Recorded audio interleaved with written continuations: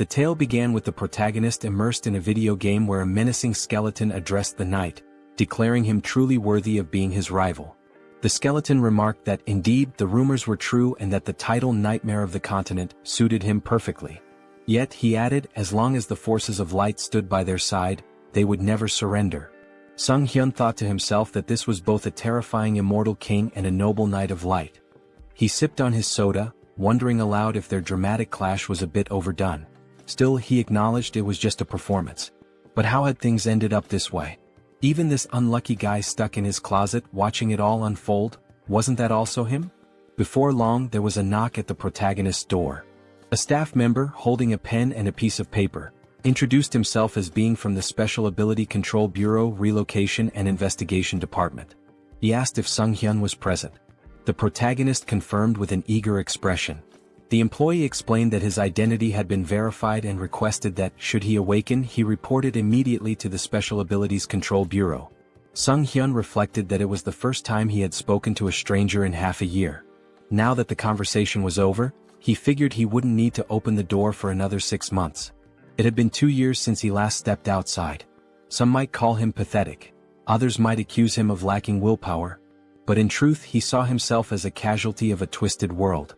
Suddenly the TV news caught his attention. A reporter announced that firefighters were battling a blaze at a shopping mall. The arsonist, it was said, was an awakened individual who had started the fire before transitioning to another world. Sunghyun stared at the screen in shock, thinking, an awakened person. Not long ago, people all over the world had begun awakening one by one, developing mysterious abilities referred to as special powers. After awakening, individuals were forced into another world within 24 hours, returning only after meeting specific conditions. However, very few ever came back alive. Desperate and hopeless, many of the awakened resorted to committing senseless crimes before their inevitable departure. 2 years ago, a reckless prank by one such awakened person had cost Sunghyun both his family and his leg. Though he had tried to muster the resolve to start anew, the effort seemed futile. At one point he sat on a specialized exercise machine attempting to work his legs. He slumped down, exhausted, asking himself what the point of all this was. Why was he so afraid of stepping outside? Perhaps with just a little more determination something might change. Maybe he could leave this place and go somewhere, anywhere. Suddenly, a translucent system window materialized above his head. It displayed a message, dimensional distortion detected. Connection to the Akasha system in progress. Awakening of a unique skill. The unique skilled avatar had been awakened, and a countdown began. 24 hours remained before transitioning to another world. Sunghyun cried out in terror, exclaiming that this must be some kind of joke. How could it all happen so abruptly? The system window displayed a warning. Failure to enter the travel portal within the allotted time would result in a forced transition. With a panicked expression, Sunghyun flung open his closet. He recalled hearing that returning to Earth took about a year, and with time in the other world flowing 10 times slower, this meant he'd have to endure 10 long years there to get back. Eventually, the protagonist, now clad in full gear, stood nervously before the glowing portal. The system window informed him that 3 minutes remained until the transition. Gripping his head in distress, Sunghyun thought, I can't even step outside normally, and now there's a portal in front of me. I have no strength, no skills. How am I supposed to survive in another world? Suddenly he remembered his unique skill. Sunghyun shouted, determined, activate the avatar skill. At that moment, a clone materialized before him. He stumbled back in shock, gasping, that's me? Staring at the figure, he realized he was looking at a perfect copy of his own face. The clone saw everything he did as though they shared the same vision. This is dizzying, Sunghyun muttered, trying to move and control the avatar. The realization hit him. It was impossible to act simultaneously with the clone. Then the system window chimed again. 1 minute remained until the transition. Failure to step into the portal would trigger a forced move. In desperation, Sunghyun slumped against the clone's chest. This avatar is useless, he groaned. Just like me. If only someone else could take my place. Acting on a sudden impulse, Sunghyun directed the avatar toward the portal. The system window acknowledged the identity of the awakened individual, confirming the start of the transition. Watching the avatar vanish into the portal, Sunghyun cried out in astonishment. It worked. The move portal had accepted the avatar instead of him. The system window updated. The transition to the Auterica dimension was complete. Moments later, Sunghyun found himself looking at a dense forest. His heart raced with fear. The avatar was supposed to go. Why am I here? But then the system clarified. He could return to Earth via the return option in the karma store. However, karma needed to be earned through adventures and his current karma was at 0. Sunghyun's vision suddenly blurred. Realizing he wasn't physically in the forest but instead seeing through the avatar's eyes, he shouted, "I'm going to be sick." The nausea overwhelmed him and he abruptly woke up at home, sprinting to the sink to throw up. A few moments later, he sighed in relief. "At least I survived the move," he muttered. Gathering himself, Sunghyun added with determination, "Summon the avatar here." A double appeared before him, and as it approached, the protagonist asked in frustration what he was supposed to do with such a useless ability. Suddenly, a system window appeared, announcing that he had achieved something remarkable, returning to Earth without using the karma store. As a bonus, he was granted the ability to teleport back once daily to his previous location using a portal. Additionally, his karma had increased. Sunghyun was stunned, realizing that he had become the first awakened individual to return to Earth so quickly. The system window displayed his balance: 1,910,213 karma points. His jaw dropped in shock. Could this much really be awarded just for sending the avatar? In one move, he had earned points equivalent to 10 years' worth of effort. The system explained that karma is granted based on a person's impact in another world, whether through good deeds, misdeeds, murders, or honest labor. It made no distinction. Accumulated karma could be spent on improving abilities or returning to Earth. Sunghyun wondered if there had been some kind of mistake. What if he was still required to travel back to another world? Then, with a wry smile, he said, "Well, I didn't expect this to work, but who cares?" Turning to the system window, he noted that returning to Earth seemed pointless since he was already here. The system offered a suggestion: improving his unique skill for 300,000 karma or exploring other status enhancements. Intrigued, Sunghyun asked to see the details of the status upgrade section. Opening the tab, he saw an option to enhance regeneration for 10,000 karma. What is regeneration? He wondered aloud. Curious, he pressed the button. Instantly, a strange sensation coursed through his legs. Sunghyun looked down in amazement. His legs had been fully healed. The injuries that had defined his life, the source of his pain and isolation, were gone. This wound had been more than an inconvenience. It symbolized his tragic farewell to his family and his retreat from the world. Now it was as if none of it had ever happened. The system updated his status, informing him that his regeneration ability had surpassed the standard level 1 threshold. He had gained a new skill, super regeneration, which significantly enhanced his recovery powers. Later, Sunghyun smiled as he exercised his legs on the simulator.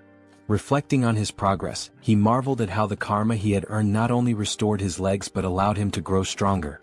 Watching his productive training session, he admired how much power his legs now had. With plenty of karma still left, he pondered where to invest it next. Spotting the option to enhance his unique skill, he eagerly clicked on it. As he activated the system window, he wondered aloud, what can I achieve by improving the avatar's skill? After some time, Sunghyun stood before his upgraded clone, grinning. "You're a real man," he said. The double, admiring its new physique, remarked, "You've put in some serious effort, haven't you?" Sunghyun chuckled, replying, "It's all thanks to hard training." After awakening the avatar skill, Sunghyun realized his consciousness had split in two, allowing him to move freely. Along with this, he gained a new ability to enhance his weapon skills. The system window explained that, with the mind center, he could choose what information to receive. Sunghyun thought, this means I'll no longer experience disorientation, and even if the avatar gets hurt, I won't feel any pain.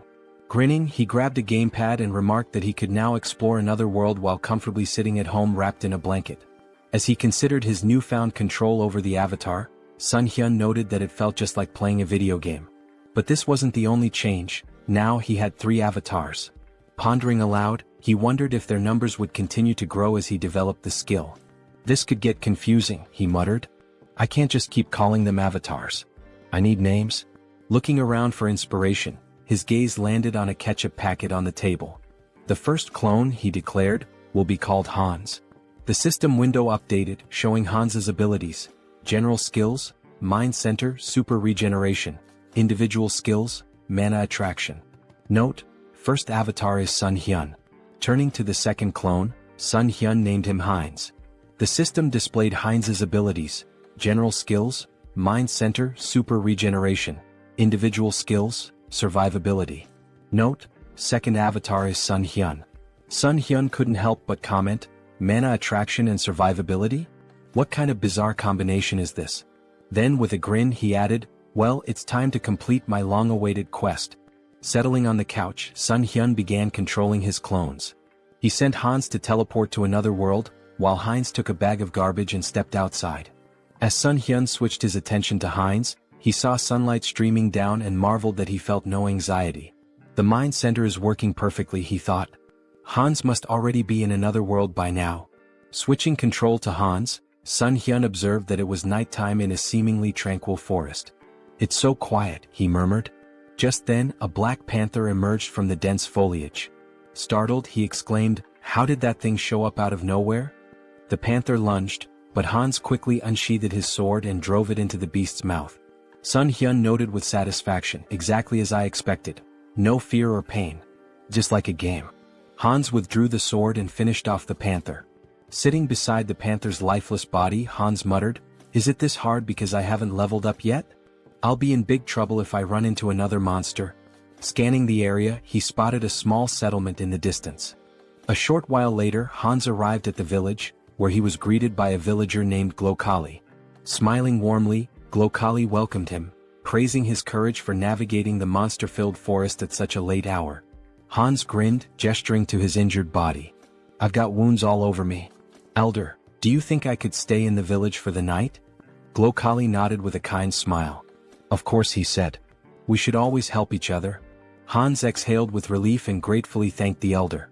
A short time later they were walking through the village, passing by the houses. The elder commented that it was the first time he had seen such clothing and equipment, asking if Hans had come from far away. Hans chuckled. I got a little lost. Kept walking and somehow ended up here. The elder smiled warmly. It's nice to meet someone new after such a long time. How about we share a drink at the tavern? Later that night, Hans lay on a bed, smiling to himself. They even gave me a room here, he mused. The longer he stayed, the more he thought about how kind the villagers were. How long has it been since I felt so happy talking to people? Today really was a good day. Meanwhile, the protagonist sat on his couch, holding a mug of alcohol. This is great, he said aloud, savoring the feeling. Eating chicken after a shower, pure bliss. Traveling around the world like this is amazing.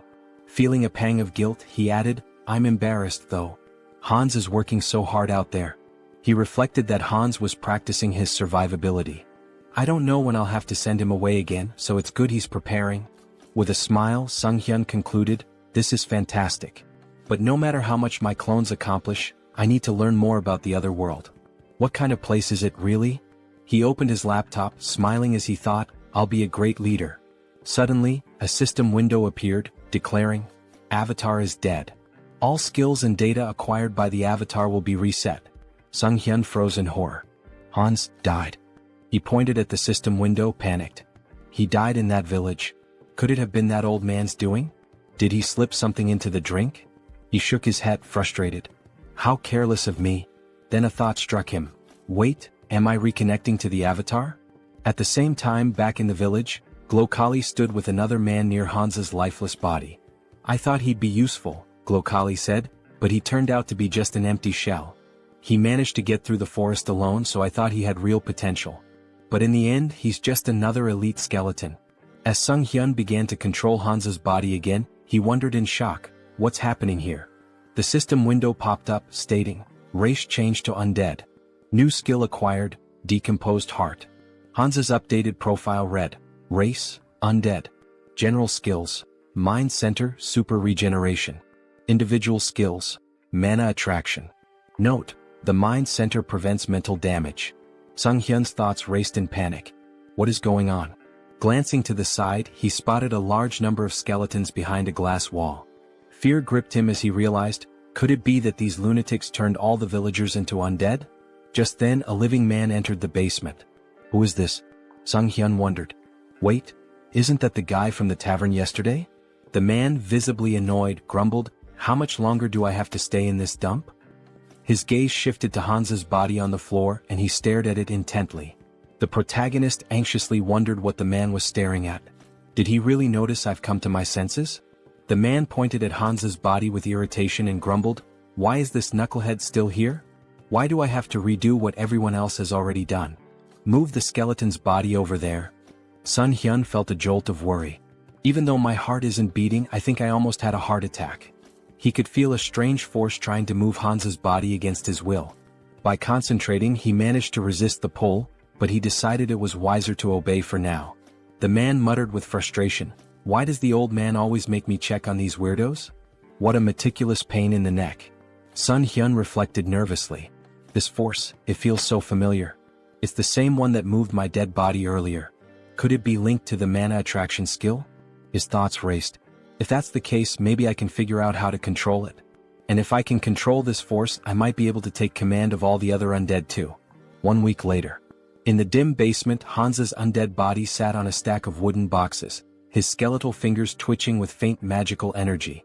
Across from him, a skeleton lay crumpled on the floor.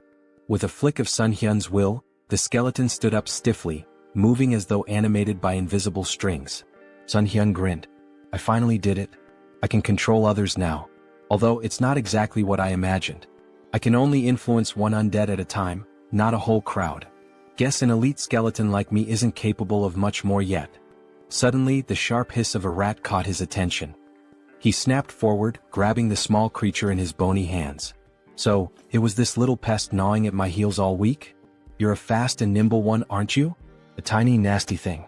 An idea struck him. "What if I use my magic on something small and fast like this rat instead of a person?" He focused his mana, and the rat's eyes glowed an eerie red. Sunghyun carefully set it down, grinning. "Operation Night Watch begins," he said to himself. "Let's see what secrets I can uncover with this little spy." Outside the warehouse, through the rat's glowing eyes, Sunghyun observed a man pacing outside. "Why is this guy whining so much?" he thought, amused.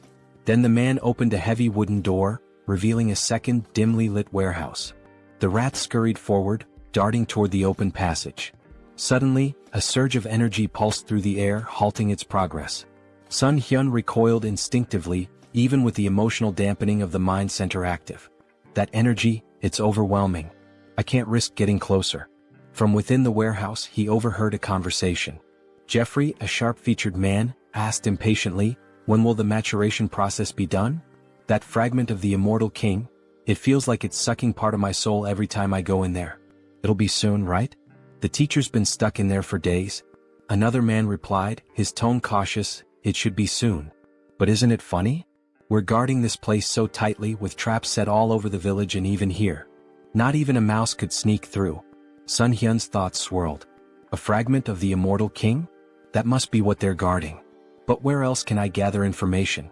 And where did that old man disappear to? Moments later, a sudden flash of magical energy pierced the rat's body, shattering the connection. The elder approached, his expression calm and his tone almost amused. "A simple mouse," he said, brushing his robes as he inspected the remains. Sunghyun seethed from his safe distance. This old idiot. He noticed even a tiny spy. This is going to be more difficult than I thought.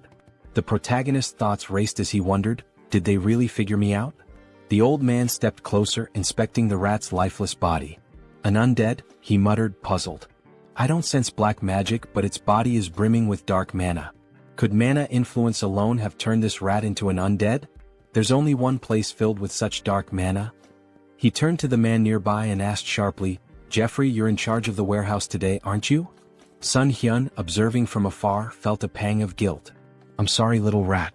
You've done well. I'll avenge your death, I promise. Watch over me from wherever you are." Some time later, Jeffrey stormed into the basement, his face twisted in rage. "A rat? All this fuss over a damn rodent? That stupid old man?" He seethed, pacing wildly. Then, glaring at Hans's undead form, he barked, "Hey, why the hell are you standing there like that?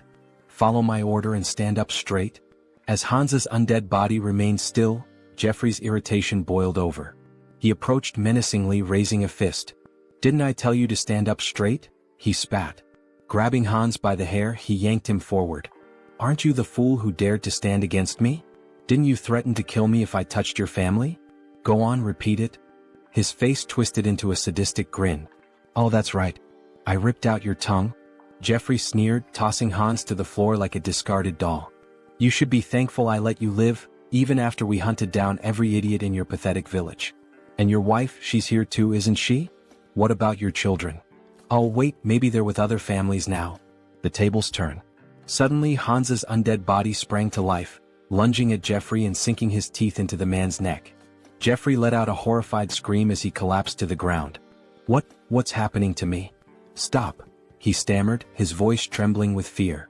Reaching out desperately, he began casting magic, but before he could finish, another undead figure, the reanimated body of Hansa's wife, pounced on him from behind. Together, the two undead silenced Jeffrey forever. Sunghyun, controlling Hansa's body, felt a grim satisfaction. Their revenge has only just begun. A bold plan. Meanwhile, Sunghyun switched control to Heinz and approached the village guards. My brother lives in this village, he shouted. The guards frowned. Your brother? He left not long ago. What makes you think we'll just let a stranger in? Heinz grinned. If that's the case, then bring me to the village elder. He'll recognize me. Moments later, Glokali arrived, his expression calm but inquisitive. What seems to be the matter? Heinz greeted him warmly, bowing slightly. Elder, it's a pleasure to meet you. I believe my twin brother Hans is somewhere here. Sunghyun smirked inwardly. Having two avatars really comes in handy for moments like this. While Heinz kept Glokali distracted, Sunghyun, through Hansa's body, infiltrated the warehouse and approached the fragment of the immortal king. The fragment pulsed with a dark, otherworldly energy, resonating with the undead around it. Is it absorbing the energy from the undead? No, it's more like it's replenishing itself. This explains why the people here are so unnaturally strong. That warehouse I was stuck in before must have been a dumping ground. And yet these fools dare to act superior? They'll learn soon enough. Sunghyun activated his abilities, drawing the fragment toward him. A powerful surge of energy echoed throughout the village, shaking the very ground. The elder's realization. Back at the gates, Heinz maintained his ruse. Twins are connected, he said with a sly smile. We always know where the other is. Glokali frowned, his suspicion growing. Hard to believe, he muttered. Suddenly his eyes widened in panic. He sensed a disturbance and shouted, something's wrong with the fragment. Kill this fool immediately. In a blur of movement, Glokali transformed into a monstrous, darkened form and hurtled toward the source of the disturbance, his face twisted with rage. The guards, startled by Heinz's sudden disappearance, raised their spears in confusion. Meanwhile, the protagonist reflected on the overwhelming surge of emotions emanating from the fragment. Such an irresistible flow of negative energy. Even with the mind center filtering the input, it's like a tidal wave. Could anyone endure this and remain sane? Suddenly, a deafening explosion of energy shook the area, and a system window materialized before him. System notification. Your essence meets the conditions. Information unlocked. Immortal magician Demolic. Rank increased due to the power of the fragment of the immortal king. Dark magic hidden in the fragment has assimilated with your essence. New skill acquired, demonic wisdom. This skill grants mastery of dark magic and an innate understanding of its mechanics. Sunghyun marveled at the new power. Demonic wisdom. Just by observing dark magic, I can wield it as if I've known it forever. This changes everything. In the basement, a man stood near the remnants of Jeffrey's last stand, muttering to himself. That idiot couldn't even handle a zombie rat. Now I have to clean up this mess. Before he could proceed, the elder's booming voice rang out. Check the fragment immediately. And find Jeffrey. Grumbling, the man approached the cage containing the fragment. Why is it so quiet? He asked, leaning closer. Suddenly, a mass of undead surged from the shadows, clawing at him. Panicked, the man shouted, This is impossible. How can they? His words faltered as Heinz's voice cut through the chaos, calm and sarcastic. Lovely weather today, isn't it? The man's eyes widened in horror. How is he talking? The undead latched onto him, but he managed to release a small burst of magic, pushing them back momentarily. However, the cage shattered, releasing a flood of monsters into the basement. Heinz smirked, his voice dripping with mock politeness. Ignoring someone's greeting? How rude. Sunghyun observed through Heinz's perspective, marveling at the newfound power demonic wisdom granted him. Dark magic feels as natural as breathing. This knowledge, it's like it was always there waiting for me to unlock it. Outside, a massive explosion rocked the village as the undead spilled into the streets. Heinz commanded them with unwavering authority. Don't let anyone escape. Kill them all. The confrontation with Glokali. A skeleton's body fell before Heinz and the elder, Glokali, emerged, his expression cold and furious. "You should have been an elite skeleton," he growled. "What did you do with the fragment of the immortal king?" Heinz greeted him with a grin. "Glokali, it's been too long. By the way, thanks to you I lost my heart. Fortunately, I found a new one in your warehouse." Glokali's face contorted with rage. "You dare to merge a fragment of the immortal king with such a pitiful body? You've gone too far." Raising his hand, he invoked a powerful spell. Finger of Death. A wave of dark energy surged forward, striking Heinz with enough force to sever his arm. Heinz glanced at his dismembered limb, more annoyed than pained. Attacking someone mid-conversation? Really, where are your manners? Silence. Glokali roared. "Do you have any idea how much effort and resources I've poured into this fragment? An entire year's worth of preparation, and you've ruined everything." Glokali's eyes blazed with fury. "I was so close," he growled, "to wielding a power greater than anything in existence. And now you've turned my masterpiece into this?" Heinz smirked, wrapped in the swirling energy of dark magic. "What's wrong, old man? Can't handle a rookie demolic? Dark thorn?" Glokali roared, sending tendrils of shadow magic spiraling toward Heinz. Heinz laughed. "Using high-ranking magic against a beginner? You must really be desperate." His voice turned cold as he countered effortlessly, "I'm the only one who can truly control the fragment, and you know it." Glokali sneered. "You may have survived the destruction of your body, but I'll dismantle it and use it for experiments. Let's see how you handle this destructive ectoplasm." Heinz scowled. "Stop reciting your skills like an amateur." His voice rose with disdain. "And just die already, Alfred." The elder froze for a moment. "Alfred?" His expression twisted into suspicion. "How do you know that name? Did you sneak into this village intentionally?" Before Heinz could reply, a surge of dark magic shot toward Glokali from behind. The elder reacted swiftly, deflecting the attack with ease. He narrowed his eyes. "You're adapting quickly to dark magic. Is it the fragment's doing? No matter. I have no time to waste." Raising his hand, Glokali activated another spell. Pact of Destruction. The battlefield dimmed as the souls of the fallen black magicians coalesced, swirling around Glokali like a maelstrom. A dark crown materialized on his head, amplifying his power. Heinz watched warily. "You're sacrificing the souls of your own allies for this? How fittingly vile of you." Glokali snarled, his voice thunderous. "With the full power of this fragment I would have crushed you. But no matter." Now, flame of souls soaked in darkness.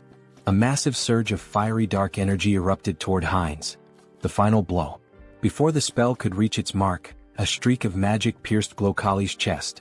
The elder stumbled, his expression frozen in disbelief. Heinz stood unimpressed. "Took you long enough to tire yourself out. Honestly, I almost fell asleep while you were chanting all those fancy spells." He added with a smirk, "By the way, thanks for plunging me headlong into dark magic. I think I've finally mastered it." Blood trickled from Glokali's lips as he collapsed to his knees. "How could I die like this? So senselessly?" Heinz watched him fall lifelessly to the ground. Raising his gaze to the sky, he muttered, "Alfred, I hope you saw all of this. Your revenge is complete. Rest in peace." Elsewhere. In a grand cathedral, Rista knelt before a massive statue, her hands clasped in prayer. The flickering light of candles illuminated her solemn face. A knock interrupted her meditation. Rising, she opened the door to find Martin, his face pale with urgency. "Are you finished praying?" he asked. "Yes," she replied calmly. "What's the matter?" Martin hesitated, then blurted, "The ghost of the immortal king's resurrection has been detected in the west." Rista's eyes widened slightly, though she maintained her composure. "The immortal king?" Martin nodded grimly. "I'll summon the council immediately." As he left, Rista turned back toward the statue, her expression hardening. "The one who brought terror to this continent hundreds of years ago.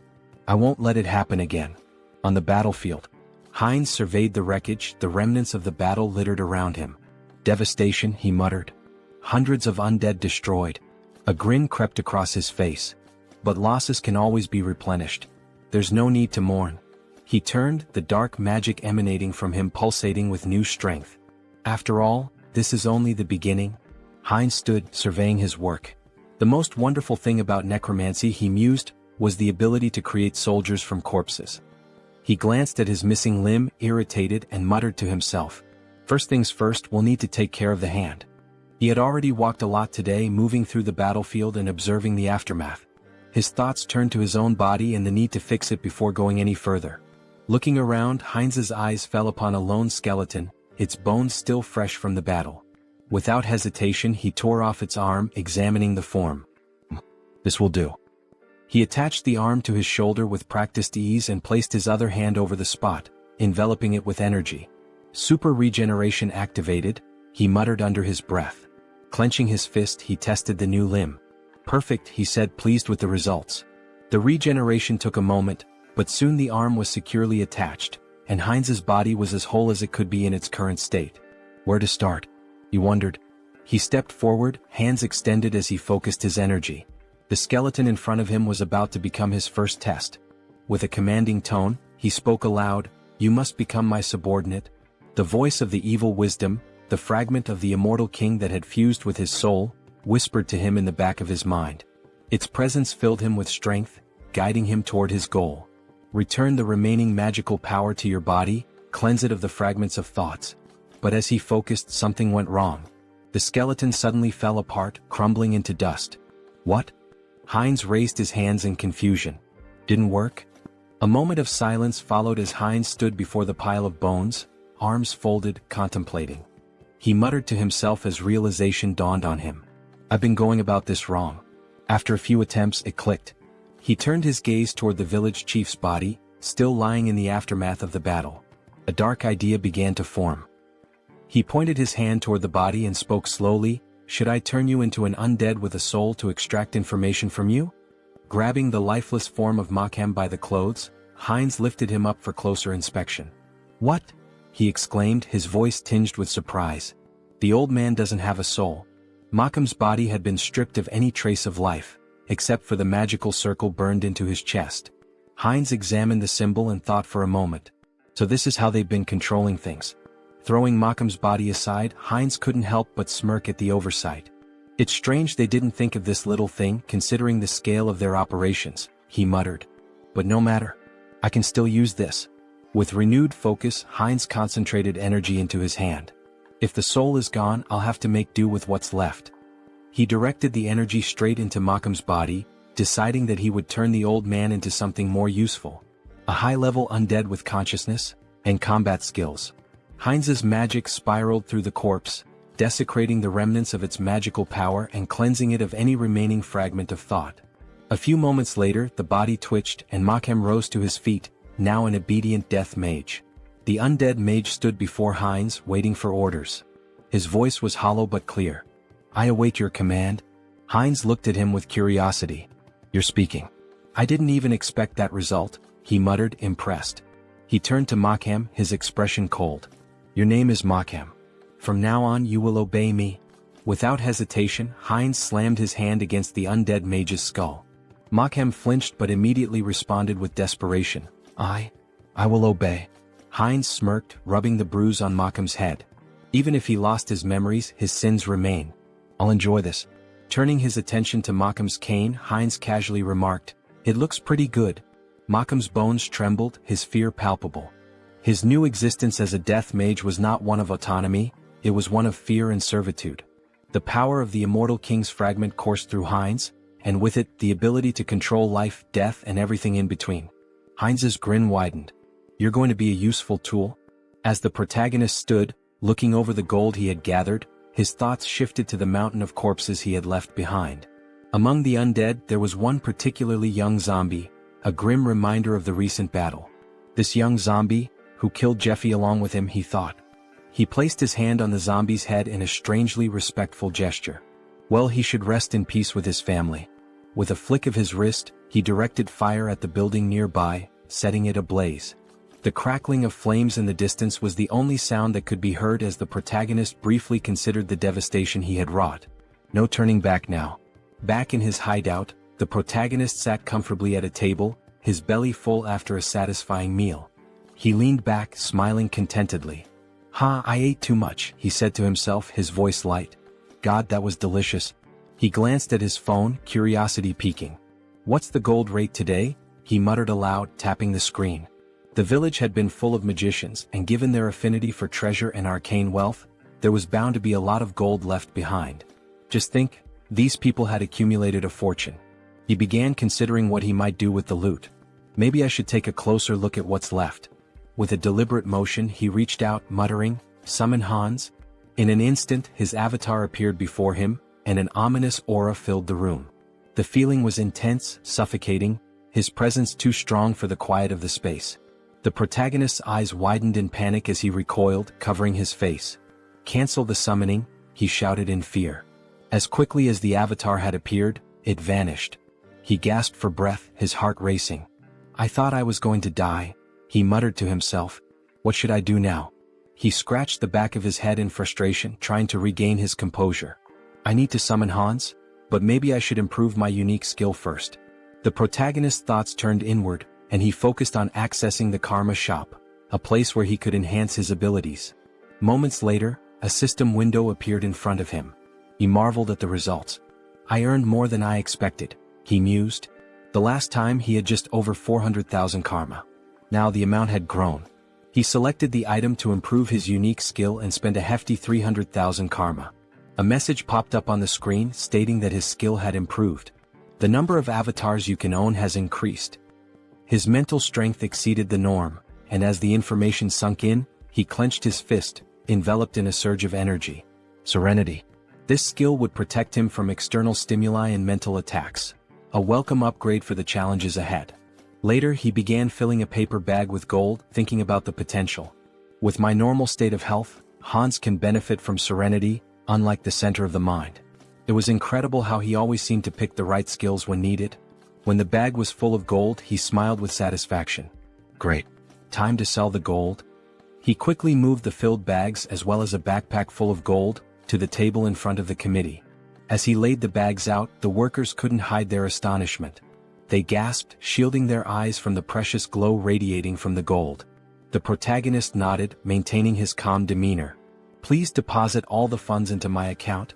He then turned and walked outside, leaving the employees to complete their task. They bowed in gratitude, thanking him for his trust. Sunghyun offered a smile in return, wishing them well. As he walked away, he glanced at his shadow on the ground, remembering how Hans had hidden it with dark magic just in case. "Maybe I was worried for nothing," he mused. The shadow was well concealed, even masked to avoid detection. Just as he was about to leave the area, an explosion echoed from behind him. The building rocked, debris flying through the air. Wolf stood amidst the destruction, his grin wide as he surveyed the damage. "Looks like we hit the jackpot," he said, his voice dripping with satisfaction. Holding a bag of gold in his hand, the protagonist, Sunghyun, grinned, looking at the treasure he had gathered. Who would have thought there'd be so much gold in such a remote place? He mused, clearly pleased with the haul. His grin was wide, but it was quickly interrupted as a bandit beside him urged, "Stop chatting, it's time for us to run." Without wasting time they made their way forward, running swiftly through the streets. "I know," Wolf shouted, his confidence undeterred as they sprinted. Ahead of them they spotted Sunghyun, who looked at them in fear and shouted, "Villains! Someone needs to report them. These criminals using their awakened powers for evil, and the ones who protect citizens from them are..." His words were cut off as a powerful blow struck his cheek. Wolf, dealing the blow, shouted, "Shut up." His voice was a harsh command, shutting down Sunghyun's words before they could gain any traction.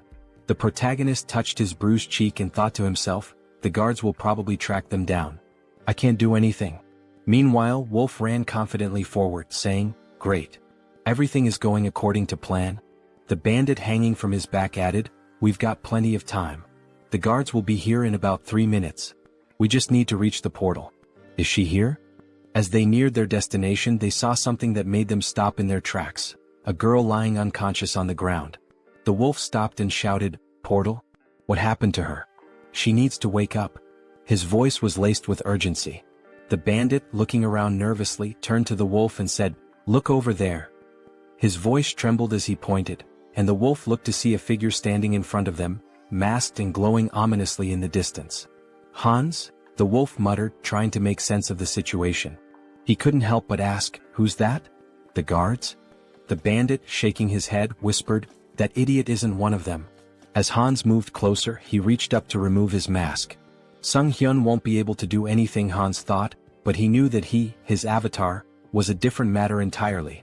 The bandits looked on in fear, raising their hands in surrender.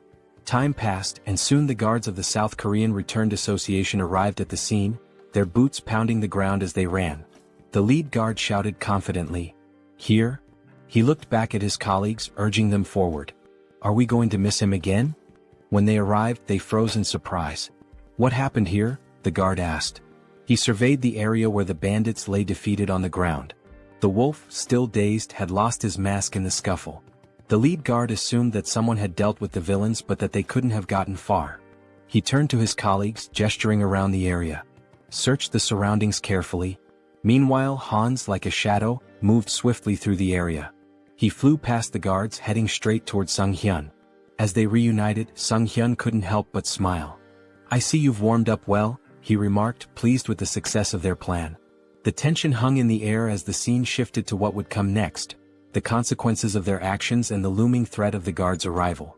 Heinz strolled around the parking lot with his hands in his pockets, feeling a sense of satisfaction as he reflected on how relieving stress like this could sometimes be a good idea. His mind was clear for the moment, and the mundane surroundings seemed to offer a rare calm. Meanwhile, Hans, his second avatar who possessed the unique skill Vitality, stood at the entrance to a city on the east side. With a smile on his face, he shielded his eyes from the sun as he looked out at the unfamiliar skyline. "I finally made it here," he said, a hint of excitement in his voice. He remembered Malcolm's words about this city, and after seeing it for himself, he concluded that the old man hadn't lied after all. Stepping into the city, Hans mused aloud, "This is my debut in another world." But even as he admired the bustling surroundings, something didn't feel right. "Although there's still everything ahead," he added, scanning the area. However, as he walked deeper into the city, he realized something. Why was the city so empty? It seemed that the locals weren't paying much attention to newcomers.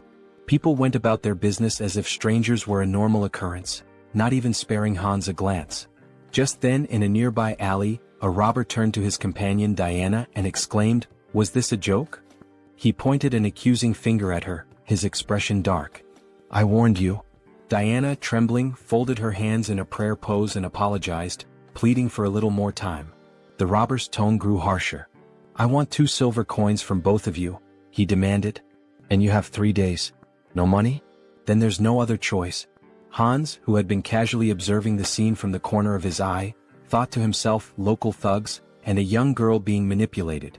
How cliché. He was about to continue walking, uninterested in getting involved, but fate had other plans. As Diana turned and tried to flee from the robbers, she collided with Hans. She stumbled back, immediately lowering her head in apology. "Sorry," she muttered, not knowing who he was. "Let's talk," Hans said, his tone calm as he sized her up. "How well do you know this city?" It was clear to him that he would need a guide. "Who are you, uncle?" she asked, surprised by the stranger's sudden question. Hans grinned, holding up 2 silver coins in his hand. "I'm a potential employer," he said, his smile widening.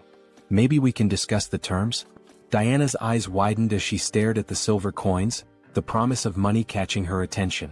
She quickly agreed, and the two of them made their way through the streets toward an inn. When they arrived, Diana pointed to the building. "This inn is one of the best places you'll find here," she said, clearly proud of her choice. "What do you think?" Hans, now understanding a bit more about her situation, nodded thoughtfully. He could tell from the way she spoke that life hadn't been easy for her. Diana had barely been making ends meet, struggling to care for her sick brother after the loss of her parents.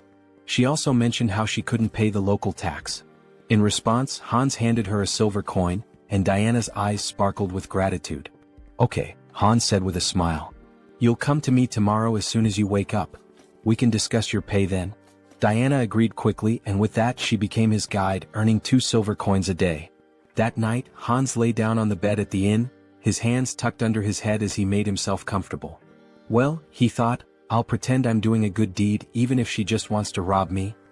He chuckled to himself and settled in for the night, his thoughts drifting off as he prepared for whatever the next day might bring. Heinz sat up in bed, scratching his head in frustration. The bed was terribly uncomfortable, and despite his best efforts, he couldn't seem to fall asleep. He tossed and turned for a while, but then a sudden sneeze from outside caught his attention. Curiosity piqued, he got up and walked to the window, pressing his hand to the glass. His eyes widened in surprise as he spotted Diana sitting on the ground outside, leaning her back against a box. "Hey, is that her?" he muttered to himself.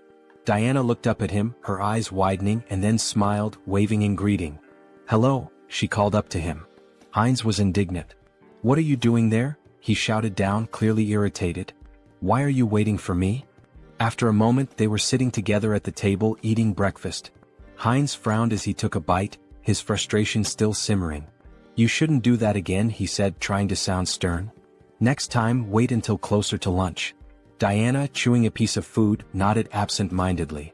"Yes, uncle," she said. Heinz shot her a glare. "I've already told you not to call me that," he replied, annoyance creeping into his voice. She looked at him, then glanced at the piece of bread on his plate.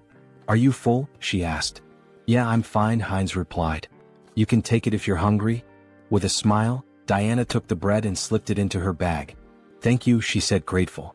The town they were in was called Ozantu, a small village located on the western edge of the kingdom of Talia. As Heinz and Diana walked through the streets, Heinz noticed something odd.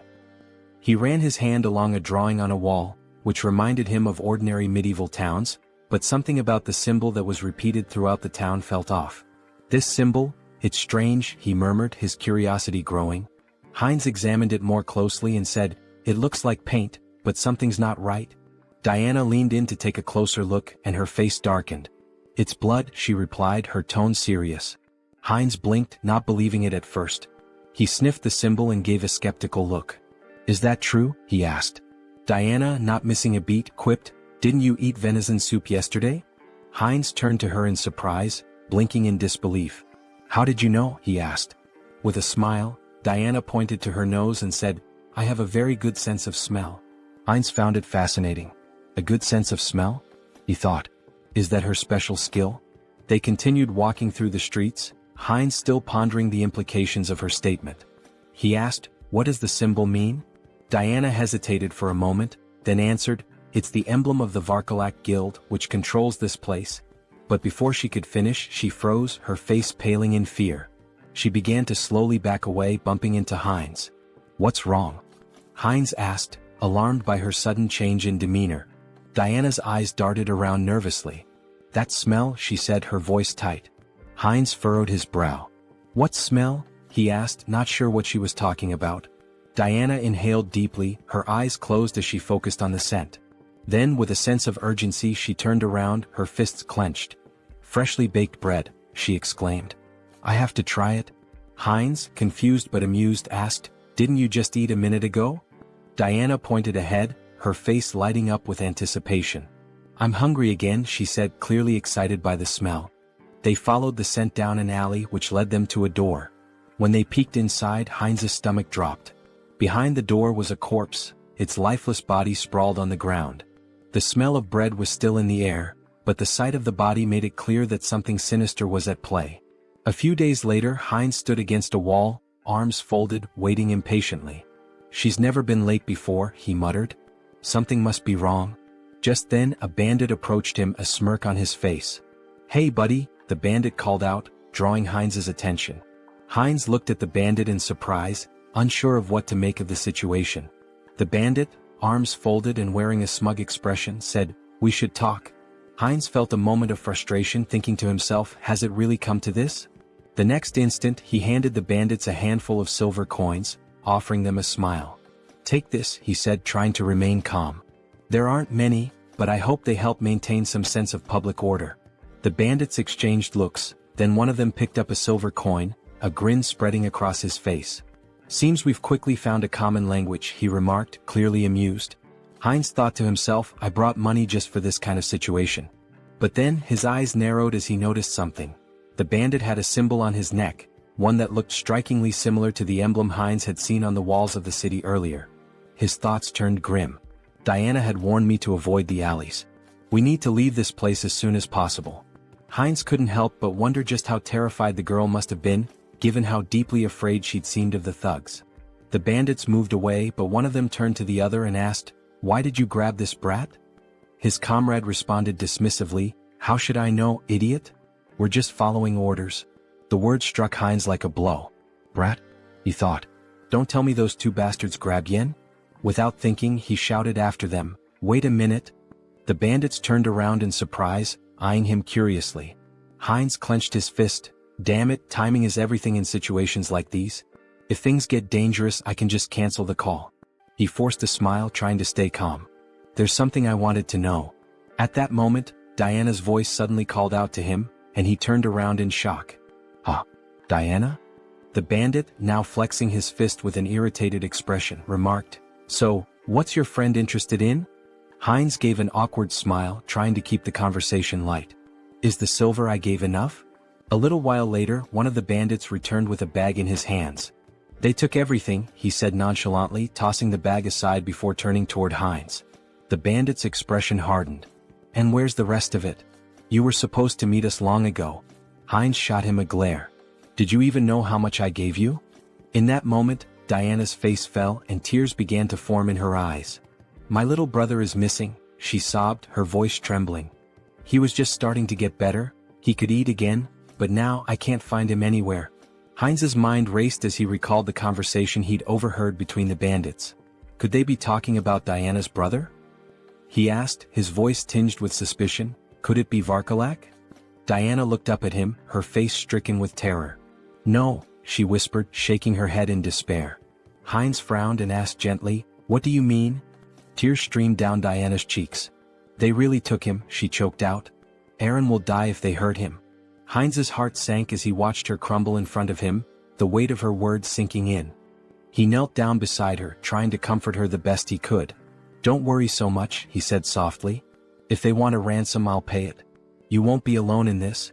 But Diana, her voice barely above a whisper, whispered in disbelief, "They really took him. Aaron will die." Heinz's heart pounded in his chest as Diana's words hit him like a cold shock. "Blood," she had said. He repeated the word in disbelief. "Why blood?" he asked, struggling to understand. Diana, still shaking with fear, managed to sit up. "This city," she whispered, her voice trembling, "is a warehouse for live blood bags. For vampires." Heinz's mind reeled as the weight of her words sank in. Before he could process it further, a voice from above cut through the tension. A vampire stood on the roof, his figure silhouetted against the setting sun. "The smell of dark mana is strong," he said with a low, cruel smirk. "Did they kill each other over the fragment of the immortal king? How unfortunate. I wanted to destroy it once it fully matured." The vampire folded his arms, his smile widening as he continued. "I don't know who stole it, but I know exactly where it's going. So, finding the thief won't be difficult." Heinz, still processing the bizarre situation, looked at Diana, his expression confused. "A vampire?" Tears streaming down her face, Diana nodded. "Yes, vampires. The Varkalaks and all the other organizations in this city, they're all run by vampires. Even if you escape the city, none of us will survive. They're all connected and they'll hunt us down." She buried her face in her hands, sobbing. "We've been trying our best to hold on, but we're just getting picked off one by one. In the end, I know what will happen to us." Heinz reached out, gently grabbing her face and forcing her to meet his gaze. "Listen to me," he said, his voice firm. "If what you're saying is true, we don't have much time. Do you know where they've taken your brother?" Diana hesitated, looking down at the ground. She looked at him, uncertainty in her eyes, and then whispered, "I don't know. But, if you try to help me, it will be dangerous. You won't survive either." Heinz smiled, though the weight of the situation hung heavily in the air. "Don't worry about that," he said confidently. "I know how to fight back against these scoundrels. We'll make it through this." In his mind, the mission to save the girl, and to get to the bottom of the sinister operations in the city, had just begun. Sometime later, in a dimly lit tavern, a group of bandits sat around a table, laughing and playing cards. One of them tossed silver coins onto the table, calling, "All in." His companion looked at him with a grin. "Where did a debtor like you get such a big pile of money?" The first bandit leaned back and smirked. "I robbed some idiot this morning. Made a nice profit." At that moment, the tavern doors flew open with a loud crash. The bandits turned in surprise, just in time to see Heinz stride into the room, his expression determined. One of the bandits stood up with a sneer. "What's this then?" he said, striding toward Heinz. "Who's this idiot?" His comrade snickered. "Is he some new fool who thinks he can challenge us?" The bandit raised his hand to stop his friend, looking Heinz up and down before saying, "So, you're the idiot we robbed. Came to give us more money, did you?" Heinz didn't flinch. He held his ground, his eyes steely with resolve. Meanwhile, near the entrance of the tavern against the wall with the vampire symbol, blood dripped slowly from a wound. A guard lay slumped, his broken body leaning against the wall. The bandit sneered at the scene. "What happened to the guards?" he asked. "Did you give him a coin or something?" Heinz's expression darkened as he met the bandit's gaze. "I won't ask again," he said quietly but with a deadly edge in his voice. "Where did you take the child?" The bandit's face twisted in disbelief. "What?" he spat, raising his finger toward Heinz. "Are you out of your mind? Do you know who you're dealing with?" In the blink of an eye, Heinz drew a knife from his belt and drove it straight into the bandit's throat. The man gasped, his eyes wide with shock as the blood began to spill. "I know exactly who you are," Heinz said coldly, watching the life drain from the bandit. "You're scum. You prey on families to satisfy your own selfish desires." As the bandit crumpled to the floor, the others in the tavern fell silent, eyes wide with fear. Heinz stood over the fallen body, his knife gleaming in the dim light, ready to face whatever came next. The mission was far from over.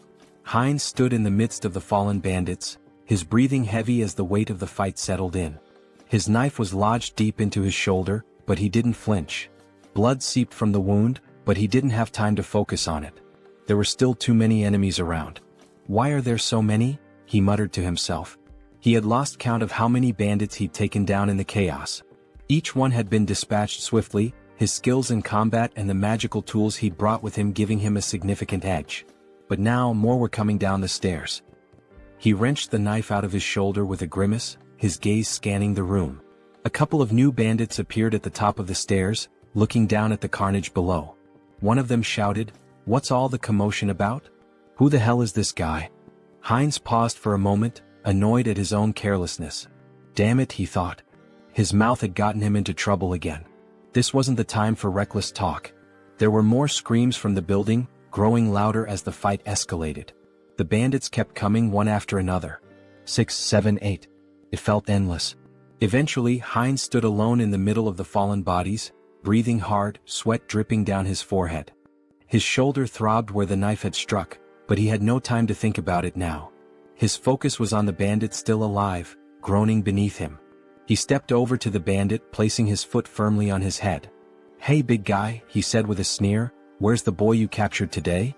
The bandit, still dazed and groaning in pain, glared up at him. "You think I'm just gonna tell you everything?" he snarled. "You're an outsider, aren't you? You don't even know who's behind this. You're gonna regret this." Heinz's expression darkened, his eyes cold as steel. "I don't care who's behind this," he said, his voice low but steady. "I'll find the boy and I'll make sure your little game ends here." The bandit struggled under Heinz's foot, but Heinz wasn't about to give him any leeway. He leaned in closer, whispering, "Tell me where he is and I'll make it quick. Otherwise, we'll see how long you can last." The bandit growled through gritted teeth, but Heinz could see the fear in his eyes. Despite his bravado, the man was terrified. I don't know where they took him," the bandit spat, "but the leader, he's the one with all the answers. He's got a place near the old mill. Go there if you want to find the kid." Heinz's eyes narrowed. This was the break he needed. The mill. Got it? He stepped off the bandit's head and turned, heading for the door. As he did, he thought to himself, this isn't over yet. They've taken too much from this town and I'm going to put an end to it. He left the tavern, the weight of the mission heavy on his shoulders. There was no turning back now. After some time, Heinz opened the door to the room. Seeing the boy sitting on the floor, he asked, "Is this Aaron?" Trembling with fear, Aaron held his head and begged for mercy. The avatar knelt down, extended a hand toward him and reassured him, "Don't be afraid." Aaron's sister had pleaded for his rescue. Confused, Aaron asked, "Do you know my sister?" At that moment, a vampire in bat form flew into the scene. Heinz turned to Aaron, confirming, "It's true. I'll explain everything once we're out of here. But first we need to leave." The vampire landed on the window and shifted into his human form. Glaring at Heinz, he sneered, "Who are you? How dare you touch my food in my restaurant?" Heinz froze, feeling a sinister presence behind him. The vampire taunted him, saying, "Are you from an oath of disobedience?" Taking Aaron by the shoulder, Heinz thought, "A vampire." The vampire continued, "Or perhaps you're this boy's brother. Do you know what happens to those who defy us?" Smirking, the avatar replied, "Me? Just an outsider, robbed by your rabble." Shielding Aaron, he added, "It's pure coincidence I helped this boy. The vampire extended a hand and scoffed, "Really? How dull. I prefer my meals lively. Both of you will die here." As the vampire fired a magical projectile that shattered the surroundings, Heinz shielded Eren with his body, yelling, "Run!" The avatar, now lying on the ground amidst spilled alcohol, gasped heavily. He sat up, noticing the smell of liquor, and muttered, "Alcohol? Is that a barrel?" He patted Eren's head, asking, "Are you okay? This is it, you need to hurry and get outside." Just then the vampire landed nearby, sneering, "Dodged? You're faster than I expected. A good warm-up before dinner." The vampire lunged with claws extended, but the avatar shoved Eren toward the door, shouting, "Run and don't look back." Wielding his sword, he blocked the attack but noticed the vampire's claws growing longer. They pierced his body as the vampire mockingly praised his regeneration abilities. Heinz clenched his teeth, realizing the power gap was immense. The vampire, licking his lips, remarked, "Unexpected, but you'll make a fine delicacy." Despite the pain, Heinz thought, "If I hesitate, I'll die." He swung his hand, but the vampire severed it effortlessly, laughing, "Oh dear. I'll carve you up before I feast." Lifting Heinz into the air on his claws, the vampire declared, "This is where your resistance ends." As he leaned toward Heinz's neck, Heinz thought, "If strength isn't enough, then we'll both die." From his mouth, he unleashed a hidden fire spell, engulfing the area in flames.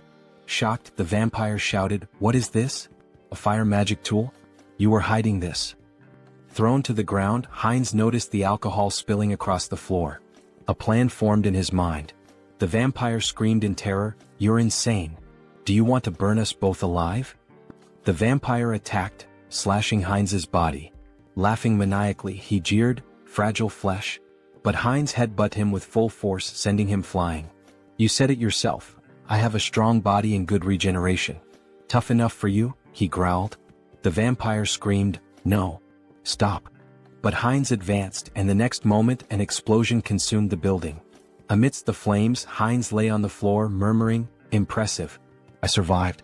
Being strong has its challenges." A notification appeared before him. "Mission complete. Help the unlucky girl." Outside the burning building, Diana clung to her brother, staring at the inferno. "Uncle," she cried. Meanwhile, a system window announced, "Avatar Heinz has died. The avatar will respawn in 7 days." Diana stood there, exhausted from her work, wiping the sweat from her brow as she watched the man walk away. She had been cleaning his shoes for what felt like hours, and now that the job was finished, she could finally take a moment to catch her breath. The money left on the table was a small consolation, but it would be enough to help with the next day's bills. Her thoughts drifted to the events that had unfolded not long ago. The building that had once been the scene of chaos was now nothing but a smoldering wreck. She had heard that the avatar Heinz had been consumed by the flames, leaving her to wonder about the fate of the man who had helped her and her brother. The world around her flickered, and a new, familiar figure stood before her. It was Heinz, alive, standing in the middle of the street as if nothing had happened. His body was covered in bandages, but the intense aura he exuded made it clear he had come back, somehow. Diana stared at him, mouth agape. Her heart skipped a beat. "Uncle?" Heinz's eyes softened, and he smiled faintly despite the pain he was clearly in. "I told you I'd be back," he said, his voice hoarse. It was then that the system window appeared in front of him, announcing that Avatar Heinz had been reborn after 7 days. His rebirth had been completed, and with it came a sense of purpose, a new mission to carry out. The flames from the explosion, the chaos, the danger, they were all behind him now. But Heinz knew this was just the beginning. Whatever had happened, whatever lay ahead, he was ready. And this time he wouldn't fail. Diana slowly approached him, her eyes filled with disbelief and relief. "You're really here? You're alive?" Heinz nodded, offering her a reassuring smile. "I told you I'd keep my promise." He extended his hand, a gesture of both gratitude and solidarity. "Let's move forward together." And with that, they began to walk side by side, ready to face whatever challenge. After some time, Heinz sat on the edge of the bed, staring at the system window deep in thought. It displayed that the interdimensional transfer would take 10 days to complete. "Longer than I expected," he muttered, "but that's fine."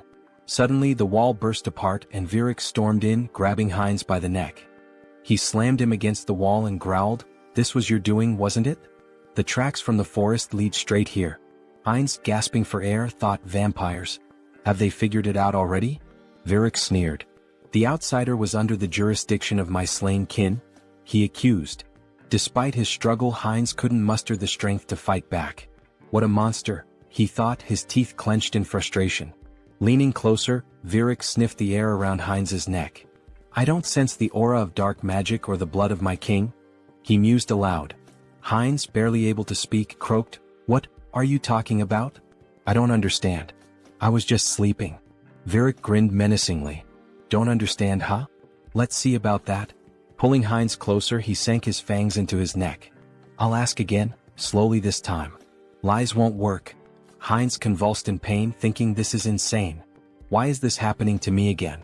The system window flashed a notification. Entity appearance has changed, vampire. Virik released him, stepping back as another message appeared.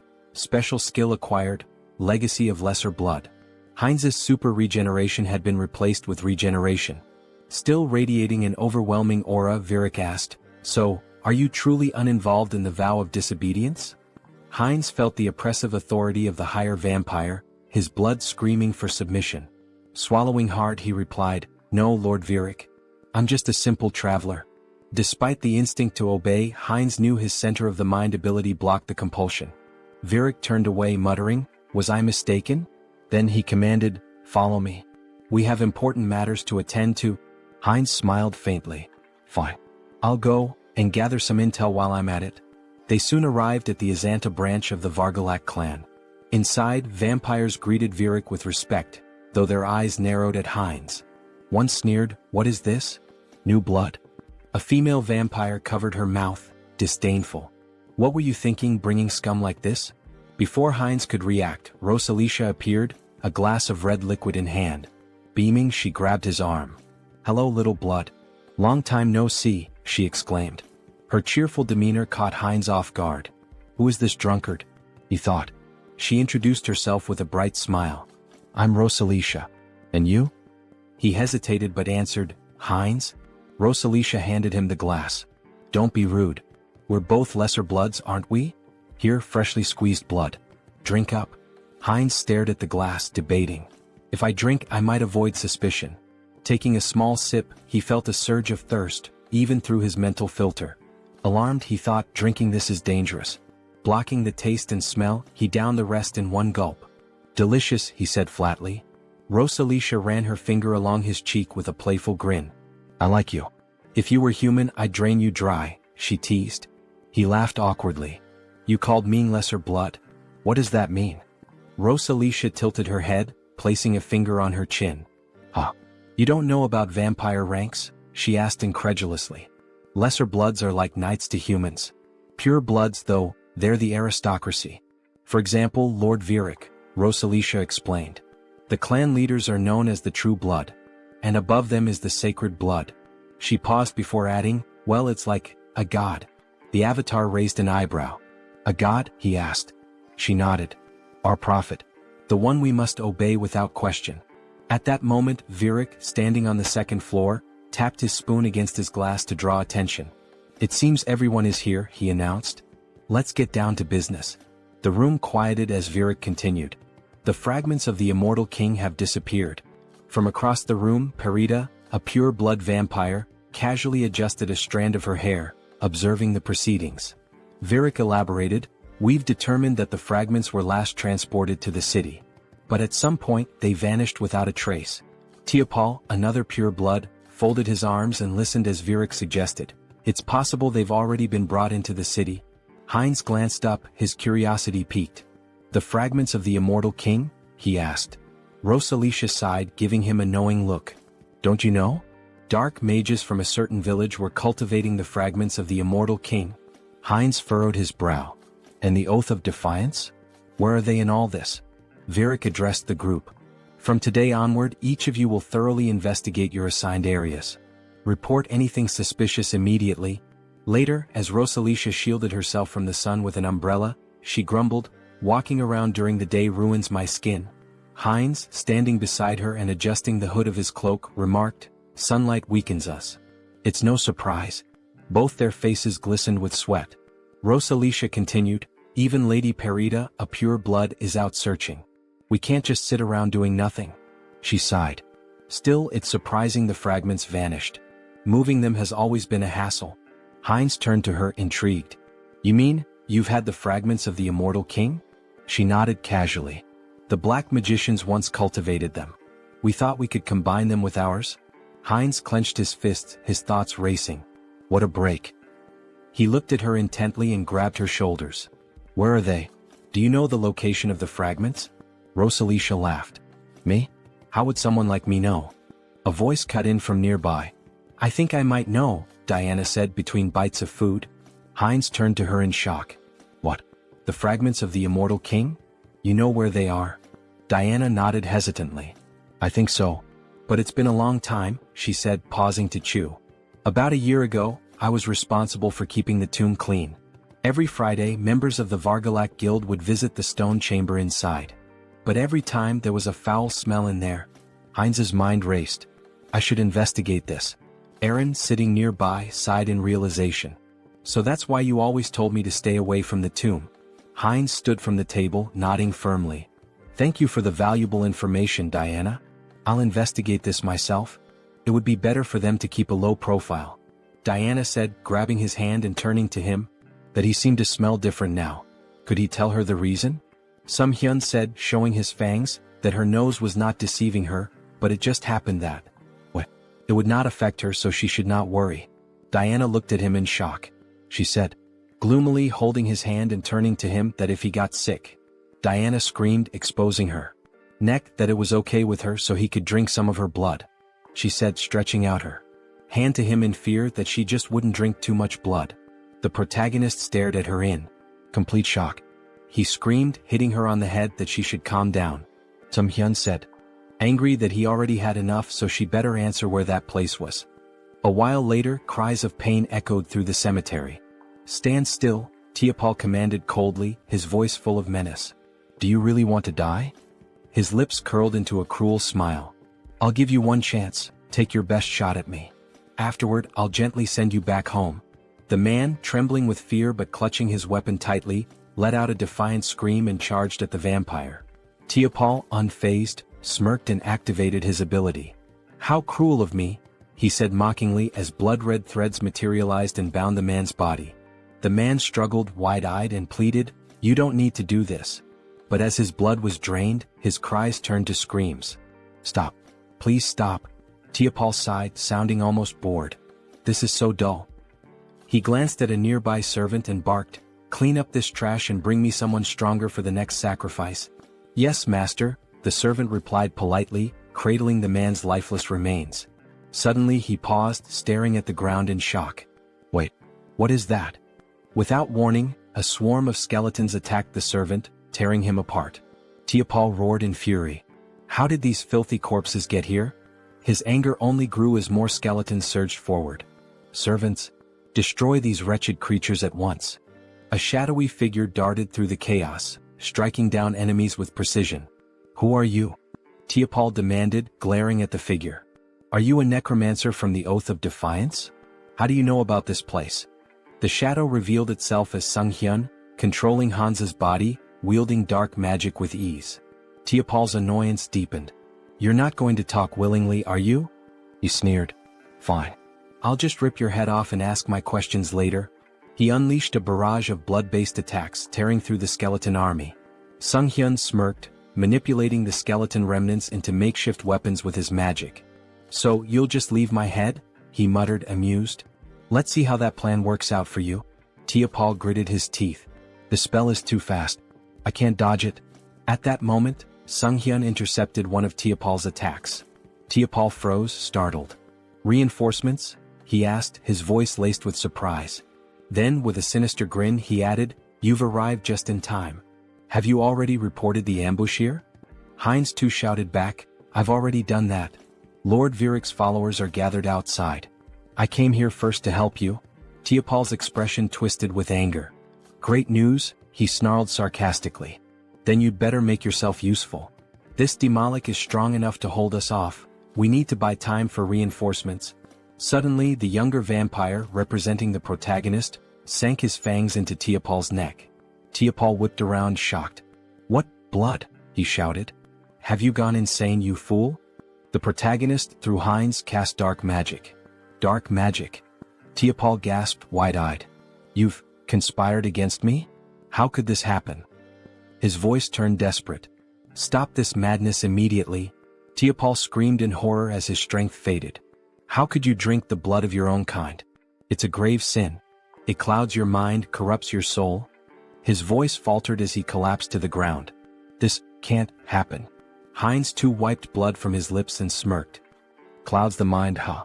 Well, it seems to be working just fine for me.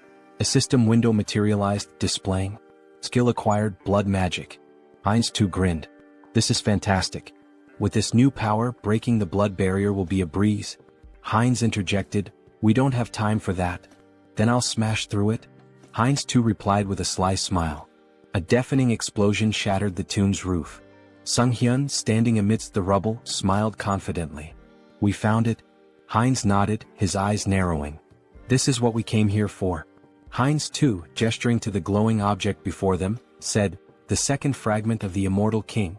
Heinz reached for it, his voice filled with awe. Another fragment. Amazing. As the fragment's power surged through him, he thought, even with the mind center filtering the negative thoughts, this fragment holds too many. He focused the mental power of all the clones on his core personality. Suddenly, a massive pillar of dark energy erupted skyward. Virik, observing from a distance, looked up in astonishment. What is this fog? Are we too late? He froze as his gaze locked on the floating skeleton radiating dark energy. That silhouette, it seems familiar. Virik barked orders to his subordinates. Attack it. The vampires unleashed a barrage of blood arrows, aiming for the figure. Heinz retaliated with dark magic, striking down one of the attackers with devastating force. A system window appeared. Skill evolution, regeneration, immortality. Skill acquired, forbidden knowledge. Personality status, Heinz Archlich. Meanwhile, the holy paladins arrived at the cemetery's outskirts. What is this? One asked, shielding his face. Smoke? Fire? It seems to be coming from Azanthu. He coughed, overwhelmed by the dark energy. Tuscan dismounted, his face grim as he examined the ashen residue. We're turning back. This isn't ordinary ash. What do we tell the saint? Another asked nervously. Tuscan looked up at the ominous energy pillar. Everything. This changes everything. The ominous energy surged in the air, thick with power and foreboding. System notification. The rebirth of the immortal king is imminent. Heinz stood motionless, overwhelmed by the rush of newfound strength. This is incredible, he thought, his mind racing. I've become 10 times stronger than before. A system window materialized before him, detailing his transformation. New skills acquired. Power of the immortal king fragment. Rapid rank advancement, plus 2/3 rank. Secret dark magic energy amplification. Traits gained. Evil wisdom. Unlocks insight into forbidden knowledge. Unconditional understanding of dark magic. All secrets revealed. As long as my source remains intact, I'll endlessly revive. An unkillable existence, he mused. The dark energy coursed through his body like a tidal wave, and Heinz unleashed it in an explosive attack. Tendrils of shadow surged toward the vampires surrounding him. Virik's eyes widened in alarm. What is this smoke? Is this a trap? What is your plan? A subordinate rushed to his side. My lord, we must retreat and recover our strength. Before the words could settle, the dark energy swallowed the subordinate whole, obliterating him in an instant. Virik froze, staring in horror at the remains of his servant. This is an attack spell? Dark thorns erupted from the shadows, piercing through Virik's chest. He screamed in agony, his strength waning rapidly. Heinz, through the avatar Hans, stepped forward, his cold gaze fixed on the pure-blooded vampire. You're stronger than the others, he said calmly, but right now you're nothing more than a blood bag to me. Virik gritted his teeth, his voice trembling with anger and disbelief. Where did you get such power? Did you truly absorb the fragment completely? How did you endure so much darkness alone? Heinz too smirked, stepping closer. Alone? He asked mockingly, leaning in. Who said I was alone? Before Virik could respond, Heinz too sank his fangs into the vampire's neck, drinking deeply. Virik's body convulsed, then went limp, crumpling to the ground. System notification. Conditions fulfilled, skill growth activated. Legacy, minor blood legacy, pure blood. Heinz too wiped the blood from his lips, his smile sharp and predatory. A pure-blooded vampire now? He murmured, savoring the moment. The realization struck him like a bolt of lightning. By devouring other vampires I can grow faster. He laughed darkly, his voice resonating with malevolent triumph. Let them wait for me. I'll devour them all, one by one. After some time in the forest, Rosalicia cried out that they needed Parita. Fearfully she asked what they should do now. With tears in her eyes, Rosalicia lamented that if Lady Parita had been there, they wouldn't have succumbed to the enemy so easily. Parita responded, stating that Virik had been defeated but warned against underestimating this adversary. She touched the lingering dark magic and noted that the fragments contained an overwhelming amount of power, indicating the enemy's formidable strength. As the sun began to rise, she urged them to return to the base quickly to request reinforcements. Elsewhere, a man sprinted through the city streets, shouting curses. Leaning against a wall, he demanded angrily, "They won't chase me to the very end, will they?" He blamed everything on the vampires, accusing them of arrogance before being destroyed in an instant. He cursed his own mistake of trusting them. From the shadows, Heinz too grabbed the man, dragging him away. A terrified scream echoed from the alley. Meanwhile, Sunghyun reflected on leaving Hans in the city to deal with the remnants of Varkalak. He had also arranged for Heinz too to be connected to a minor merchant guild so he could escort Diana and her brother out of the city. Later, in the forest, Heinz too, holding a frying pan, joked that with enough pepper, he could make a special steak. Diana and her brother gazed at the meal with admiration, thanking him for the delicious food. The protagonist smiled, assuring them it was healthy and safe to eat. Sunghyun thought about how their happiness stemmed from being free of danger. Smiling, the protagonist asked if they had an uncle who ran a store in eastern Lapillas. Diana nodded nervously, unsure if her uncle would be pleased to see them. He reassured her not to worry, and Sunghyun considered giving them money if things didn't work out. A wave of sadness hit him as he thought about their eventual parting. When was the last time he'd felt this way? Perhaps he'd changed since arriving in this world. Diana called his name, reaching out with concern. "Are you okay? Do you need blood?" she asked. Laughing, the protagonist replied that he'd had enough to drink, having drained the vampires left in the village. At the same time, Hans, embodying another side of the protagonist, was reanimating the corpses of vampires in the cemetery. He decided it was time to finish up and retreat to their secure space, marveling at how convenient and boundless it was. He wondered if forbidden knowledge could help him create a similar subspace on Earth. Suddenly, blood magic struck him. Varkalak, a purebred vampire, confronted him with fury. "Still lingering in our city? Do you underestimate us so much?" she demanded, using blood magic to challenge his membership in the Oath of Defiance. Hans smirked, introducing himself as an honorary member of the Oath. She accused him of stealing the fragment of the immortal king and destroying their hideout. Holding a weapon forged from her blood, she declared it no longer mattered. He would die. Her attack was swift. Though he narrowly avoided a fatal blow, Hans felt the strength of a purebred vampire firsthand. Crashing into a barrier, he realized it was the work of her clan's blood mages. "Did you think escape would be so easy?" Over taunted. The protagonist analyzed the barrier, recognizing he could break it but would need more time to adapt to his new power. Vowed to crush his skull and personally reclaim the fragment. Grinning, the protagonist declared she should remember his name and that he was from the Oath of Defiance. "I am your death," he added dramatically. Though retreating for now, he promised to return. In true villain fashion, he made a theatrical exit, summoning Hans to escape. Was shocked to see him bypass the barrier, while her subordinate deemed his departure inappropriate. Suddenly, an arrow struck one of Over's servants from behind, a holy silver arrow from the paladins. Realizing they were surrounded, Over clenched her teeth in fury, cursing the Lich for delaying her. Wherever he had gone, she vowed to find him. She shouted furiously that she would find him and kill him no matter what. A while later, in the protagonist's room, Sunghyun sighed in relief. "I'm still alive," he muttered. Hans remarked that the recall ability was like a cheat code, reaffirming its power. Sunghyun cringed as he remembered the dramatic line he had uttered before using recall. Swinging his legs off the bed, he asked himself, "Why did I have to use such a typical villain line?" He groaned, clutching his face. "Am I crazy?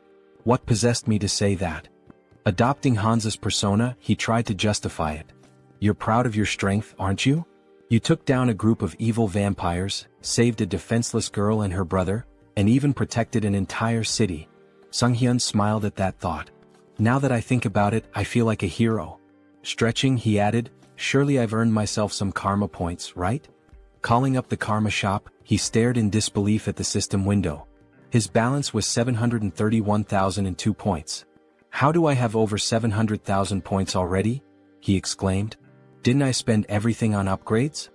With a nervous laugh, he speculated that enraging the vampires and dark mages must have significantly boosted his karma. Dismissing the thought, he pressed the system window. I'll figure it out later. For now, should I upgrade my special skills again? A notification appeared. His limit on summoning avatars had increased. Smiling, he noted that his avatar count had gone up. But were there any new skills? The system revealed that he had acquired a special skill, Persona. Sunghyun beamed. This is exactly what I needed. Is Persona similar to Mind Center? I should check it out. After reading the description, he realized the skill allowed avatars to act as vessels for emotions, adapting and growing based on his needs. The system had clearly determined this skill was essential for him. I get it now, he thought. I've been forming connections, defeating powerful enemies and making a difference. But in reality, I've spent 2 years locked in this room.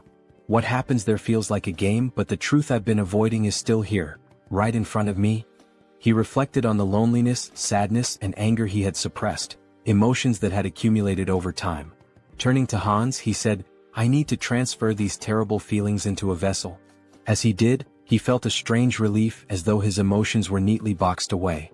Curious, he wondered how Hans, now burdened with those emotions, was handling it. Hans reassured him. Don't worry about me. Pain and despair have always been my companions. They don't bother me. Yet, Sunghyun noticed a subtle change in Hans's tone. Laughing, Hans confirmed, You noticed, huh? It dawned on Sunghyun that an avatar filled with emotions could develop its own personality. Before he could say more, a loud noise erupted outside. Was that an explosion? He asked, rushing to the window. Is there another villain? Here in the city? He groaned, holding his face. Let the guardians handle it. It's not directly in front of me like last time. It's none of my business. Hans interrupted. Do you need a reason to eradicate evil? Sunghyun met his gaze and realized the truth. Since transferring his negative emotions to Hans, things had become clearer. Avoidance had always been his habit. Despite his desire to defeat evil, he had lacked the courage to act. Hans, now exuding determination, declared, The world order is in chaos. Criminals are everywhere. It's time for me to become their law. Using his power and donning a mask, he left to confront the chaos. At the explosion site, residents gathered, expressing their frustration. How many times has this happened? Why haven't they called for reinforcements? Meanwhile, Hans observed the scene. He deduced that the villains had formed an organization, and their time was running out. He wouldn't leave empty-handed. Using dark magic, he created the Eye of Darkness, his new network of spies. You will be my eyes and ears in the shadows, he thought, ready to hunt down hidden sinners. In an alley nearby, a group of schoolchildren bullied a classmate. Bring him an ashtray, one taunted. They laughed as one boy held a cigarette to another, mocking him as the best ashtray ever. The schoolboy being held down screamed, begging them to stop. At that moment, a woman clutched her child tightly and asked where they could possibly run. A man, drunk and swinging his belt, shouted accusingly that she was lying to him. Meanwhile, a masked robber shattered a store window, climbed inside and declared, while opening the cash register, that this was all he needed. Hans observed it all, his thoughts dark and resolute. These villains were no better than trash, and he resolved to punish them. Their punishment would be a trauma so profound it would scar their souls. They would remember this day, and if evil ever sprouted within them again, darkness would come for them once more. Screams of terror echoed throughout the city. Hans felt himself growing more accustomed to his powers, but it wasn't enough, not nearly enough. There was still so much filth to cleanse. He needed to purify the entire city of evil. By the end of the night, Hans stretched and remarked how satisfying it was to rid the shadows of hidden garbage. While the Eye of Darkness had proven useful, its limitations were evident. In the presence of light, its power weakened and eventually vanished. He needed a more reliable method for detecting enemies. However, he couldn't unleash undead creatures into the city. What alternative did he have? The protagonist grumbled angrily about birds ruining his clothes, joking that he should just kill them all and make them his minions. Then, gazing at the birds in flight, he paused. Hans pointed out that an invisible, mobile eye capable of surveilling the city was an excellent idea. After some thought, the protagonist realized that familiars were a form of enslavement magic dark mages used to control animals. Hans, surrounded by birds, questioned why the magic didn't work for him. Sunghyun decided to experiment with various methods to create a familiar, though his attempts had failed so far. Hans mused that it would be ideal if the familiars appeared normal yet remained infectious. However, simplifying their appearance by reducing magic power would weaken their infectious ability. Sunghyun finally understood the complexities of the task. He likened it to debugging, where programmers grind their teeth in frustration. His latest attempt, a revised version of his contagious enslavement magic, was ready to test. Will it work this time? He wondered. A mutated cat leapt from a cage, leaving him disappointed yet again. After 3 weeks of research, significant progress still eluded him. Clicking his tongue, he eyed the last bird in the cage and muttered, "This one better work." As he carefully adjusted the amount of magic power, he grasped the bird and cast the spell again. Sighing in relief, he said he was finally done. But as the bird flew from his hands, he asked in surprise, "What does this mean?" Observing it closely, he realized it appeared normal now. The next step was testing its infectious ability. The bird landed among others, releasing dark energy. Sunghyun's eyes lit up. "This is a success," he declared. The infected creatures would serve as his eyes and ears in the city. Stretching out his hand, he commanded, "Fly and find the enemies for me." Meanwhile, in a forest nearby, Lucius knelt and touched the ground, recalling Hans's words when he used the recall skill. Tuscan approached, informing him that his knights had arrived. Irritated, Tuscan added that after interrogating the remaining vampires, they learned these captives weren't allies of the Immortal King's descendants. Lucius replied that more evidence was needed. The Immortal King was regaining strength, though they hadn't yet confronted him. Using the magic within his cross to communicate, he asked respectfully if there was any news. A saint responded via magical transmission, reporting that traces of the Immortal King's presence had been detected in a cave northwest of their location. Holding the cross tightly, Lucius expressed his gratitude and promised to meet their expectations. At the cave, Sunghyun thought about how he had successfully trained his familiars to report encounters with monsters. Now he had to confirm that the information was accurate. But something felt off. The ground familiars weren't behaving as usual. Instead, they seemed to be fleeing. Were they frightened? If they had found a monster, they would have reported it immediately. This behavior could only mean one thing: humans? Why are people in such a remote area? He wondered. Could this be an ambush? But that seemed impossible. How could such a large group remain unnoticed while hiding their presence? Suddenly, one of his familiars was struck down. Tuscan stepped forward and declared, "You are a participant in the oath of disobedience. Your pathetic tricks won't work on us," Tuscan declared. "No evil can escape the saint's sight. You won't leave here alive." Drawing his weapon, he demanded surrender and promised divine justice. The protagonist recognized them immediately: Holy Knights. He had seen their emblem during his training in Brokislak. Divine power directly countered dark magic, which meant this would be a challenging fight. Hans, unshaken, asked how the servants of the church had managed to find him here. Tuscan struck him sharply with his weapon, silencing him. "You have no right to speak," he snapped. "Don't think you can fool me with your words." The protagonist muttered to himself that his opponent was far too stubborn. Should he deceive them and flee instead? Tuscan seemed to read his mind. "Cheap tricks won't work against us," he said, wielding light magic. "You cannot deceive the servants of the saint." A weapon infused with light pierced the protagonist, and he winced in pain. "Do you truly consider punishing villains a crime?" he asked. "Silence," Tuscan barked, his light magic intensifying. "From the moment you embraced forbidden power, you became one of them. A villain." Sunghyun activated his dark magic and retorted, "Where's the logic in that?" He felt an unusual weakness. Something had been interfering with his magic recently. The Holy Knight's anthem began to play, sapping his strength.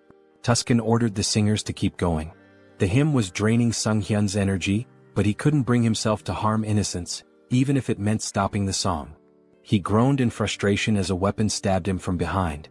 "Now's our chance," Tuscan declared. "Restrain him." Sunghyun realized his mistake. He had been too careless, and now he was bound in chains. These restraints were not ordinary, they blocked both his movements and magic. "Impressive work catching me," the protagonist admitted. Tuscan smirked. "Exactly as expected. No evil has ever escaped these chains. Will you resist any longer? Grinning, the protagonist replied, as if I'd make it that easy for you. He knew there was no reasoning with them. It was time to part ways. Let them think they had won. Tuscan, now wary, activated his light magic. I don't know what you're planning, but don't think I'll just stand by and let you try anything. He launched another attack. But the protagonist only smirked. The strength of the chains didn't matter anymore, because Hans was already free. Tuscan's eyes widened in disbelief. He broke the chains? Impossible. Who is this man? Later, lying exhausted on his bed, Sunghyun sighed. Trouble seemed to follow him wherever he went. First, the Shadow faction and the Oath of Defiance. Then the Varkalak vampire clan. And now, the Paladin Order, one of the most powerful forces on the continent, had joined the list of his enemies. He called up the system window, his thoughts racing. There must be a reason for all this karma I've been accumulating. Is it because I keep attracting villains from across the continent? He groaned and decided to focus on his original plan for now. Sometime later, in the city, the protagonist prepared to test the fruits of his research. Controlling the essence of black magic was simple in principle. His familiars could serve as his eyes and ears, even covering a massive area like Seoul with ease. His thoughts were interrupted by a terrified scream. A girl, tears streaming down her face, begged for mercy. Please, I'll do anything. Just let me go. She spotted a figure in the window and pleaded, help me. I'm being held here against my will. Don't just leave me. The man holding her sneered, gripping her hair tightly. Scream all you want, he said. No one will hear you except me. He explained that his ability rendered them invisible to others. Go on, scream louder, he taunted. You've got such a cute voice. As he raised his weapon to strike her, he boasted, you'll be among the top 3 in my collection. At that moment, Hans burst through the ceiling, wielding dark magic. The man with the knife asked, bewildered, how could this happen? My ability is sound suppression and invisibility, isn't it? The protagonist glared at him, his voice cold. That won't work on me. Your vile deeds end today. Angered, the man demanded, who are you? A guardian? How did you even get here? Holding the weapon to the woman's throat, he threatened, don't come any closer or she dies. Sunghyun activated his dark magic. Is that so? He said, snatching the woman away with a surge of power and holding her safely in his arms. Now what will you do? The man with the knife gasped in disbelief. A Ritterni? You dare to steal my prey? Then I'll kill her along with you. He lunged at the protagonist but was suddenly restrained by tendrils of dark energy. Judging by his words, Hans deduced, this isn't your first victim. Binding the man tightly with dark energy, he pressed his fingers to his forehead. You won't mind if I confirm that for myself? Using necromancy, Sunghyun activated the Cry of the Dead skill, peering into the man's memories. He saw vivid scenes of the man torturing and murdering his victims. You're a serial killer, Hans declared grimly. I don't need to look any further. His tone sharpened. I sentence you to death. The man screamed in agony as the dark magic overwhelmed him. Sunghyun muttered, even death is too merciful for someone like you. He considered for a moment. But I need an undead servant for my work. You'll do just fine. With a cruel smile, he activated a spell that drained the blood from the man's body. The system window appeared, announcing the creation of a new undead, Ghast. Satisfied, the protagonist said, I'll need to prepare the subspace portal. It'll come in handy later. Looking at the unconscious woman, Hans pondered. What should I do with her? Clean up the mess? Maybe just call emergency services. A short while later, the police arrived, cordoning off the crime scene. Park Han-cheol, leader of the Special Ops Bureau's criminal investigation team, stood outside, observing the scene through the window. A suited officer approached him. We've reviewed the footage. It's definitely the serial killer we've been after. Han-cheol, irritated, asked, and the person who stopped him? A Ritterni? The officer nodded. Confirmed. But the killer's body is missing. There's evidence of dark magic and blood at the scene. Someone definitely died here. It's a mess. This case is a nightmare, Han-cheol muttered. A rogue playing hero. Do they think the law doesn't exist? Meanwhile, the protagonist stood atop a roof, surveying the city. A passerby on the street pointed upward. Is that a sleepwalker? Who is he? Hans petted a cat perched beside him. I wonder what they'd say if they saw my face, he mused. Elsewhere, at the South Korean Citizens Repatriation Association, Seoul South Branch, a secretary entered Yoon Ji-yoon's office. Sorry to interrupt, but there's something urgent. Yoon, still recovering from a late night, groaned. What time is it? What's going on? The secretary handed her a file. A request from the Special Ops Bureau. They're investigating the serial killer case and... Yoon skimmed the file. So, the dark mage in the long coat and mask strikes again. Public security's already a mess. She sighed, placing a tablet over her head. We should hand this over to that guy. The secretary, shocked, exclaimed, That guy? The murderer? Yoon slammed her fists on the desk. Exactly. He's competent. If we tame him, he'll make a great asset. The secretary frowned. You want him as a guardian? Are you serious? Stop complaining and get back to work, Yoon retorted, gesturing at the towering stack of documents. Frustrated, she threw her hands in the air. I'm going to tear those villains apart myself. Later, Han stood by a window, stretching. With a satisfied smile, he muttered, Punishing villains feels good. His gaze swept the bustling streets. Soon I'll have to deal with a few more pests. The villains' organization was wreaking havoc, causing complete chaos. Having pieced together the situation to some extent, Heinz decided it might be time to shift his focus to the other world. When he arrived, Uncle Diana and Aaron were in tears, shouting his name. The children ran to him, embracing him tightly. You've been through so much, he said warmly. You've worked so hard. We're fine, the children exclaimed, their faces glowing with relief and joy. Heinz watched the scene with a smile, thinking how happy he was to see them reunited. He seemed like a genuinely kind person, one whose actions didn't raise suspicion. If he had acted otherwise, Heinz might have resorted to threats, but it didn't seem necessary. Their uncle took Heinz's hand, thanking him profusely for bringing the children back safely. Heinz waved his hand dismissively. I didn't really do much, it simply had to happen. Diana approached him, gratitude shining in her eyes. Thank you for everything, she said, wrapping him in a hug. I'm so happy. He patted her head gently. This isn't goodbye. I'll visit often. Stay healthy and behave well. Still crying, Diana admitted, I'm a little worried. You seem to be changing a lot. But her faith in him as a good person reassured her. He hesitated. Am I really changing? He asked himself, uneasy. Perhaps it was the influence of his persona skill. Heinz was a blend of negative emotions, driven by a desire for recognition, an attempt to draw attention through intrigue and deception. Yet his character now seemed calm and stable. Diana, looking at him sadly, asked where he was headed next. I'll seize every opportunity, he replied, and embark on a pilgrimage. Sometime later, in the capital of the kingdom of Talia, Teleria, a city known as the heart of the Church of the Goddess and home to its grandest temple, Heinz wandered the streets, observing everything with keen interest. Stepping into a secluded alleyway, he ensured no one was following before activating his abilities to summon his fourth avatar, Heinlich. This avatar embodied key traits: a composed mind, persona, super regeneration, and calm demeanor. Its unique feature, the spirit of a warrior, granted additional bonuses to skills and experience acquired through combat and training. Handing a bag to Heinlich, Heinz instructed, walking through the holy city as a vampire isn't ideal. Take this and step into the light. Heinlich made his way to the elder, who sat on a chair surrounded by his subordinates. Next, believer, step forward, the elder called. In response, Heinlich emptied a bag of gold at the elder's feet, startling everyone. The elder began counting the coins, stacking them neatly. How much is this? He asked, astonished. This is everything I have, Heinlich declared, placing a hand over his heart. I wish to dedicate it all to the goddess and serve as a paladin to fulfill her will. Reflecting on his past avatars, an undead, a dark mage, and a vampire, Heinlich mused that this time his form would embody light. A paladin respected by all. The elder slammed his fist on the table, sending coins scattering. Instructor Marco stepped forward with a hearty laugh.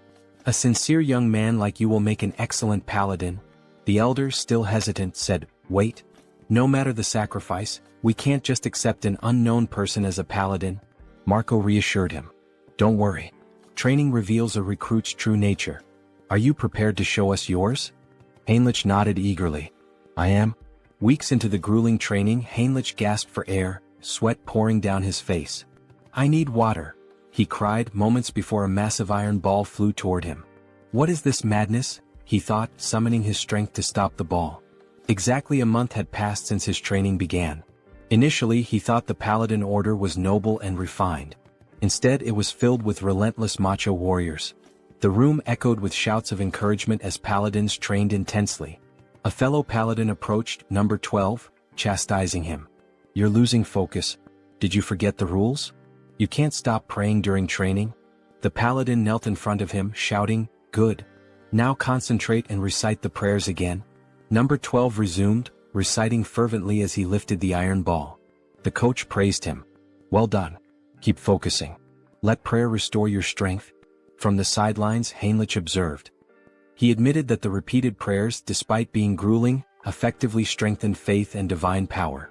Nearby, two paladins were hitting a third with sledgehammers, who shouted gleefully, "My back feels great today." Heinrich couldn't help but think, this is absolute madness. Let them hit him even harder.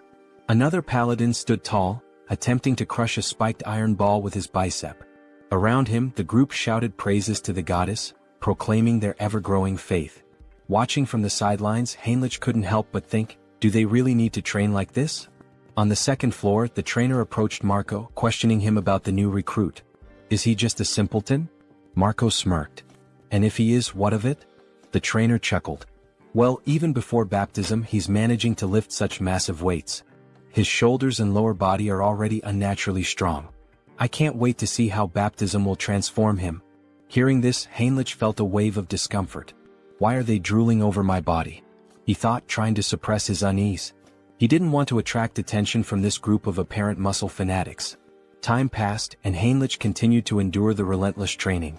During one particularly grueling session, he paused, gasping for breath. It had been 3 months since he began. Without his wind instrument and super regeneration skills, he would have collapsed long ago. His body and endurance had improved significantly, but the endless perversions of the group were the real challenge. Marco approached him, placing a firm hand on his shoulder. Finished with lower body training? How about we hit some chest exercises together? Marco removed his shirt, flexing dramatically in front of Heinrich. Panicking, Heinrich let out a distressed scream. The trainer joined in, striking a dramatic pose. What a beautiful day. Don't you agree we should do some solid back training? Heinrich's discomfort grew unbearable as he tried to suppress a shudder. Why are these muscle perverts targeting me? Later, Heinrich sat near a building with another paladin, stretching his neck. I think I'm starting to lose my mind, he muttered. Not a single day goes by without someone inviting me to train with them. The other paladin laughed. That's because the elders have low expectations for themselves. As they spoke, a group of smiling paladins passed by, laughing among themselves. Suddenly, two figures emerged from the building, Archbishop Lucius and Tuscan. They waved at the paladins, their presence commanding attention.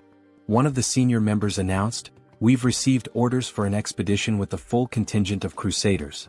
When do we depart?" Heinrich noticed one of the paladins and thought, isn't that the guy who pointed his sword at Hans? The returning group must have been searching for Hans. Could they really have been hunting him all this time? Shortly afterward, the recruits gathered in a grand hall. An elder stood at the altar, addressing the group. We are here today for the baptism ceremony of the most promising recruits. Due to special circumstances, the ceremony has been moved forward. We hope for your understanding. One recruit whispered, why are they holding an event that usually happens only once every 6 months? Why now? Heinrich had his suspicions. They're desperate for reinforcements to pursue the heir to the immortal king. But this is a perfect opportunity for me to test my plan. The elder called out, Max Veroin? Max stepped forward, and the elder asked, are you ready to dedicate your life to the goddess and serve as her paladin? I am, Max declared confidently. Heinrich observed quietly, reflecting on the process. Those who undergo baptism transfer all their mana to the deity, losing the ability to use magic. In return, the deity grants a sacred blessing of immense power. The strength of the blessing depends entirely on the recruit's faith. The purer and more unwavering the faith, the stronger the paladin becomes. The elder called the next name, Heinrich. Smiling, Heinrich stepped forward, thinking, I'm fortunate to have devised such a brilliant plan. Until now, he had used his center of the mind skill primarily to suppress external stimuli and control emotions. But he had realized it could be reversed. By combining this with the persona skill, he could project the illusion of absolute faith in the goddess. As the high priest extracted his mana, Heinrich would filter out any mistrust or doubt, leaving only pure, unblemished energy. When the high priest initiated the ritual, the room began to glow with an intense sacred light. Gasps and whispers filled the air. "This is unprecedented," someone exclaimed. "The sacred power is reaching the very head of the goddess's statue." The high priest, astonished, placed a hand on Heinrich's shoulder. "You've just undergone baptism, yet your sacred power rivals that of a priestess. Such unwavering faith. I'm truly impressed." Heinrich's plan had worked perfectly, and he smiled inwardly. Heinrich continued to train diligently, a smile forming on his face as he thanked those around him. Suddenly, a system window appeared before him, informing him that he had acquired the holy baptism skill. This skill allowed him to distribute spiritual power more effectively among his avatars. As he examined his hand, he pondered, "Is this the limit of holy power?" The thought brought him some relief. He had been skeptical that a false faith built on illusion could yield any results. Still, it seemed the skill hadn't worked to its full potential. He reflected further, the church's deity appears closer to the system, a personal god tied to the individual. When he opened his mind earlier, he felt a peculiar sensation. If he had to describe it, it was akin to curiosity, a distant, watchful presence. Is this what it means to be monitored? He wondered. Such power, he decided, should only ever be used for good. Later, in one of the meeting rooms, Lucius and Tuscan stood before a tactical map, moving pieces around as they discussed their strategy. "This is a mess," Tuscan said grimly. "We've been searching for a month and haven't found even a single village connected to the heir of the immortal king." Lucius sighed. "I have nothing to present to the deity." He glanced at Tuscan and added, "And beyond that, I sense the kingdom of Talia's support is waning. The vampire organization hidden within their borders is likely involved." Tuscan moved a few pieces on the board and replied, "During the pursuit of Hans, the misunderstandings surrounding the vampire slope and the oath of disobedience have grown too large to ignore." He picked up one of the game pieces, continuing, "The assassination squad has failed to achieve any meaningful results. Political pressure from the state is mounting, and they're leveraging this situation against us." Slamming his hand against his head in frustration, Lucius declared, "The assassination squad will be disbanded. My subordinates will return everyone to the capital." Tuscan nodded in acknowledgement and left to carry out the orders. As he walked away, he thought about the precarious situation they were in. "We're surrounded on all sides, and the paladins' numbers are no longer sufficient. What should I do with this knowledge?" Looking out onto the training yard, he observed the recruits sparring. "Are these the ones baptized today?" he wondered. Suddenly, something caught his attention, a recruit striking Heinrich with a weapon. Heinrich reacted instantly, countering with an elbow to the face that sent his opponent sprawling to the ground, disarmed. The trainer shouted, "Heinrich wins this battle." A system window appeared before Heinrich, announcing that his avatar had achieved enlightenment through repeated training. He had unlocked the Crusader fighting technique skill. As he stood there, Heinrich noticed a wound on his body healing rapidly. With his super regeneration and newfound sacred power, the injury disappeared entirely. The defeated recruit, wiping sweat from his face, asked, "Did you let me hit you on purpose?" Heinrich extended a hand to help him up. "The effort was worth it," he said with a smile. "Tactics are my style." Yet inwardly he thought, this still isn't enough. To grow further, I need to evolve my abilities. At that moment, Tuscan approached, his expression serious.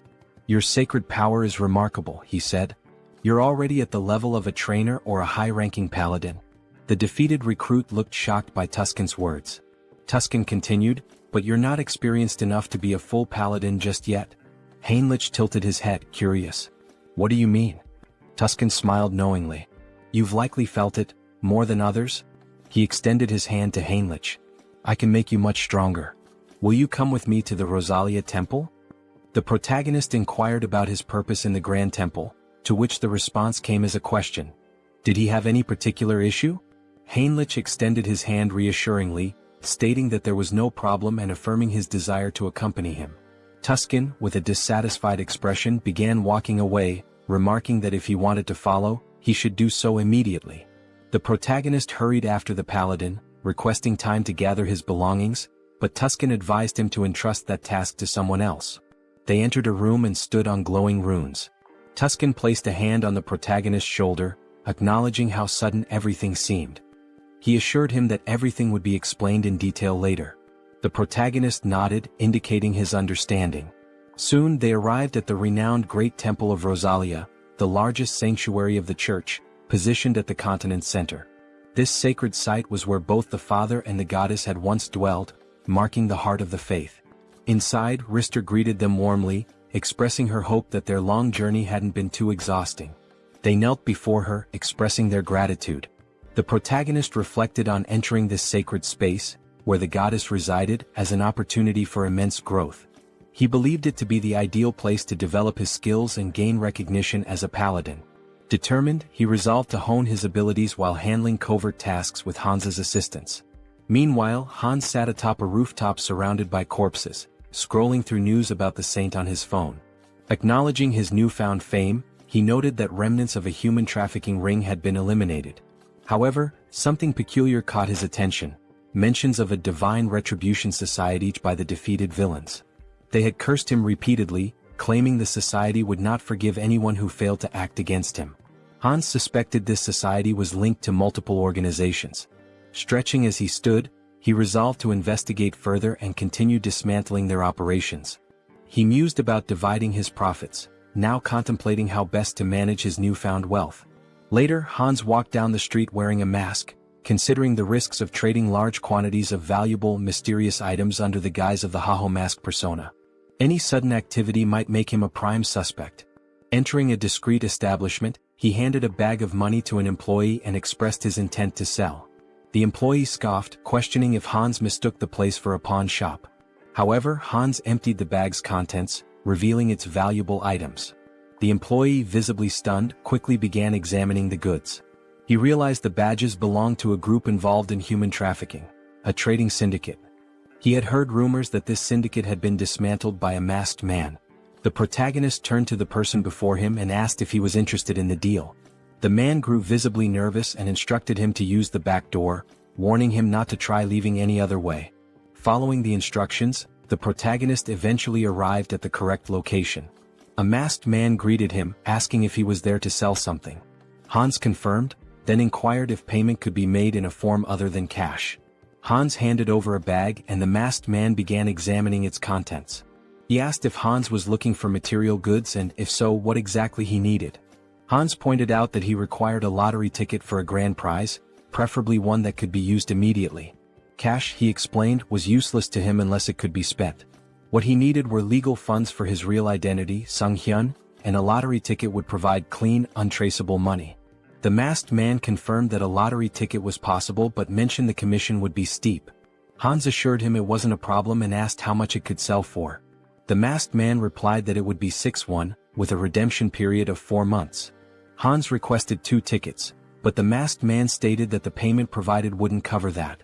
Unfazed, Hans assured him there was no need to worry and retrieved gold bars from his subspace storage. He asked if those would suffice. The masked man, stunned, felt the bars and asked incredulously, "A subspace storage tool? Who are you? These are extraordinary materials. Where did you get them?" Hans, annoyed at the man's curiosity, complained about being touched and stated he wasn't there to chat. He urged the masked man to finish the deal quickly. Apologizing, the masked man agreed to proceed. As the transaction concluded, Hans used his heightened senses and noted the faint scent of blood lingering in the air. It wasn't his imagination after all. Moving closer, he remarked that this wouldn't be their last deal and predicted they'd see each other often in the future. Later, Hans stepped outside, smiling as he inspected the checks in his hands. He mused aloud about how he'd used his dreams to win the lottery. Now he pondered what to purchase. Subordinates would make such errands easier, as constantly running back and forth was inefficient. Taking a moment to enjoy the cool night air, he observed the bustling streets. Only a few months ago, they had been eerily empty due to the human trafficking syndicate's presence. Now life had returned and the streets were alive once again. Perhaps it was all the rumors he had heard, but he felt relieved to know that he was somehow involved in promoting peace. Out of nowhere, Gamma approached from behind and whispered in his ear, asking where he was from. Startled, the protagonist turned around, alarmed. He thought, who is this? How did he sneak up on me unnoticed? Gamma, noticing his reaction, tried to calm him down, assuring him there was no reason to worry. He simply wanted to have a conversation. The protagonist, still uneasy, asked what exactly Gamma was talking about. He had snuck up behind him and even sniffed him. What was going on? Gamma asked if he was a vampire. The protagonist froze. That's right, Gamma confirmed. He was at level 6, born from Demir's transformation. Gamma pressed further. What's your name? When did you return to Earth?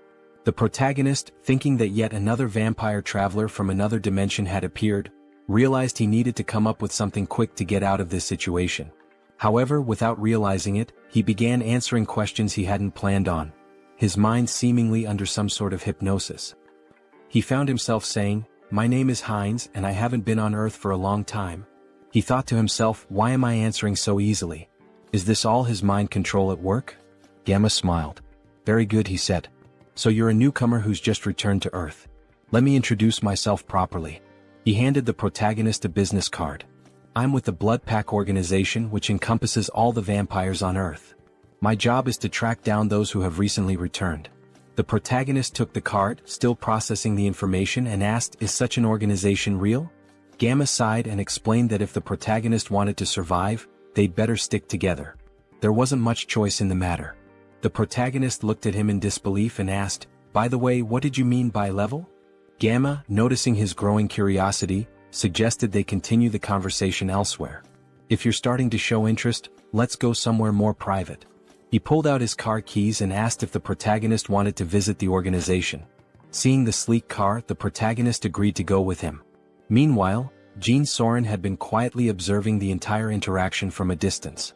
She relayed the update to headquarters through her earpiece. The target is moving according to plan. We are following him. After some time they arrived at the location. Gamma encouraged him not to hesitate and to step inside. The protagonist, curious, asked what kind of place this was. Gamma explained that every vampire has a unique vampire factor that determines their strength level. They measure and rank these factors by level, and with the help of a magic circle, they can assess a vampire's level precisely. Gamma led him into a room filled with vampires and runes. Heinz was astonished by what he saw, wondering if this was truly a magic circle. The scene struck him as highly suspicious. Gamma gestured toward the circle, urging him to enter it without delay. The protagonist hesitated, thinking he could cancel his participation if it turned out to be dangerous. However, the presence of a skull emanating dark magic caught his attention. Examining it more closely, he realized this was no ordinary dark magic. It involved shamanism, curses, alchemy, and various other mystical practices, all fused together. He wondered how such a thing could even exist.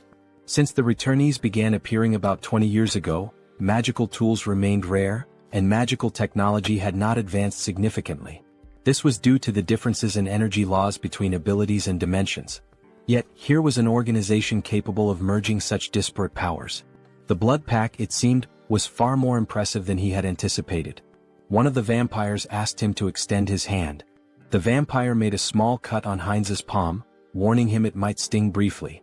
To Heinz's surprise, his blood began to levitate, forming 5 orbs. A vampire noted that this indicated he was at level 5.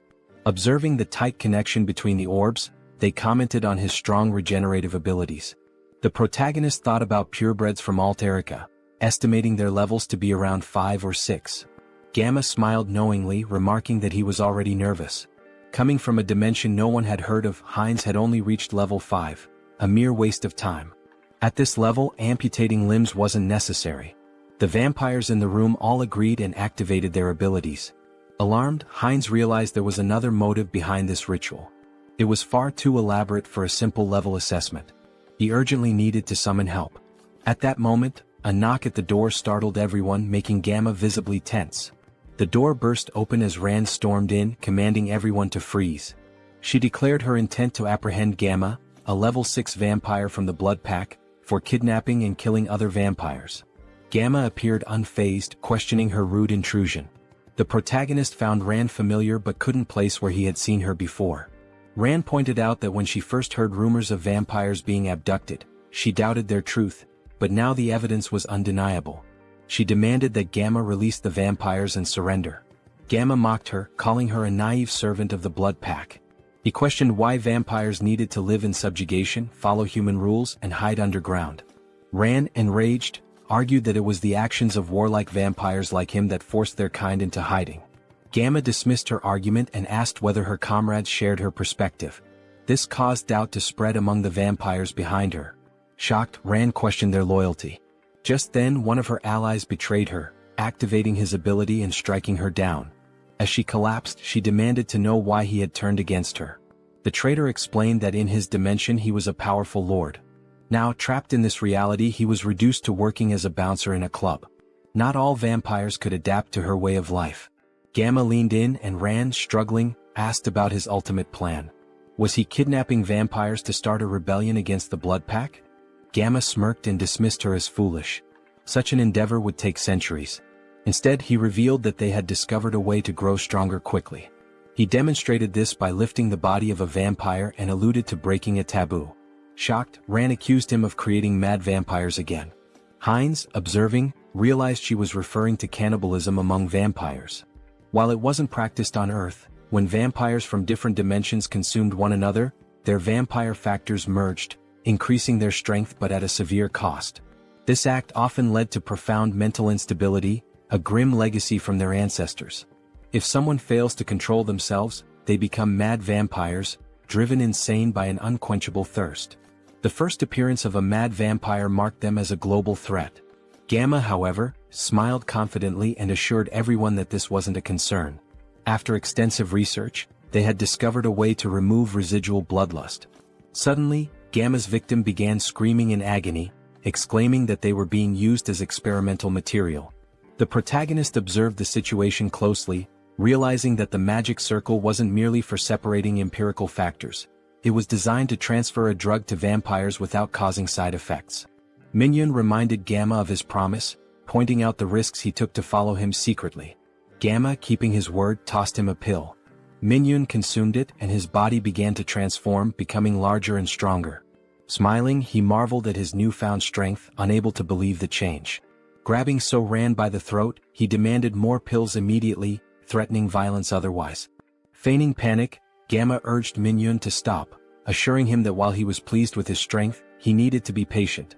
After all, another guest had arrived before him and was still waiting. Surely it wasn't too much to ask to wait a little longer? The protagonist rose to his feet, calmly stating that there were 2 purebreds and 4 half-breeds, proof that cannibalism worked. Gamma looked at him, stunned. Filled with newfound strength, Hines expressed his eagerness to see just how powerful he could become. As he prepared to absorb the others, chaos erupted. The vampires screamed in confusion and fear. Suddenly, Hines and his army burst into the room. Addressing the group, he mocked their attempt to hide but scolded them for neglecting their safety. From now on, no one would leave this place without his permission. His army launched their attack, causing Minhyun to panic. He turned to Gamma, demanding answers about who their attackers were.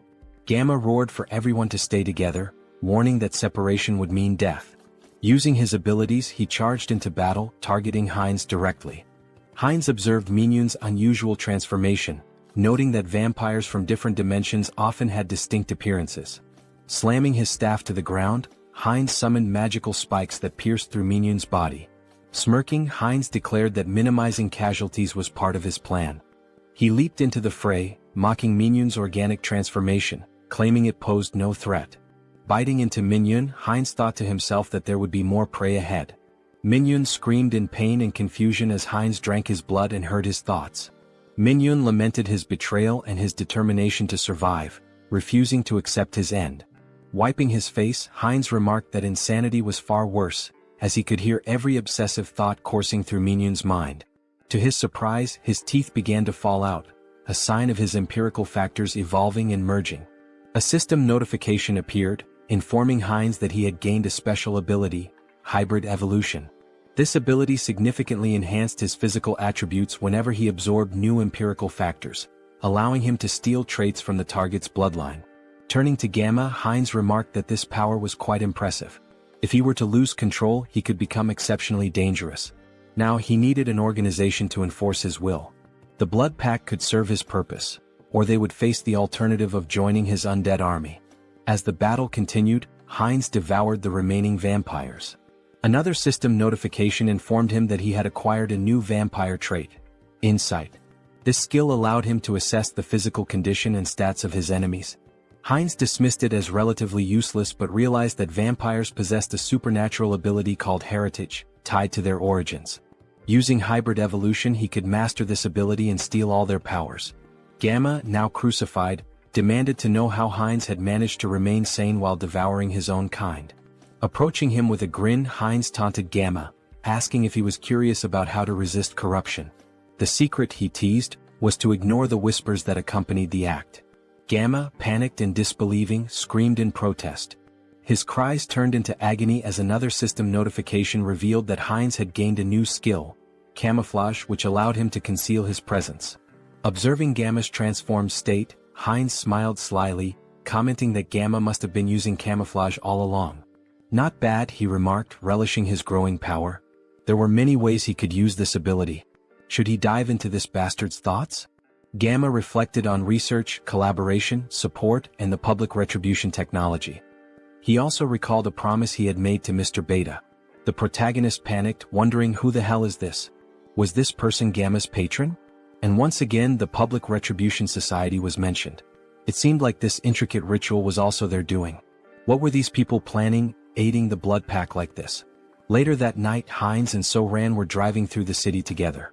Heinz glanced at her and asked if she was finally coming to her senses.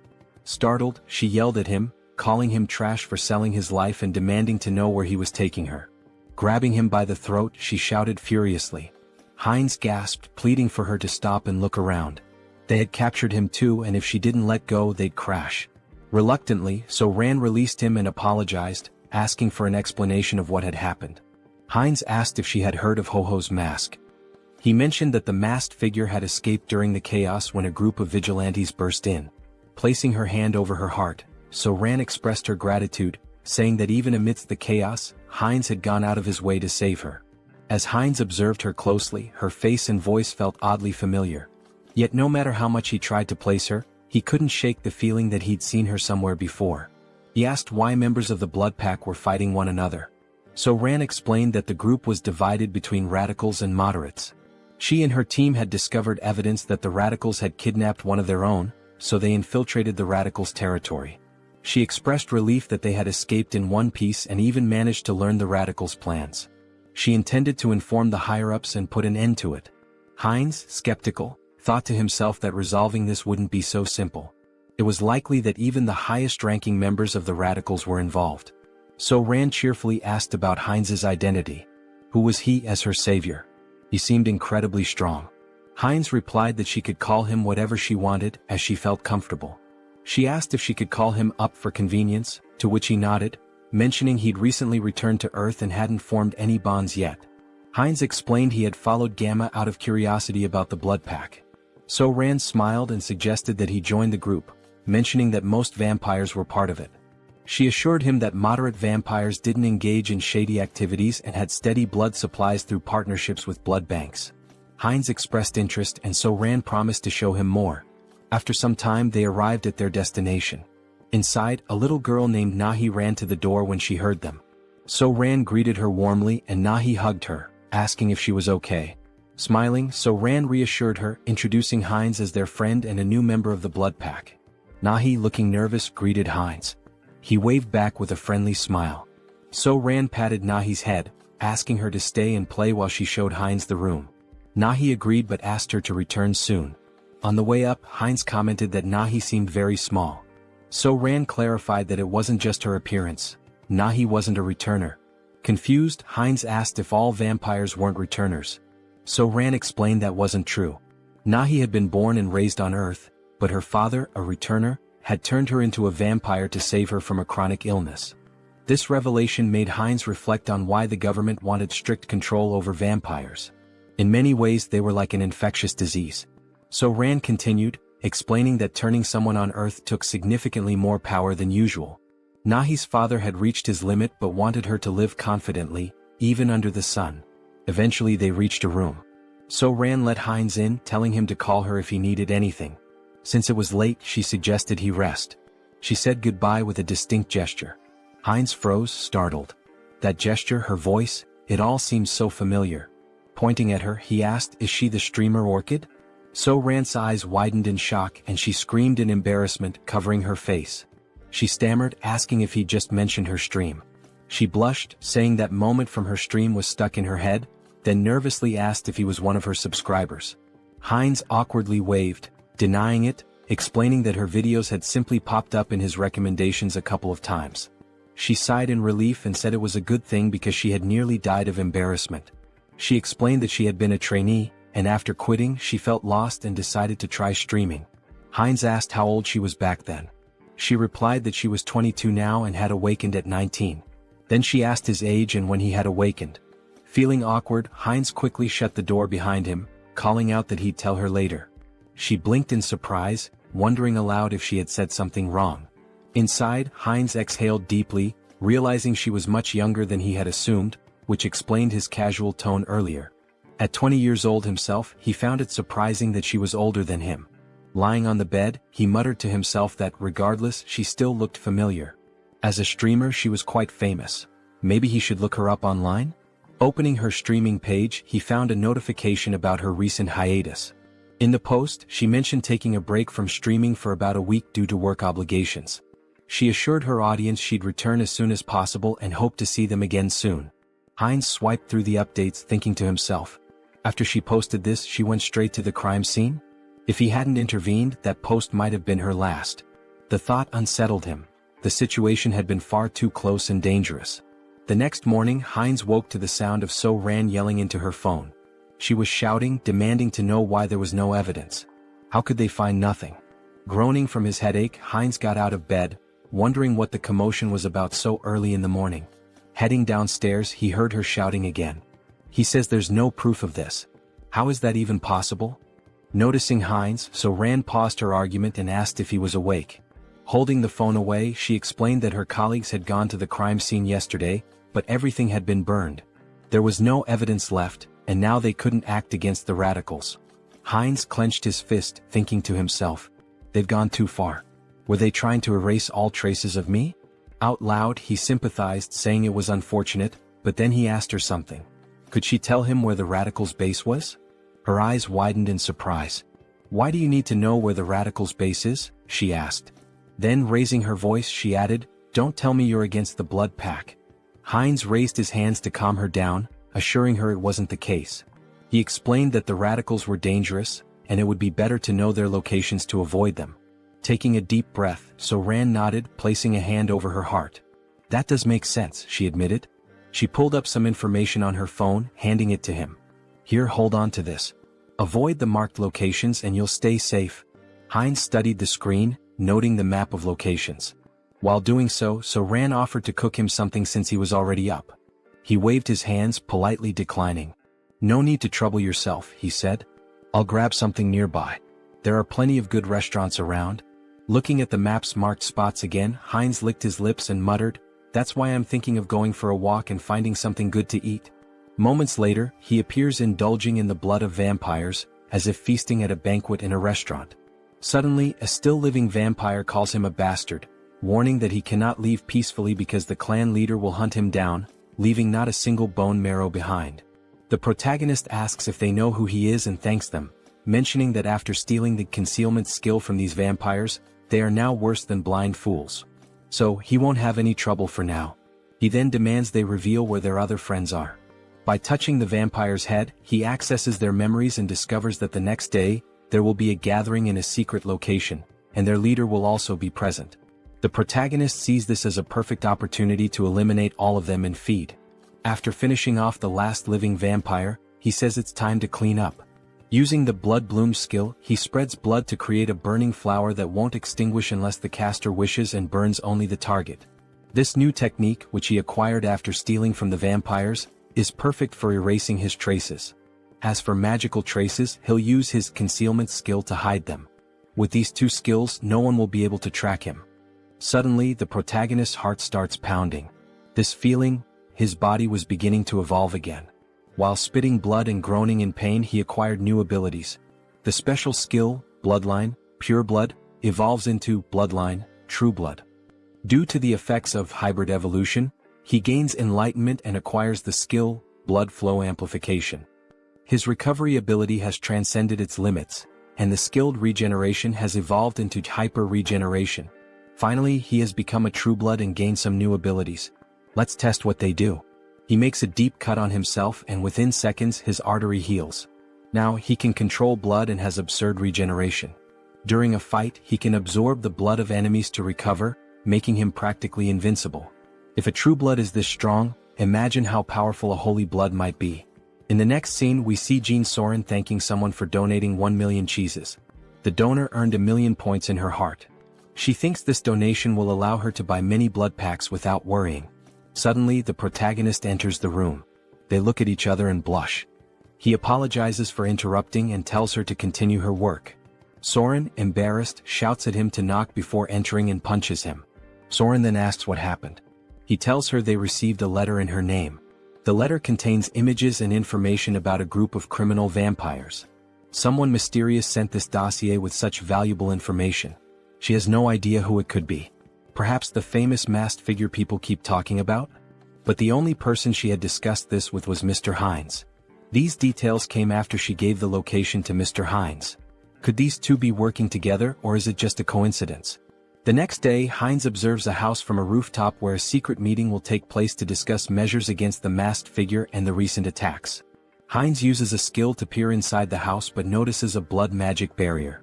On the first floor, he sees several high-level vampires emanating intense energy. Alright, let's go in. Hans will use the shadows and I'll go from above. Let's enter together and wipe them all out. Hines enters through the window like a scene from an action movie. Prepare yourselves, you criminal bastards. But when he looks, there are no vampires on the first floor. Suddenly, the wall begins to crack and a voice claims, I would have loved to capture the masked one, but only some random vampire appeared. No problem, we'll hunt down this mosquito. Beta 1 Beta Shin, do you recognize this vampire? We don't know him. He seems to be level 7 but he's entirely unfamiliar. It looks like this vampire came from somewhere unknown. Hines recalls the name Beta from the vampire memories he absorbed. Their leader is called Alpha, while the others are Betas and Gammas. Both Betas are here today. The big problem is the masked members. Perhaps they belong to the secret divine society I've been searching for. I can't sense their energy, they're using a strong skill to conceal it. For now, get this bastard out of my sight, and, of course, the one hiding in the shadows. They point toward Hans. Hines is surprised they know about the shadow. Since you're so eager, I'll end you right now, Hines says, irritated, with veins pulsing. Using the skilled blood flow amplification and acceleration, he quickly jumps on the vampires, draining their blood. The other vampires are shocked to see Hines cannibalizing his own kind, which is unacceptable. Hans, meanwhile, summons skeletons from the shadows. One vampire tries to flee, begging for his life, but Hans appears in front of him, saying, You're not the only ones who can create barriers. From now on we'll perform the dance of death, where there's no place to run. And so, the dance of death begins. Vampires lose their lives one after another. Beta 1 is stunned by the strength of this unknown vampire. This power doesn't make sense, he's only level 6 or 7. There must be some trick. One charges at Hines, but Hines uses his extended claws to stab one. One, however, hardens his skin like crystal to block the attack. Realizing the enemy blocked him, Hines decides to increase his strength and lands a heavy punch on one's chest. One is shocked to see his crystal armor shatter, something that had never happened in combat before. Recognizing Hines's superior strength and speed, one orders the other vampires to assist him. Hines taunts, Do you think these small fries will stop me? With open hands, Hines releases jets of blood, piercing one's subordinates. Enraged, one seizes the moment while Hines's hands are occupied, slicing off one of Hines's arms with a sharp strike. But it's useless. Hines absorbs blood from the fallen vampires and regenerates his arm instantly. Gaining a new skill, invisibility, Hines disappears in front of one, reappearing behind him and driving his hand into one's body, humorously described as into the vampire's butt. Checkmate, Hines declares as he begins to absorb one's blood. New vampiric factor collected. The skilled blood magic evolves into the special skill Mystery of Blood. Mystery of Blood absorbs subordinate skills, Blood Bloom, and Blood Flow Amplification. Hines feels the surge of power, now able to control all abilities with sheer will and manipulate them rapidly. Beta Shin curses Hines for devouring his own race, calling him a corrupted bloodline, and blaming his strange abilities on it. Hines responds, So what? Are you just going to keep yelling nonsense all day? Why don't you come at me like your brother did? Or are you too scared for that? Beta Shin charges at him, shouting, Bastard! Hines uses Mystery of Blood and traps Shin with blood chains. Shin continues cursing, saying, These tricks are unfair. Unfair tricks? That stings a little, Hines replies sarcastically. Let me tell you something too. Checkmate. He slices the vampire's neck. As Hines absorbs Shin's blood, the other vampires are terrified, muttering, This vampire is insane. Who would have thought the masked one would have such a strong helper? Prepare the orb, we need to deal with him now, says one assistant. One of them casts a spell and launches it at Hans. At that moment Hans appears saying, "That's an interesting spell," and reflects it back at the vampire who cast it. The other assistant, now terrified, says, "The enemies are too strong. There's no hope, we need to flee." The leader, hearing this, declares, "We're not running," and uses a skill on the subordinate, saying, "You've been useful until now, but you'll be even more useful by dying for the Society of Divine Retribution. Go and die for freedom."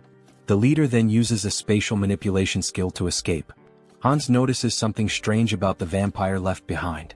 Auto-destruction mechanisms? And abandoning your subordinates on your own?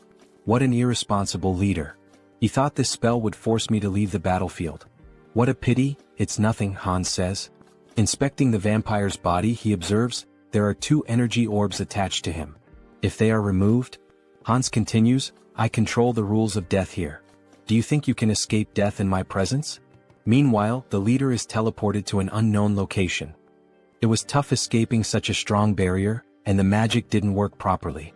But it was enough to survive, he says. Suddenly Hans appears behind him. So, you were here, leader? Hans contemplates playing with the leader for a while but decides it's better to act decisively to prevent another escape. Hans places his thumb on the leader's forehead to access his memories about the Society of Divine Retribution. However, a defense mechanism activates, an unknown memory technology from the society. Hans is transported to the mental realm. A mysterious voice echoes, saying it didn't expect Hans to reach the realm. Hans questions, so you've been watching this whole show from inside your own mind? He realizes this is the leader of the Society of Divine Retribution. That's correct, Haho Mask. Why don't you join us? The entity asks. Hans considers and asks, what's the society's goal? The mysterious entity replies, it's simple, freedom for the returned and creating a world led by them. Hans questions, an organization formed so recently already has such ambitious goals? Recently, the entity retorts. We've existed for a long time. We've been fighting for our freedom endlessly. Hans presses further, so you've been committing acts of terror for ages, haven't you? Answer me. A system alert activates. Warning, Mind Hub is regulating emotions. Repeatedly it states, Mind Hub is regulating emotions. Hans' heartbeat quickens. The entity asks, does that even matter? I hope you make the sensible choice, Masked One. Hans tries to punch the entity but hits an invisible wall. So that's your choice? The entity responds. Here, in the mental realm, mental strength surpasses magical power. You'll never defeat me here. Hans laughs, saying, is mental strength really the deciding factor here? In that case, combining all of our consciousnesses, you're the one who can't defeat us here. Meanwhile, Heinrich trains intensely. 1,021. 1,022, he mutters while lifting a gargoyle statue. Finally, a system message appears. The entity has achieved the conditions and acquired the special skill, Blessing, Sturdy Body. The entity gains the skill, Out Erica Sacred Art, through repeated training, achieving a power level equivalent to a high priest. Heinrich reflects that he didn't expect to surpass his limits with mere physical training. With these new abilities, I've earned the qualifications to be a holy knight. Maybe it's time to discuss the next step. Suddenly he hears a feminine voice, it's the saint in the flower garden. Despite being the saint with the greatest divine power, she appears like an ordinary girl. Hello, Sir Heinrich, she says with a smile. Her radiant aura of divine power betrays her otherwise ordinary appearance. Heinrich greets her and asks, why are you alone in a place like this? The saint replies, I was just watching a ladybug in this field of flowers. The little creature was so cute I lost track of time. Heinrich had thought she was admiring the flowers, only to find out it was the ladybug. The saint notices something different. Sir Heinrich, you've finally received the blessing. Congratulations. The saint's perceptiveness amazes him. Blessing, Sturdy Body is not something achieved with outside help, she remarks, praising his accomplishment. Thank you, saint, he replies. Well, it's time to work. Shall we go to the chapel together, Sir Heinrich? Of course, saint, he answers. Through his studies of history, Heinrich learned why the saint is so obsessed with Hans. In the distant past, the first immortal king turned half the continent into a land of death. Multiple nations united to defeat him. However, his heart was stolen by an ally, a black mage. He reincarnated as the second immortal king, causing the fall of the Great Western Empire. Although the chosen of the order managed to destroy his heart, it was split into 3 parts and scattered across the continent. Every time an immortal king crisis arose, the great divine order was always at the forefront. They knew the heavy toll it took, with countless lives lost along the way. For the saint, who sees her followers as family, her intense hostility and obsession with the immortal king are natural. For now, though, Heinrich reflects, there's no need to worry much about that. The current immortal king is surprisingly gentle and kind-hearted. Alright, back to the main topic. Let's focus my mental strength on Hans. Upon changing the scene, we see a vampire spitting blood. Your Excellency the Arbiter, are you alright? Get out of my way, you're disrupting my focus. This can't be happening, I'm being pushed back. Me? In a battle in the mental realm? How is this possible? Hans begins punching the mysterious entity. At first, Hans had complete control of the battle, but now the entity is growing exponentially stronger to an uncontrollable degree, as if it were channeling the strength of multiple individuals. How did I lose? This isn't just a difference in the mental realm, it's a difference in skill? There's no way my mental abilities are inferior. This is no time to waste on this.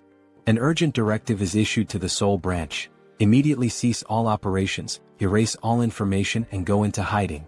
Especially for the Korean branch, this is the top priority right now. Inform the commander, a monster is in Korea. Even with Mind Hub and Serenity, Hans wasn't a weak opponent. His resilience would require further study. However, it was regrettable to lose sight of him. The system emits a new notification. The entity absorbs someone else's karma, transforming the skill black magic into the special skill path of sorcery. Thus, this fragment is the remnant of something scattered across the mental realm. Absorbing its karma means my growth comes at the cost of its reduction in power. That's fine. By reading the memories left behind in this fragment, I'll track the hidden members of the Society of Divine Retribution. So this is the Korean branch of the Divine Society, hidden deep in the forest. I won't give them any chance to escape, says Hans, blending into the shadows. I'll uncover all your secrets now. Suddenly, a scientist appears. They told me to evacuate as quickly as possible, but they didn't mention that a monster like this was coming. So the evacuation order had already been issued? At least my effort wasn't completely wasted. Look at you, trying to save a piece of paper with some data, only to hand everything over to me. Let's see what you've been up to for so long. Wait, this incident. I will never forgive you, Society of Divine Retribution. You're the ones who stole my life. I'll hunt down and kill every one of you without exception. Heinz refines excess blood stored in his body into blood crystals, which he plans to use to enhance other vampires' vampiric factors. This refined blood connects these vampires to Heinz, creating a hybrid clan loyal to him. Those who resist will be crushed. The next day, Jean Soren is stunned to learn that Heinz has eliminated all vampires in the region and intends to meet with the leader of the moderate faction. Wait a minute, this is a lot to process. I need to verify these facts, Soren says. Verify? What do you think of this as proof? Heinz interrupts, demonstrating his overwhelming power. Soren is terrified by such a display of power. She knew he was strong, but not at this level. He must be at least level 7 or higher. I can't even gauge his strength. Very well, I will contact them now. To think that you eliminated all the vampires with your own hands and now intend to absorb the rest. This is quite an unusual proposal, almost bordering on unsettling. I have no intention of giving absurd orders. The goal is simply to maintain peace and order, to track connections of the Divine Retribution Society, and eradicate every member. Don't you think these two objectives are contradictory? That depends on where you set the standard. It seems she won't be easily persuaded. If she refuses, then we'll have to use force. Fine deal. What are you relying on to accept so quickly? What am I relying on? Of course, I'm relying on myself. I will help you absorb all the remaining vampires, Mr. Heinz. You can start with Soren. She will be the bridge between us. Very well, that's exactly what I wanted. But I don't think that will be the case for them. Alright, then we should begin sharing the details of the discussion, how to absorb the vampires and about the new faction you mentioned. Let's start with absorbing the remaining vampires and becoming the leader of a new faction. That will be the first step toward taking control of the Blood Pact. Stay still. If you move, you might get hurt. Now let's begin. Heinz inserts a blood crystal into Soren. She feels the refined blood entering her body, healing it, making her blood pulse faster. Her muscles and bones are expanding. This feeling, it's as if she's been reborn. She doesn't feel like she's in her old body anymore. The refined blood crystal reaches a maximum of 30% enhancement. That's not a small number, but it continues. Soren then asks what they should do next. Lord? Heinz asks. Yes, Lord. You're creating a new clan now. Now that a lineage has been stabilized on this land, we'll need to find a new name for our clan. Do you have something in mind, Lord? A name? I'd like something that stands out, something different. Vampires who accept the blood crystals are renamed Heterosis, embodying the hybrid vigor of Heinz's blood. He declares, beware remaining vampires. I will hunt you down and make you the strongest within the blood pact. Returning to the original avatar, Heinz's issues are being addressed, but it's still not enough to bring down the Divine Retribution Society. They've vanished from Korea, but they are a global organization. More preparation will be necessary, enough to eliminate them all at once when they reveal themselves. For now, it will be necessary to expand influence in the other world as well and accumulate karma. For example, events like wars and terrorism. Wait, what the hell am I thinking? If I do that, I'll be killing innocent people. Is there any way to create accidents without anyone getting hurt? Maybe I should give up. As the protagonist glances at a book, an idea emerges. The Demon King Hans wants to destroy humanity, and the hero Heinrich will defend it. Hans will use corrupt nobles to expand his forces of evil, while Heinrich defends against malevolent organizations and becomes a hero. This is a perfect story, gaining karma points from both bad people and good people. It's a win-win game. Alright, let's take this one step at a time. Harley, it's time to act. A system message appears. Harley is the fifth avatar of Han Seong-gyeon's adaptation. He can adapt quickly and efficiently to extreme conditions. I intended to strengthen him appropriately after creating him as a new avatar with an extended limit. In the meantime, I'd like to further develop his adaptation. There might be a way. Yes, this is the right path. After exterminating the remaining members of the Divine Retribution Society, experiments were being conducted underground. They were transplanting demon bodies into humans, something akin to chimeras. Among the samples, the item I was searching for was this. Something that would contribute to stronger absorption, more powerful traits, and evolution. Dragon blood.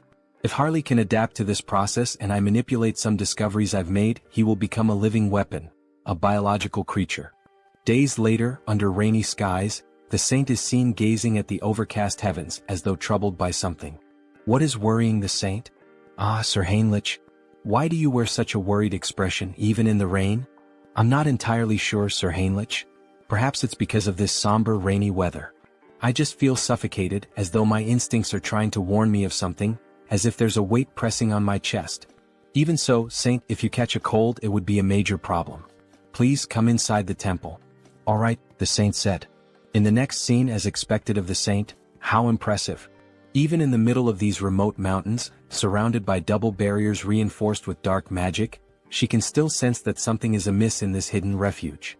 Fortunately, it doesn't seem she has uncovered what is truly happening. With this dose, we can continue to the maximum scale of the experiment.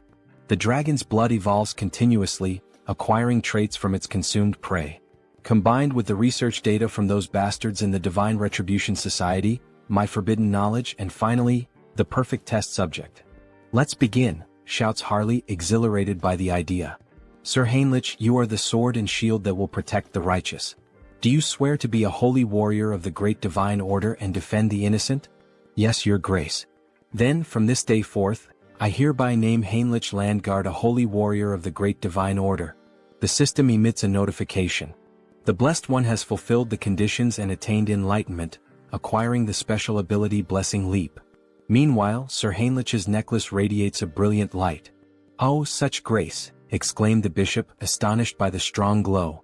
To receive a divine blessing during the ceremony, this is proof that God, our deity, is watching over us and praying for us. May God protect us. Once again it happened. For just an instant, something touched Heinrich's shoulder. A divine sensation resonated within his body, akin to what he felt during his first baptism, as if the divine were watching him directly. Why is this happening? Could it be because I came from another world? It doesn't feel like a human emotion, like curiosity. Well, anyway, let's focus on what's important. What is this new ability the divine has granted me? Blessing Leap, it allows me to transcend space? What? Transcend space? Isn't that basically a teleportation skill? It doesn't mention any limits on usage or distance traveled. This ability is top tier. As expected of a god, they are so generous, casually granting such a powerful skill. Thank you, God, for your generosity to this sinner. I am moved by your grace and offer you my prayers. Thank you for continuing to watch over me. Meanwhile, the other devotees wept with joy at seeing Heinrich's devotion to God. A young man like this, he's truly devout. That's true. I couldn't agree more, said another man. From now on, it would be necessary to decide which knighthood order Heinrich would join. Congratulations on being officially recognized as a holy knight, Heinrich. For now, you will be temporarily assigned to various holy knight orders. Here are the representatives of each order, here to invite you to join them. Each order specializes in different weapons and techniques, so choose carefully which one appeals to you most. Nice to meet you. I'm from the Order of the Sky Shield. We specialize in defending the outer perimeters of fortresses using long-range spear techniques. I'm from the Order of the Sun Wolf. We take the front lines in battle and wield highly destructive greatsword techniques. I am a veteran of the Order of the Thunder Claw. Here, we handle the internal security of the fortress and master balanced combat techniques using sword and shield. So, which of these orders would you like to apprentice under? I don't think there's a need to choose. I'll train with all the knight orders. What? With my warrior spirit and growth acceleration abilities, there are no limits to my body. I will absorb all the sacred warrior's combat techniques. However, that person in the corner, isn't he also part of a knight order? Why hasn't he introduced himself or said anything yet? Over there, well, obviously. Suddenly the man was interrupted. Our order only selects the best of the best to join us. But looking closer, you're not too bad. With that level of divine power, perhaps you're qualified to take the test. Heinrich's divine power was among the greatest, even compared to high priests. What are the criteria for this knight order? Just follow me. Our knight order has a singular purpose: to protect the most important thing within the fortress of the Great Temple. The most important thing? What exactly are you referring to? That. I'll tell you if you pass the test. Suddenly they entered a room, a library in the castle dungeon. Inside, a man wearing a strange mask sat beside a shadowy statue holding a parchment. That hood and mask, he's a heretic inquisitor. All you need to do is read the text on the table. Make sure you read it clearly so the divine can hear your prayer. Strange, is this some kind of device to weed out spies? This is bad. Could Heinrich's identity be exposed? What is this? I'm offended that my faith is being questioned in this way. It's just a procedure. Is there any reason you can't read it? Damn it. I am the messenger and sword of the divine. Thus, I swear to remain silent under any circumstance to protect this secret. I would throw myself into the fire and carve the mark of faith upon my own body. Suddenly, Heinrich's tongue began to burn, and a sacred symbol appeared. It burns? You are now permitted to enter. What did you just do to me? A prohibition against revealing secrets? A prohibition? No, this is a blessing. The blessing of silence protects you from being forced or willing to reveal the secrets of this place. That's literally a prohibition. Let me explain. We are the Order of Radiant Knights. Our mission is to guard and protect the underground of the Great Temple with our lives. This will be the first and last time you see this place in person. Remember well with your eyes what we are protecting here.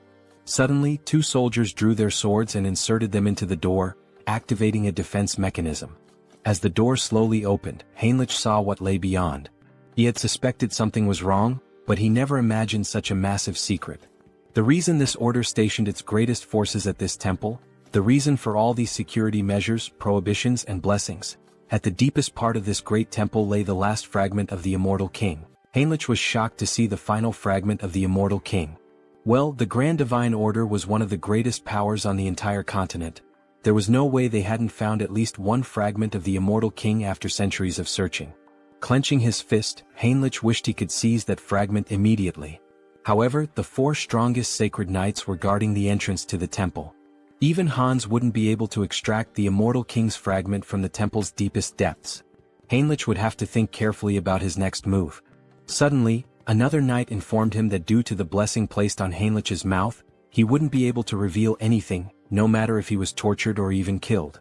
Formally, he was stating this anyway. This fact must never be revealed to anyone. Understood? Heinrich confirmed. Don't worry, I promise that only I will know this information. Haha, the final fragment.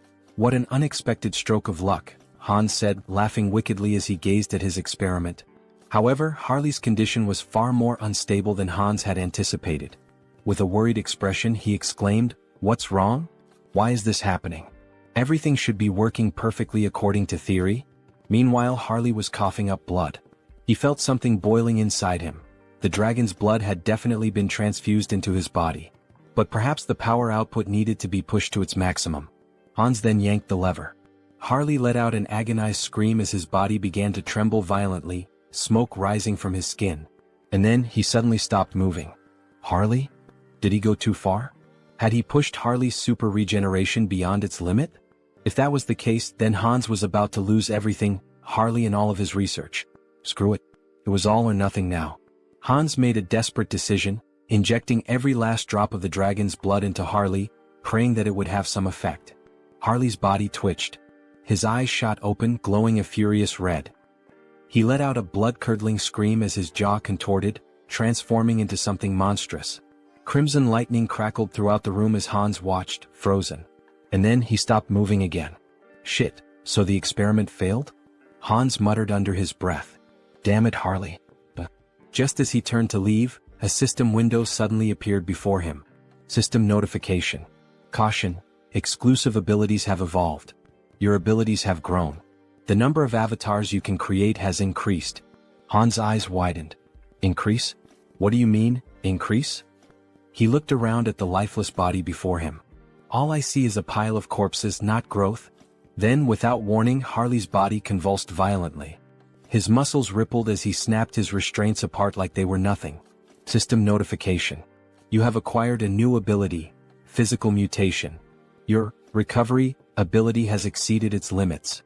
Super regeneration has evolved into regenerative adaptation. Harley let out a guttural roar, his voice twisted with agony and something else, power. His entire body was mutating, shifting, evolving.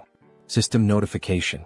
Skill adaptation has evolved into special ability, mutation.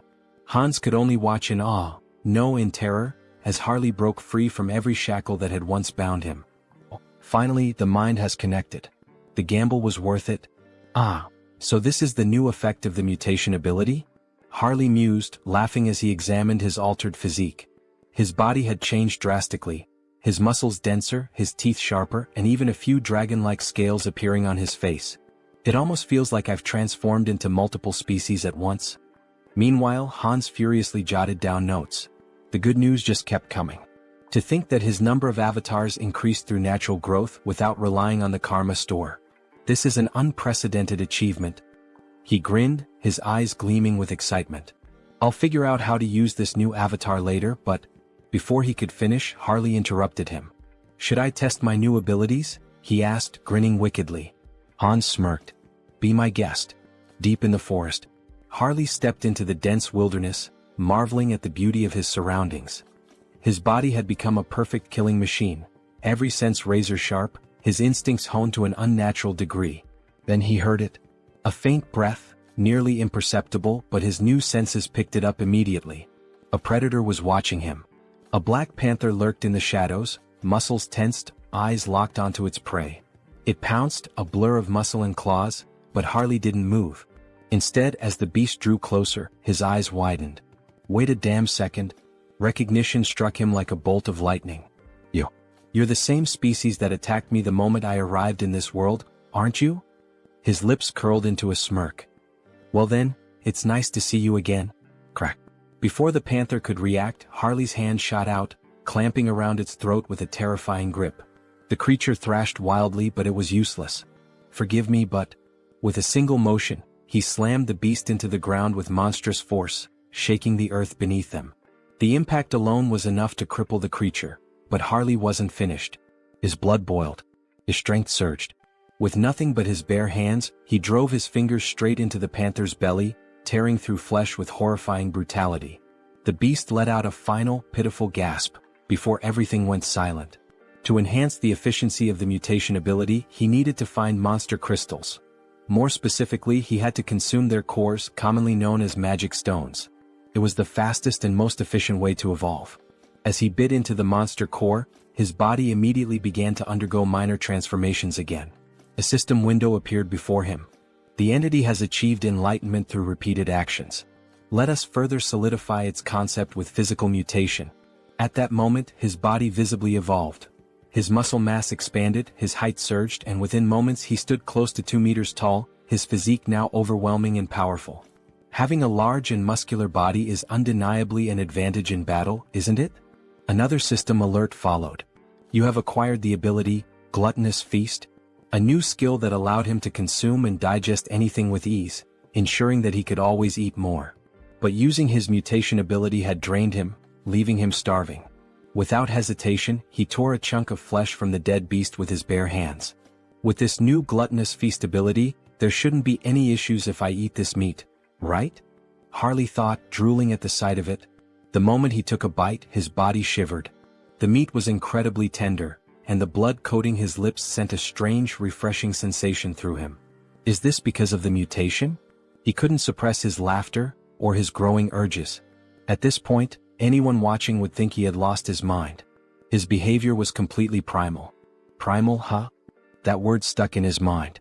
He recalled rumors of an isolated barbarian tribe in the southern regions of this land. In that case, Harley smirked, licking the blood from his fingers, perhaps it's time for a class change. The country of Tulek Kingdom, Tarak. The scene opens to the entrance of the guild in this city. What the hell? A barbarian from the south? What's he doing here in the west? The tension in the air is palpable.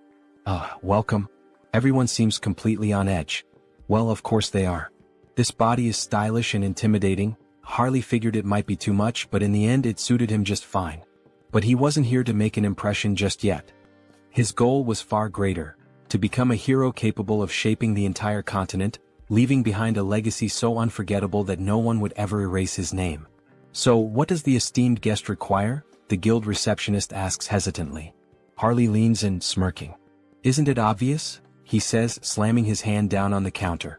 I'm here to exterminate the monsters in the northern mountains, near the steel fortress. Isn't that what this city is for? The guild worker flinches but quickly composes himself. Oh, of course. I'll register you immediately for deployment, rookie mercenary. Harley grins. Good. Let's get this started. Meanwhile, at the temple, a grand duel reaches its climax. Heinrich stands victorious, wiping his blade clean. Damn that tenacious bastard. One onlooker mutters. Heinrich had done it. He had mastered every combat technique and weapon style of the Sacred Knights. The entity has achieved enlightenment through training. You have acquired the skill, comprehensive weapon mastery. It was finally over. Now Heinrich could wield any weapon to absolute perfection. This experience would undoubtedly benefit all his other avatars as well. Just as he relished his victory, he caught sight of the Saintess. But something was off. She was dressed in full ceremonial robes. Why is she wearing those? What is she up to? Heinrich wondered. He approached her. Saintess, what are you doing? She turned to him with a serene smile. Ah, Sir Heinrich. We meet again. When it rains, worms always emerge from the earth. He followed her gaze. She was blessing worms with divine power. Blessed worms? Imbued with holy energy? They're not going to turn into giant monsters like in those old fantasy tales, are they? Heinrich thought, unnerved. But his thoughts quickly shifted back to her attire. There's some kind of ritual happening, isn't there? The Saintess nodded. Yes. In fact, it is an extraordinary event. One capable of tracking the Immortal King. It is about to begin soon. The Immortal King? Just how powerful must this guest be, to be capable of tracing Hans? Hans, who had concealed himself behind countless layers of barriers. I'm not sure I can explain it properly, but if you're interested, perhaps, you would like to participate as an honorary guardian warrior? Heinrich didn't hesitate. Yes, Saintess. Please let me participate. Inside the temple, a voice rang out. Lord Granwood is entering. A noble figure strode inside, surrounded by an entourage. Heinrich's sharp eyes scanned the unfamiliar formation. Someone powerful enough to track Hans? I need to confirm this myself. Then more guests arrived and the room fell silent. A formal greeting echoed through the hall. Salutations to the Saintess. But then Heinrich noticed something. Those ears. A high elf.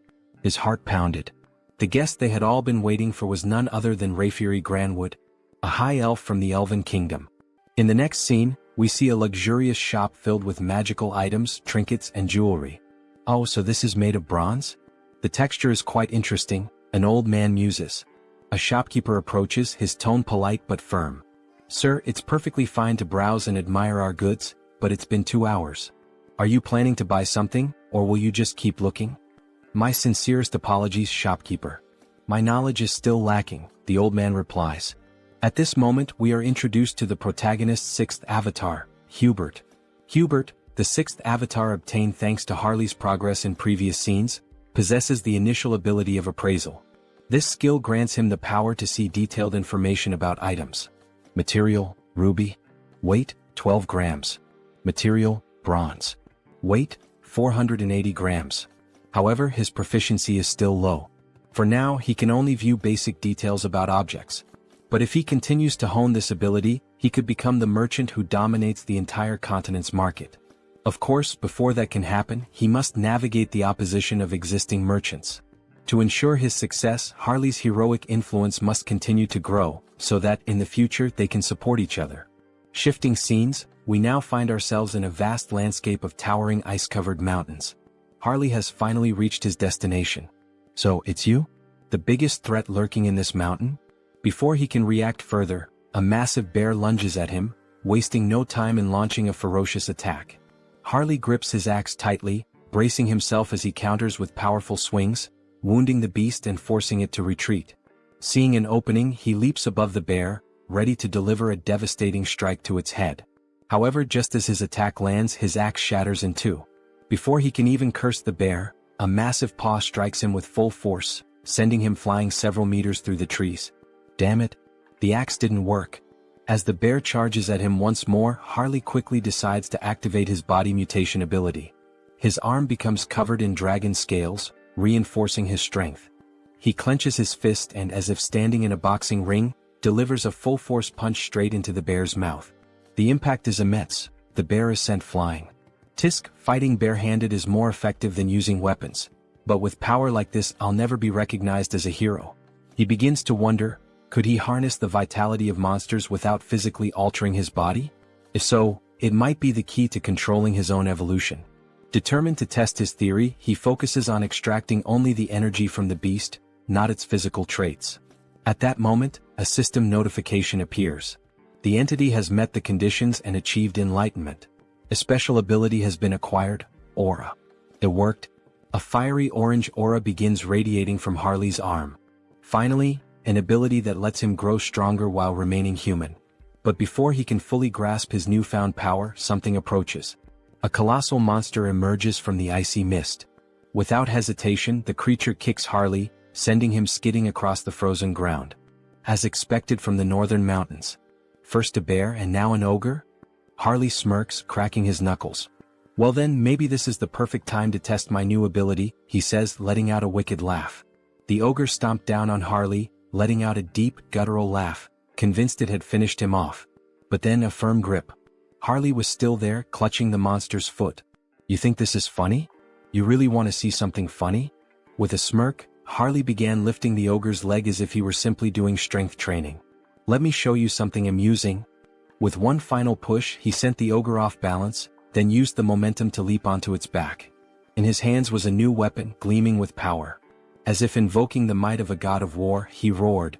The slumbering ogre of the forest, awaken. And with that, he tore into the beast, carving deep, brutal gashes into its flesh.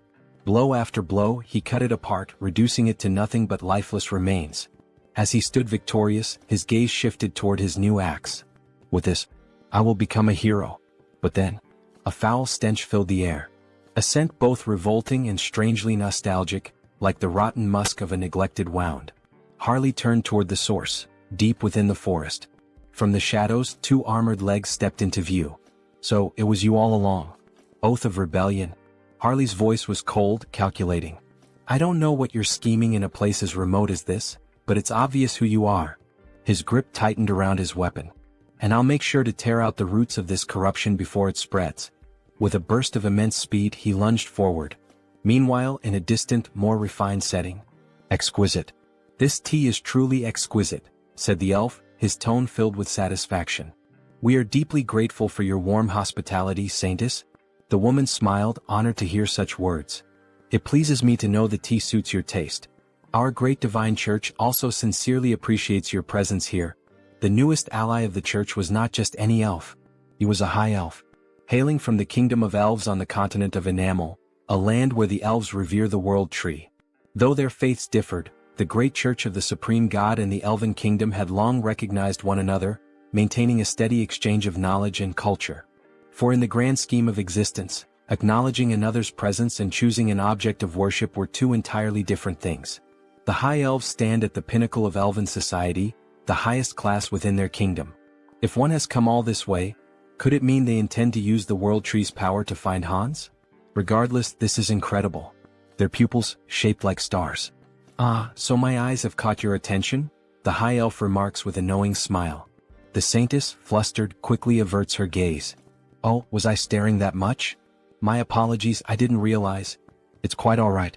In the end, it's an interesting topic to discuss. These eyes are the mark of a high elf. Elves born with these celestial eyes serve as priests, bridging the connection between the world tree and their people. However, such a birth is exceedingly rare. Only 2 or 3 are born per generation at most. And even then, most of them have been elderly in recent times. That is why the birth of a new high elf is an event of great urgency and hope. So, this urgent request for aid, is it related to that situation? Correct, the high elf affirms. A divine revelation was received not long ago. A child of great potential was born on the continent of Ion. However, before she could be protected, she was captured by slave hunters and sold as a sacrifice to a dark sorcerer. That is why we sought the aid of the great church of the supreme god. We need assistance in locating her before it's too late. This is terrible. Do you have any clues about her whereabouts? She was last tracked to the northern mountains. We've pinpointed them somewhere deep within that treacherous region. The northern mountains? That's a remote and perilous place. Do you have a description of the child? Meanwhile, in the heart of those very mountains, Harley had arrived. As he surveyed the desolate landscape, his eyes locked onto a girl. Pointed ears. Shackled in chains. Back at the church, the high elf continued their description. She has yet to awaken her celestial eyes, so for now, she appears to be a normal elf. By human standards, she would look like a teenager. Her hair is a light green, and her eyes, a shade of orange. A sharp breath. A sudden realization. Wait a minute, that's not possible. Heinrich thought, his expression shifting. At that same moment, deep in the mountains, Harley took a step forward, looking at the girl before him. Kit, what's your name? He asked. The girl hesitated, then spoke softly. Cecily. My name is Cecily. In the next scene, screams echo through the frozen forest. Harley is running with the girl tied to his back, while lifeless bodies are scattered across the ground. 2 desperate men shout. Damn it. Keep them away from the storage room.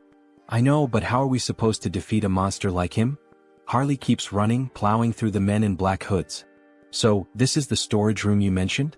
Yes, the girl responds, her eyes trembling, possibly dizzy. Hey, snap out of it. You said there was something we absolutely had to find before escaping.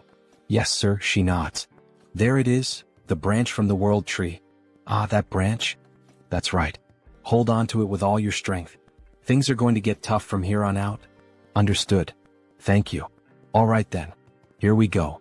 Okay, but before that, I have a request. Please slow down. Before the elf can even finish her sentence, Harley takes off at full speed, nearly losing his grip on the girl as she clings to him, tears streaming down her face. Slow down. Please. Meanwhile, back at the church, Heinrich has a suggestion. The high elf decides to listen. This is about that child, Cecily. I think I know where she is. What? The elf shouts. Is that true? Do you know some kind of blessing that allows you to track specific individuals? No, not exactly like that, but I can sense her presence. Sir Heinrich, another guard exclaims. In such a critical situation, relying on something so uncertain. Before he can finish, the saint raises a hand, signaling for a moment of silence. Please explain in more detail, Sir Heinrich, she asks, her gaze serious. Back to Harley. I found it. We finally found the exit. That bastard is escaping with it. Call it, now? Yes, sir. One of the men blows into a flute. Suddenly, Harley and the girl feel the ground tremble beneath them. And then, bursting from the earth, a massive worm emerges, just like the one Heinrich feared, one that could grow stronger through the saint's divine power. Well, no choice then. We'll have to break through by force. Harley plants his feet firmly. Don't block our path. Get out of the way. With a violent kick, he slams into the monster, but the creature endures the blow and lunges, trying to swallow them whole. That's when Harley notices something. Inside the worm's mouth, a strange symbol. What the hell is that? So they're controlling the worm with this? No wonder he found it suspicious. A creature that only lives in the desert showing up here? It all made sense now. Alright then, Harley smirks. I'll save you like a true hero. He grips the worm's fangs. Fly far away from this place, back to where you belong. With a mighty heave, he hurls the worm several kilometers into the distance. From now on, don't get caught. Live a long life. He grins while the girl, still on his back, struggles with nausea. Suddenly, wolves appear, surrounding them. The number of monsters is insane. These bastards keep throwing challenges his way. What the hell are they plotting now? Whatever it is, doesn't matter. I'll just kill them all. As Harley prepares for battle, a group watches from above, whispering among themselves. Who the hell is that man? Tomorrow I was supposed to offer that half-elf as a candidate and the World Tree's branch as a sacrifice. Even though I used a sealing artifact to hide their location, how did he find them and make it here? But this is the end. At that moment we are introduced to Vow of Defiance, the Elder Newrabe. There's no way he can defeat that many monsters. That bastard is finished now. Just as a wolf lunges at Harley, he transforms his arm. Scales erupt along his skin, shattering the wolf's teeth upon impact. Their numbers are overwhelming, sure, but Harley crushes one of the wolves with his bare hands, extracting its magic stone. As he consumes the crystal, his stamina becomes limitless. Then his body begins to change. Fascinating. Even though he has perfect control over his body, it still feels as if he's moving on instinct. His form shifts, he transforms into a werewolf-like beast.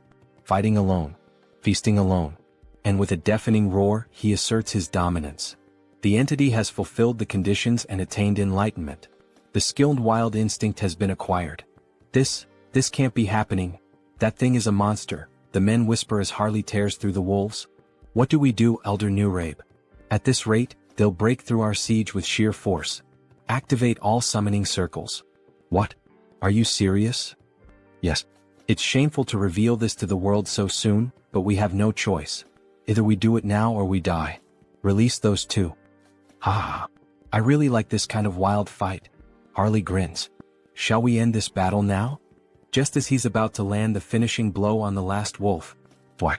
Two piercing objects strike his arm. What the hell? He looks down. Crystal arrows? Then the arrows dislodge themselves from his body and return, floating back into the hands of a figure gripping them tightly. The hell is that? Harley narrows his eyes. A precious individual? He can feel an immense telekinetic power emanating from the gemstone embedded in the figure's body. Before he can react, another monster descends from the sky. Sir. Above us, be careful, the girl shouts. The beast crashes into the ground with immense force. You won't take another step, you filthy half-breed? It grips a sword engulfed in flames. Harley scoffs. So now we even have demons in the mix? But brute strength alone won't be enough to defeat me. As Harley roars and prepares to strike back, another crystal arrow is fired. This time it pierces his ribcage. And before he can react, bam, the demon lands a brutal punch to his face. Give up, half-breed. You can't win. The girl cries out, Sir, are you all right? The demon raises his flaming sword. You're dead now. The blade comes down. Yeah, this really is over, Harley mutters. Even a demon is capable of speaking the truth. Then, a blinding light bursts forth from the heavens. It shines intensely between Harley and the demon. What? Where is this overwhelming holy power coming from? Harley smirks through the pain. You got here just in time, Heinrich. Going back to the past, my lady. Are you really going to believe in a theory and an uncertain feeling in such an important situation? How can you say something like that? Sir Heinrich is someone the church can trust wholeheartedly, but he has never been blessed with divine favor for exploration. Since the divine has shown interest in him multiple times, he must have received some kind of revelation from our own God. The elf becomes irritated, standing up abruptly and slamming the table. It doesn't matter whether this is a revelation or just another guess. That's irrelevant. If it leads us to the child, I will follow any decision. Show the way, Sir Heinrich. Returning to the present, a great battle is taking place in the mountains. Sir Heinrich is facing the demon of the flaming sword. They clash blades, but when Heinrich imbues his sword with divine power, he delivers a clean and flawless strike, slicing the demon in two. Before dying, the demon himself mutters, so strong, both this divine power and his swordsmanship. This paladin is not normal. The gem-covered creature sees its fallen companion on the ground. However, before it can react, Harley suddenly appears, ready to land a punch on the monster. "Where do you think you're looking?" he taunts. Yet, before Harley can strike, the monster covers its entire body with crystal arrows, striking multiple points on Harley's body at once, including his eye. "Not a bad attack," Harley remarks, gripping the monster's head. He then smirks. "I'll be taking your eyeball as payment, for the one I just lost." Then he begins pressing the monster's head with all his strength. Cracks start forming, spreading slowly until, finally, the gem-like head shatters completely. Gritting his teeth and groaning in pain, he carefully and quickly removes the arrow still lodged in his eye. "Since you were the one who took and destroyed one of my eyes," he mutters, "I'll replace it with yours." With that, he implants the gem into his empty socket. A system notification suddenly appears. A new body part has been transplanted. Ability acquired, Jewel Eye, Psychokinesis unlocked. Ha. Ha ha ha ha. He bursts into laughter. Now he can attack from a distance. As the gem fully assimilates into his eye socket, it gleams with power. "I can't believe it. Those two were actually defeated? But who the hell is that paladin who suddenly showed up?" "Don't act recklessly," a voice warns. "They are just one man and a child, nothing more. Begin the ritual, prepare the other monsters, and get ready to withdraw." But then, a noise. "Elder Nurabe?" A sickening thud echoes through the air. One of the cultists is suddenly struck by an iron club, his body crumpling to the ground. "I'll crush your skulls, you bastard heretics." Paladins charge in on horseback, roaring their battle cries. "The Holy Knight Order." "Damn it," one of the cultists panics. "Elder Nurabe, what should we do? Should we start preparing the teleportation spell to escape?" "Screw that," Nurabe growls. "There's no turning back now." Gripping the arm of one of his devoted followers, he begins the ritual. One by one, their souls are drained, their lifeless bodies collapsing to the ground. With a wicked smile, Elder Nurabe offers up every last soul as a sacrifice. "Descend upon us. Incarnation of greed." Then, a massive pentagram begins to form. "Burn them all," the elder commands as he completes the ritual, his voice laced with eerie finality. Slowly, something monstrous begins to emerge. "Reduce them to ashes." But before the creature can be fully summoned, a radiant light pierces through the darkness. A divine force, so overwhelming, so absolute, strikes directly at the demon, annihilating it before it can even materialize completely. "Forgive me, but the only thing burning today will be you, heretic." With those words, the paladin invokes the light once more, this time beneath the elder's feet. A massive explosion erupts at the mountain's peak, so powerful that even those far below hear its devastating impact. "Looks like things are just about wrapped up here," a voice calls out. "Hey kid, you can stop hiding now. Come on out."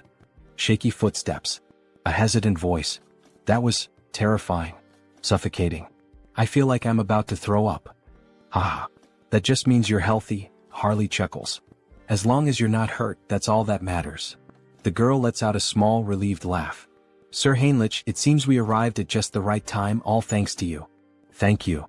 Sir Paladin Tuscan, Heinrich greets in return. But the high elf standing nearby seems troubled. "You were absolutely right about the location, Heinrich. But, how did you know the girl would be here?" "I'm not sure," Heinrich admits. "I just knew." Then, suddenly the elf calls out. "Lady Cecily." For the first time he lays eyes on her, his voice filled with emotion.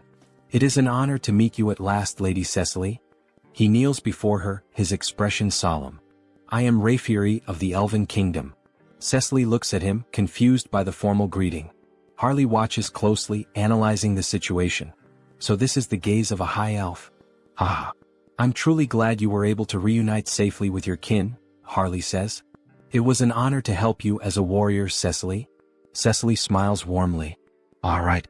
Thank you so much, warrior." The elf then turns to Harley. "How could I possibly repay you for protecting Cecily?" "Ah no," Harley waves him off. "I didn't do this for a reward." "You are truly an admirable person," Rayfury acknowledges. "However, since I have received your aid, I must express my gratitude properly. That is the way of my people." Harley grins.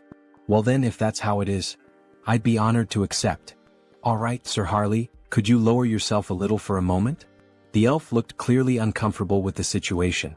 Cecily then leaned forward and placed a soft kiss on Harley's forehead. "May nature's blessings be with you."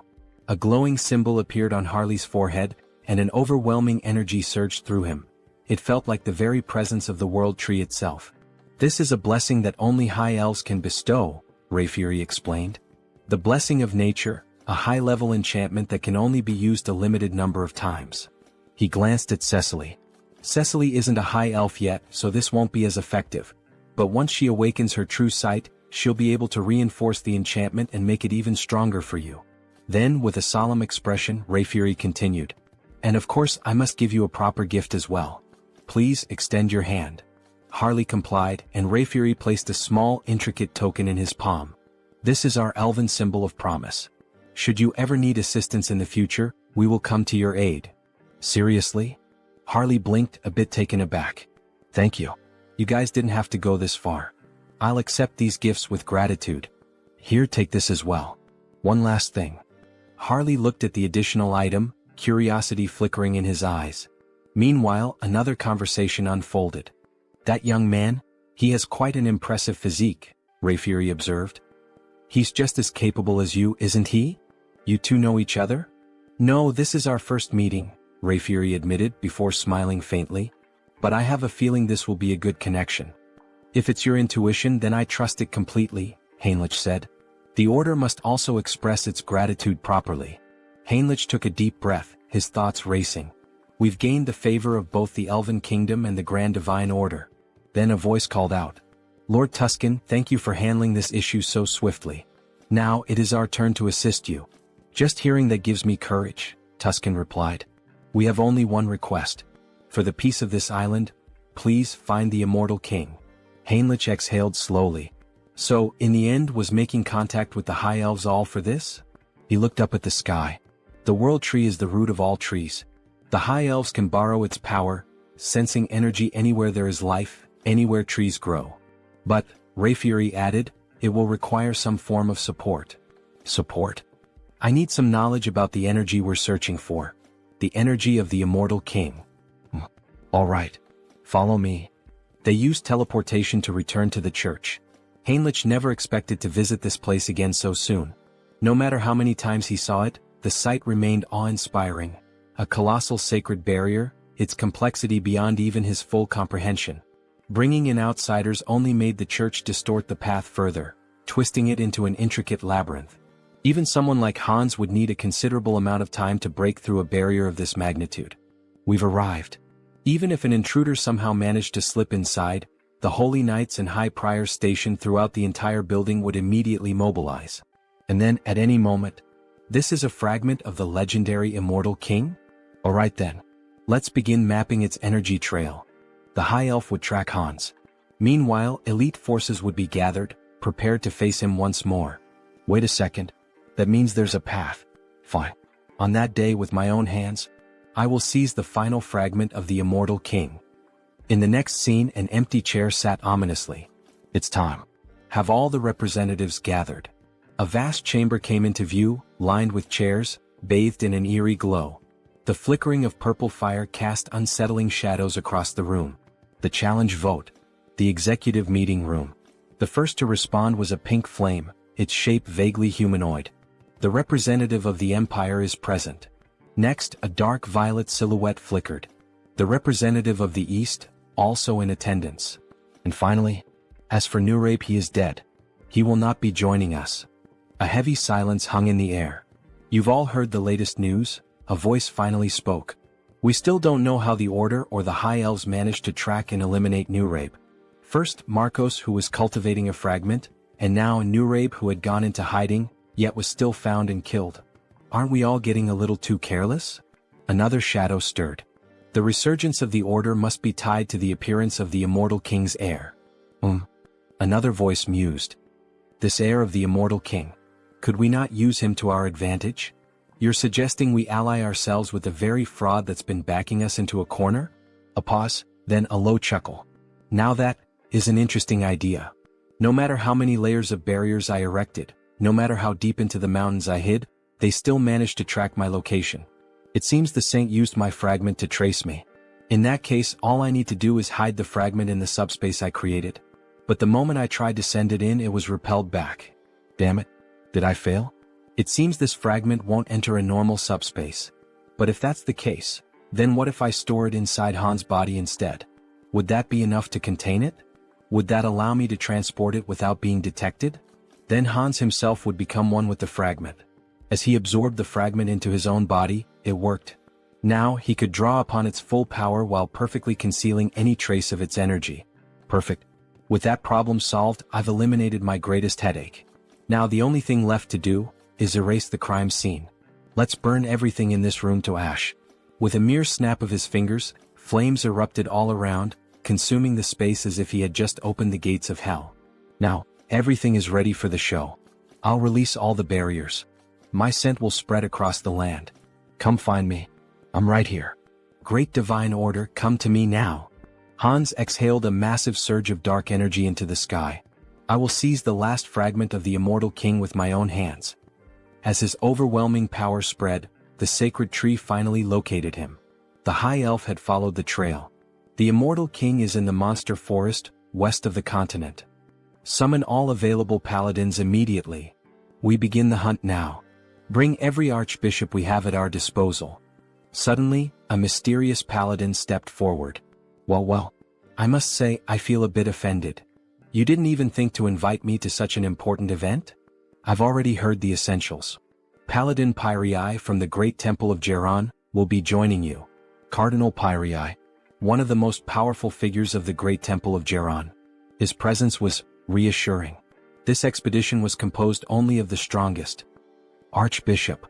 This time, I will go, the saint declared firmly. That won't be necessary, saint. But even the cardinal is going. Saint, you are the pillar of the great divine order. You must remain here. Sir Landguard. Yes, Archbishop? This time, you will stay behind and protect the great temple alongside the saint. Understood. If anything happens to me during this mission, the saint will be in your care.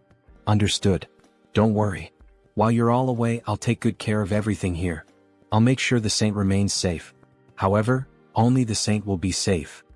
Soon we will once again face the nightmare of our continent. But in the end, a nightmare is nothing more than a dream. For the divine watches over us and protects us. For the peace and salvation of all. For the peace and salvation of all. The troops began to march toward the church's teleportation gate. As they departed, the protagonist and the saint stood in silence, watching them go. Don't worry so much, saint. I'm sure everyone will return home safely. Really? Did the divine grant you some great revelation? Not exactly. But for some reason, I just feel that's how it will be. Meanwhile, Hans appears.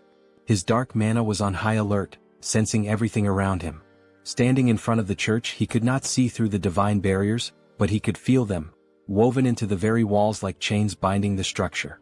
Even if he used a skill to bypass them, the internal barriers would still remain. In that case, I'll force them out of my location. And buy some time. Raising both hands, Hans unleashed several spells into the night sky. They burst into the air like fireworks, a midnight display of destruction. The hell is that in the sky? A guard shouted. Another turned eyes wide. Look down there. We're under attack. Sound the alarm. Call everyone.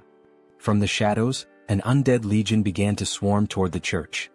Meanwhile, deep in the forest, under the cover of night, this is getting complicated. We've searched every inch of where his presence was detected, but there's nothing here. The high elf refused to believe it.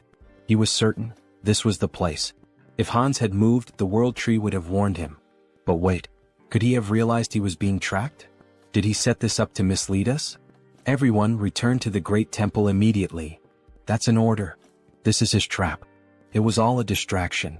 By the time they returned to the church, it was in ruins. Bodies of soldiers, skeletons, and undead littered the ground. And standing there, waiting for them, Hans. Finally we meet. The last fragment of the immortal king. The time for the immortal king's resurrection begins now. With those words, Hans began to absorb the final fragment into himself. Move quickly. The bell is ringing, signaling that they are under attack. The undead are advancing. Move fast. They seem to be in serious trouble now. Well, good luck to them. Heinrich has been assigned to guard the garden, so all he has to do is wait and then slip in unnoticed while Hans takes care of the rest. Everyone move in this direction, a soldier shouts. Don't stop, hurry. However, Heinrich is starting to feel uneasy. There are more of them than he expected. He sees several paladins, warriors, and other people he has never encountered before. Well, in any case, they still don't know that Hans has already reached the depths of the dungeon. They will be too preoccupied with the undead both outside and inside the castle. But then, someone appears above Heinrich, something almost angelic. The figure begins to speak.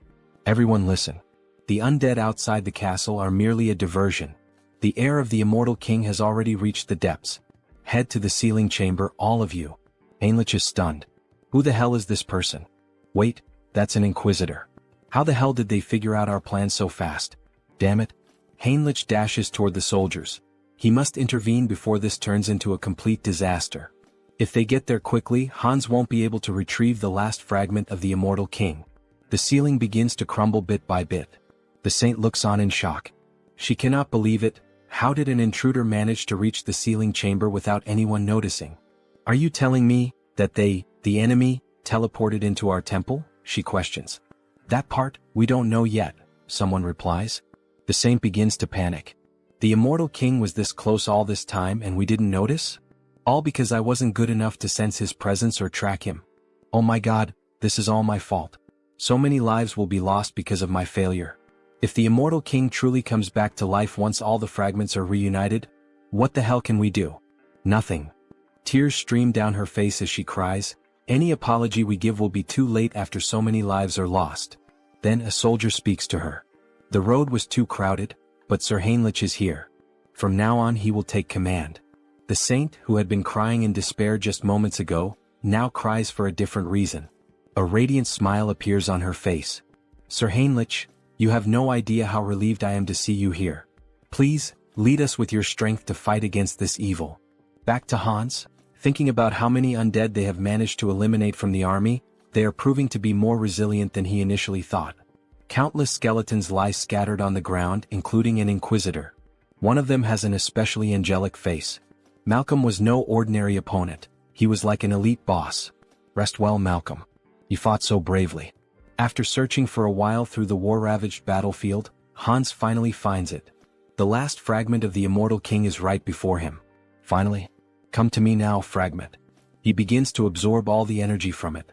The immortal king's final legacy will belong entirely to Hans. He continues drawing every last drop of residual power from the fragment, devouring it completely. However, when he finishes, he feels something strange. What the hell is this feeling of weakness? Even after consuming the last fragment, he doesn't feel any stronger. Could it be that it takes time to fully absorb the fragment's power? Then he hears a noise, an intruder. Two paladins soar toward Hans, weapons in hand, ready to strike him down. Hans quickly casts a spell, sending them flying backward with a powerful blast. They crash to the ground and everyone looks on in shock.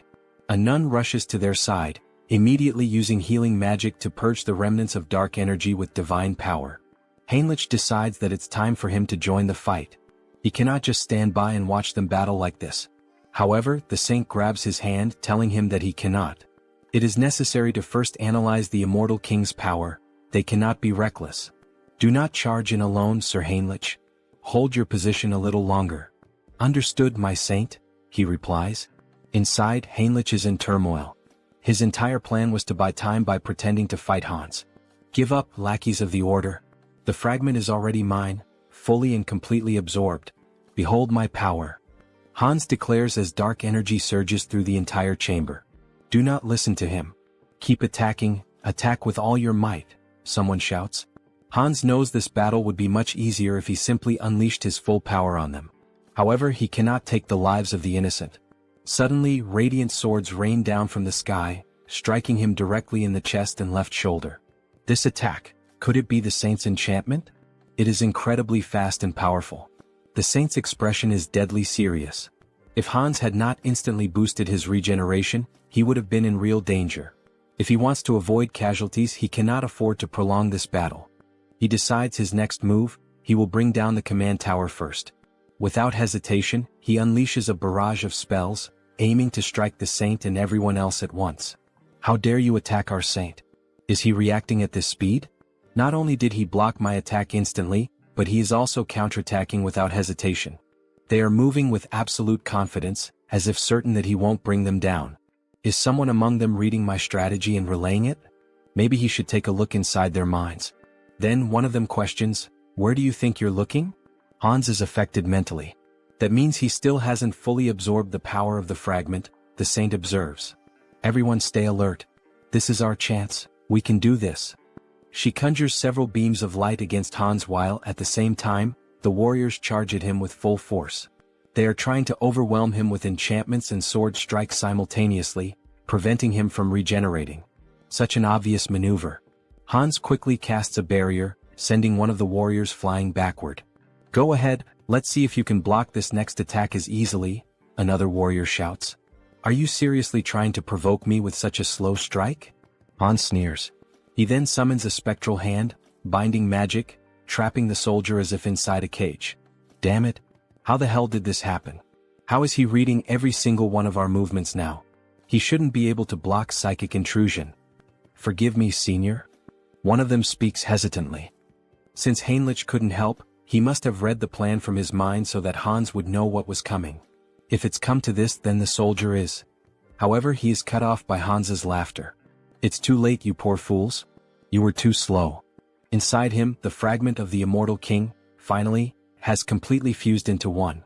A vision appears as if a heart is pulsating violently. Hans begins to laugh uncontrollably as the atmosphere grows heavier and denser, thick with the overwhelming energy surging from within him. No, this energy. The saint stands in shock, unable to comprehend what is unfolding before her. Sir Heinrich, however, cannot hide the joy on his face. This can't be happening. The saint stands frozen, unable to react, before tears begin streaming down her face. We were too late. The immortal king is truly coming back. We see Hans slowly beginning to transform. You dogs of the order, tremble in fear. System notifications start to appear. You have experienced death, overcome it and conquered it. You have now transcended. Achievement unlocked. He has returned. The immortal king. The calamity of the sidereal dimension. The immortal king. Quickly. We're almost at the sealing chamber. We need to support her holiness immediately. However, as soon as the guards rush into the room, they are struck speechless by what they see. That figure. Could it really be the immortal king? Is it truly him? Are we already too late? Hans stands before them in a new form. He appears more human now, his body no longer just bones but covered in flesh, yet undeniably more powerful than before. We still have time.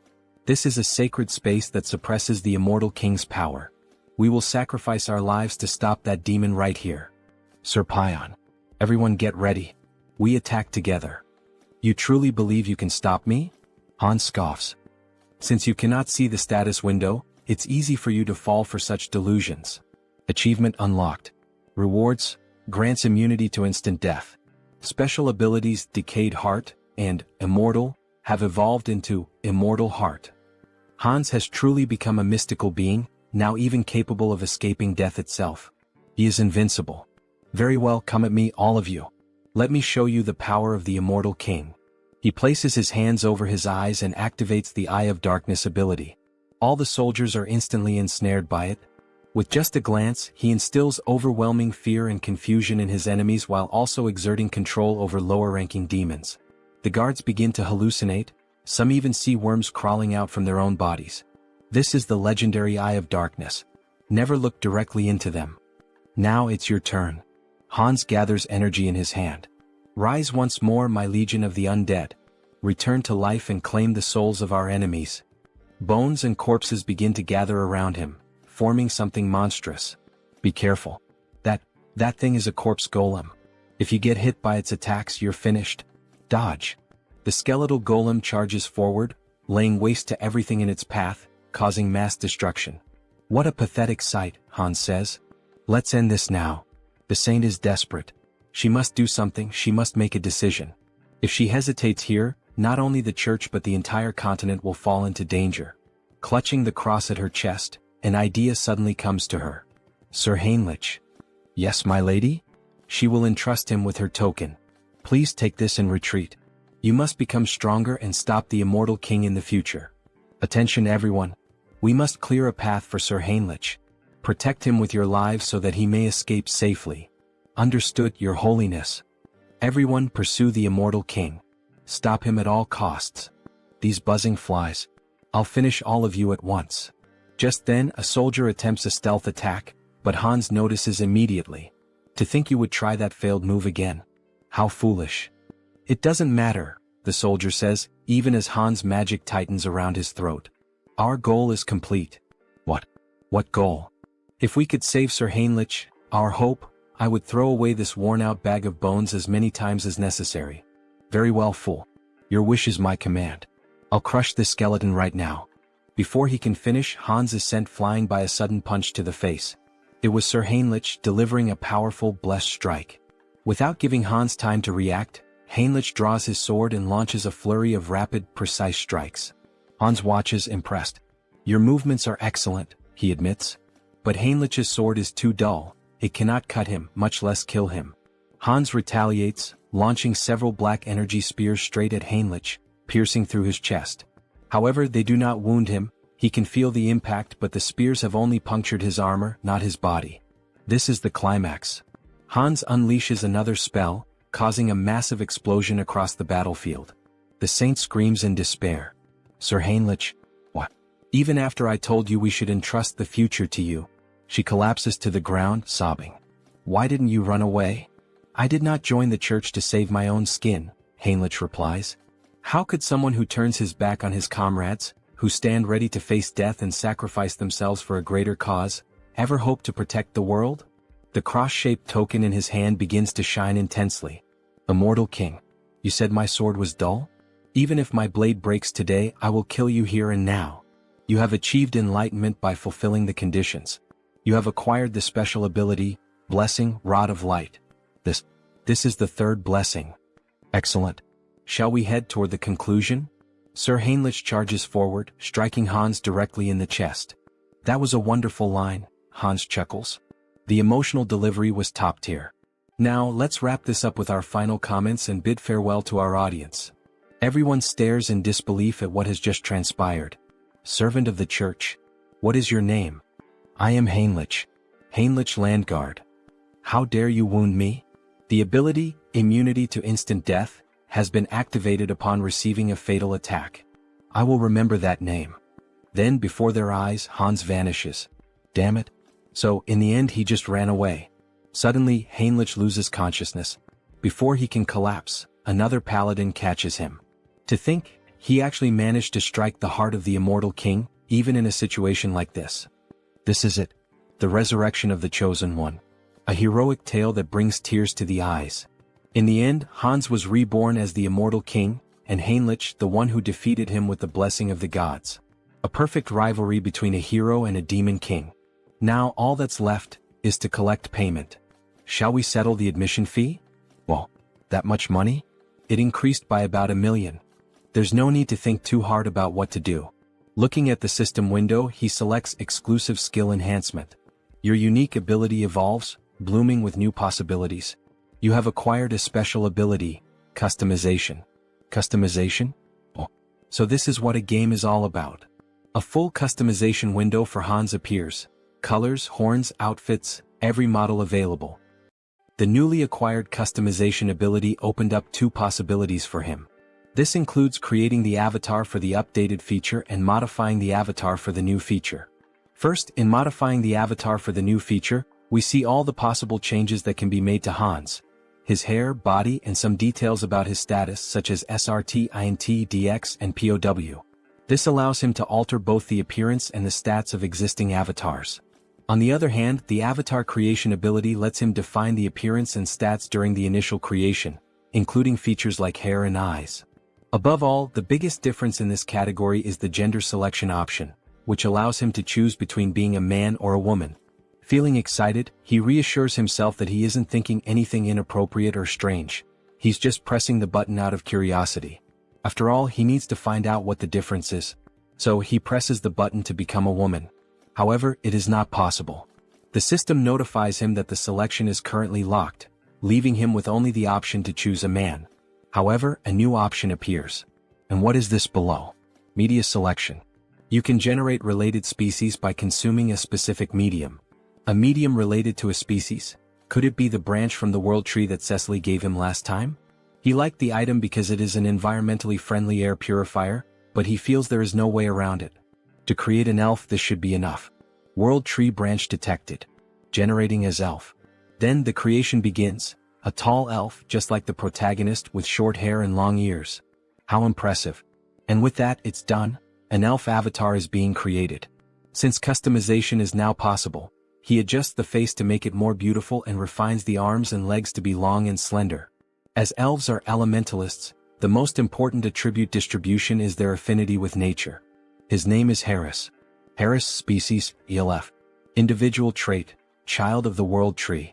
Then we see a beautiful elf with long golden hair, tall and with the posture of royalty. Special notes. Born as an elf using the branch of the world tree as a medium. The growth rate of nature affinity is significantly increased due to the child of the world tree effect. That well-toned body and that beautiful face, haha, just as expected from an elf. But then the new avatar reacts. How unpleasant, he says before making a face as if he's about to vomit. But what's happening? Hansa's dark magic makes him feel as if Harris is being completely destroyed, as though the dark magic is killing a delicate young plant. Oh shit, why didn't he think of that? He had already gotten used to Hans, so it never even crossed his mind to worry about it. Hans, cancel your summoning. Since the mental center isn't functioning, could it be due to the elf's affinity with nature? He nearly lost the new avatar without even realizing it. For now, he decides to save Harris for later. Then he walks over to the shelf and picks up a book titled Conan the Baba. Maybe it was time for him to start writing the story of the mercenary king this time. Meanwhile, back to Harley, we see him looking quite excited. He really enjoyed that ear-floating feature. The young woman laughs, saying that it's a relief and that it suits him well. Thanks for your support. Hubert had found just the right item for him. Turok truly is the city of artisans. On the streets, we see a few people going about their day, making it feel like an ordinary town. Speaking of which, he had heard that some guys had been causing trouble at Hubert's shop. Maybe he should head over there and teach them a little lesson. Then, a group of 3 people starts making comments. What's with those tattered clothes and tattoos? No wonder the South is mocked as a den of savages, it's the Southerners' fault. Harley tries to ignore the spiteful remarks, but he just can't. Hey, what the hell are you guys even talking about? Which bastards just insulted the Southerners? Was it you? Or maybe you? You bastards better watch yourselves. I'll knock some sense into you. But when one of them swings at Harley, the wooden club shatters the moment it makes contact with his arm. That idiot, he just broke his own weapon against nothing but Harley's body in bare hands? Harley starts thinking. He would say that's pretty rare for this avatar. Ha. All these guys must be true Southern warriors. Tattoos, strong bodies, fierce gazes. That just means he needs to live among them and start building relationships. The great hero of the South and his closest companions who support him. In other words, he might actually become a true Southern warrior. Anyway, hurry up and dress properly. That kind of outfit should only be worn during traditional festivals. People don't wear things like that nowadays, do they? Harley asks. The other man becomes extremely irritated. That bastard, he can't stand hearing another word from him. He then challenges Harley to a traditional Southern duel, striking a culturally significant stance. Oh, a duel in the Southern style. Their tradition is to fight with bare hands, right? Sounds good, but there's one condition. All 3 of you come at me at once. They don't seem to believe what they just heard. You want all 3 of us to attack you? Are you insulting our honor? Fine, then 2 of you can come at me. The third should help the 2 who'll end up on the ground. As he makes this threat, his eyes take on a psychotic gleam, as if he's about to beat the 2 of them half to death. Alright, come at me now, you cowards. Try to take me down. Then the sounds of impact echo through the city, leaving a trail of destruction. 2 of them are lying unconscious on the ground while the last one, still standing, mutters, "That bastard is insane, unbelievably strong. He's not a Southerner. With that level of skill, how is it possible that you don't have a single warrior's mark?" Right, those marks were a thing among Southern warriors, weren't they? How should he make this up? Brothers, I am a Southern warrior. But there's a story behind why I have no marks. What do you mean? It all started 20 years ago. A duel was held to determine the next chief of their tribe. The scene shifts to an arena, where 2 warriors battle while the rest watch from the sidelines. Harley's father, the strongest warrior in the tribe, won the championship, earning the admiration and praise of every member present. "Congratulations," said the king. "As per tribal tradition, you will be granted one wish. Speak, what is your desire?" His wish had already been decided from the very beginning of the tournament. I will not marry the chief's daughter. What? Everyone was stunned. Outrageous. How dare you make such an absurd request? Explain yourself. Well, he had a good reason for making that request. The reason was, she and he were bound by blood as siblings. What? She is left speechless. Father, are you really going to let someone who speaks such nonsense go unpunished? My deepest apologies, my dear daughter. However, everything he said is true. You are not my biological daughter. I adopted you a long time ago. Guards, kill this insolent fraud. Dear, he will buy us time, so run away quickly. At that time, his mother was pregnant with him, which is why she couldn't help his father fight. His father bravely fought alone to protect his wife and unborn child. But he fell heroically, holding back the tribe's warriors. His mother managed to escape her pursuers and hide in a secluded cave, where she raised him. However, even his mother passed away recently due to illness, and that is why he has no warrior's marks. All three men begin to weep. How could such a tragic past exist? They apologize for misunderstanding him. He is a true southern warrior. He never expected such a sorrowful backstory. Of course, it was obvious that everything Harley had just said was a complete lie, but his performance was insane. Alright then, to our new brother, cheers. Everyone raises a large mug of beer in celebration. By the way, Hyungnim, this place is pretty far from the south, isn't it? What brought you all the way here? Well, there's a story behind that too. After his mother passed away from illness, he was left all alone in this cruel world. It was just him and his own body. He was completely lost, unsure of what to do, how to survive, or what path to take. And then, the only person who didn't just walk past him but actually stopped and spoke to him said, "Excuse me, do you need help?" That person was a young merchant named Hubert, who ended up becoming very close to him. Today they are best friends. Hubert was the only one who truly made an effort, who worked hard to help him get settled. A benefactor and a true friend. But later he found out that Hubert was in serious trouble. Apparently he was being threatened by some bandits. There's no way he could ignore the struggles of someone who once saved him. That's why he came all the way here, to help. One of them slams the table. That's awful. An enemy of our brother is an enemy to all of us. We'll do everything we can to help our brother's brother as well, everyone. Thank you all so much for your help. Harley embraces them all. Alright then, as soon as I use these bastards to silence the fools threatening Hubert, it'll be time to kickstart my real creative economy project. He plans to import a ton of pimenta de terra since it's a rare and valuable spice in this world. In exchange, he'll distribute magical tools, which are common here but scarce on Earth. A win-win trade where everyone benefits. And in the process, he'll also secure a hefty profit, using that income to pave the way for even more explosive growth. Very well, Hyungnam. Let's first head to your friend's shop. We'll make sure the place is well protected. You can count on us. Alright, then I'm counting on you all, guys. Having reliable subordinates really makes life much easier. Now that Hubert's problem is being taken care of by them, it's time for him to move forward and begin his debut as an elf. Then, in front of a castle, we see someone standing. Good morning. This is the Great Temple of Rosalia, correct? I am Harris, a skilled mercenary and close friend of Harley, who in turn is a close friend of the Holy Knights Order. I've come here after hearing that the elf envoys are present at the moment. Would you be willing to grant me an audience? Of course, he also brought a proper letter of introduction. Then we see a piece of paper with a message written on it. This elf is definitely my friend. He would appreciate it if you allowed him to enter. That ridiculously sloppy, no freely expressive, handwriting, and even the scribble on it, leaves no doubt that this is a handwritten letter of introduction from Sir Harley. Please come in. They will guide the elf to the accommodations for the elf envoys. Here we are. We've already informed Lord Rayfury, so just wait for him to arrive. Alright, thank you. Excuse me, it's a pleasure to meet you. I am Rayfury Grandwood, a high elf from the Elf Kingdom. Please have a seat. He heard that Harris was a fellow mercenary of Sir Harley? Yes, I am Harris. Thank you for taking some time to meet with me today. It's a bit difficult to pretend not to recognize familiar faces every time. But more than that, it's honestly fascinating. Seeing him through the eyes of a high elf, his eyes truly seem to shine even more. The longer he looks, the more and more he feels like he is being drawn in, as if he is being sucked directly into them. What a strange feeling. This must be because I'm in an elf's body now. He knew that Harris is a close and dear friend of Sir Harley, seeing him wear the bracelet that he gave him. Seems to be true. Then the bracelet begins to glow.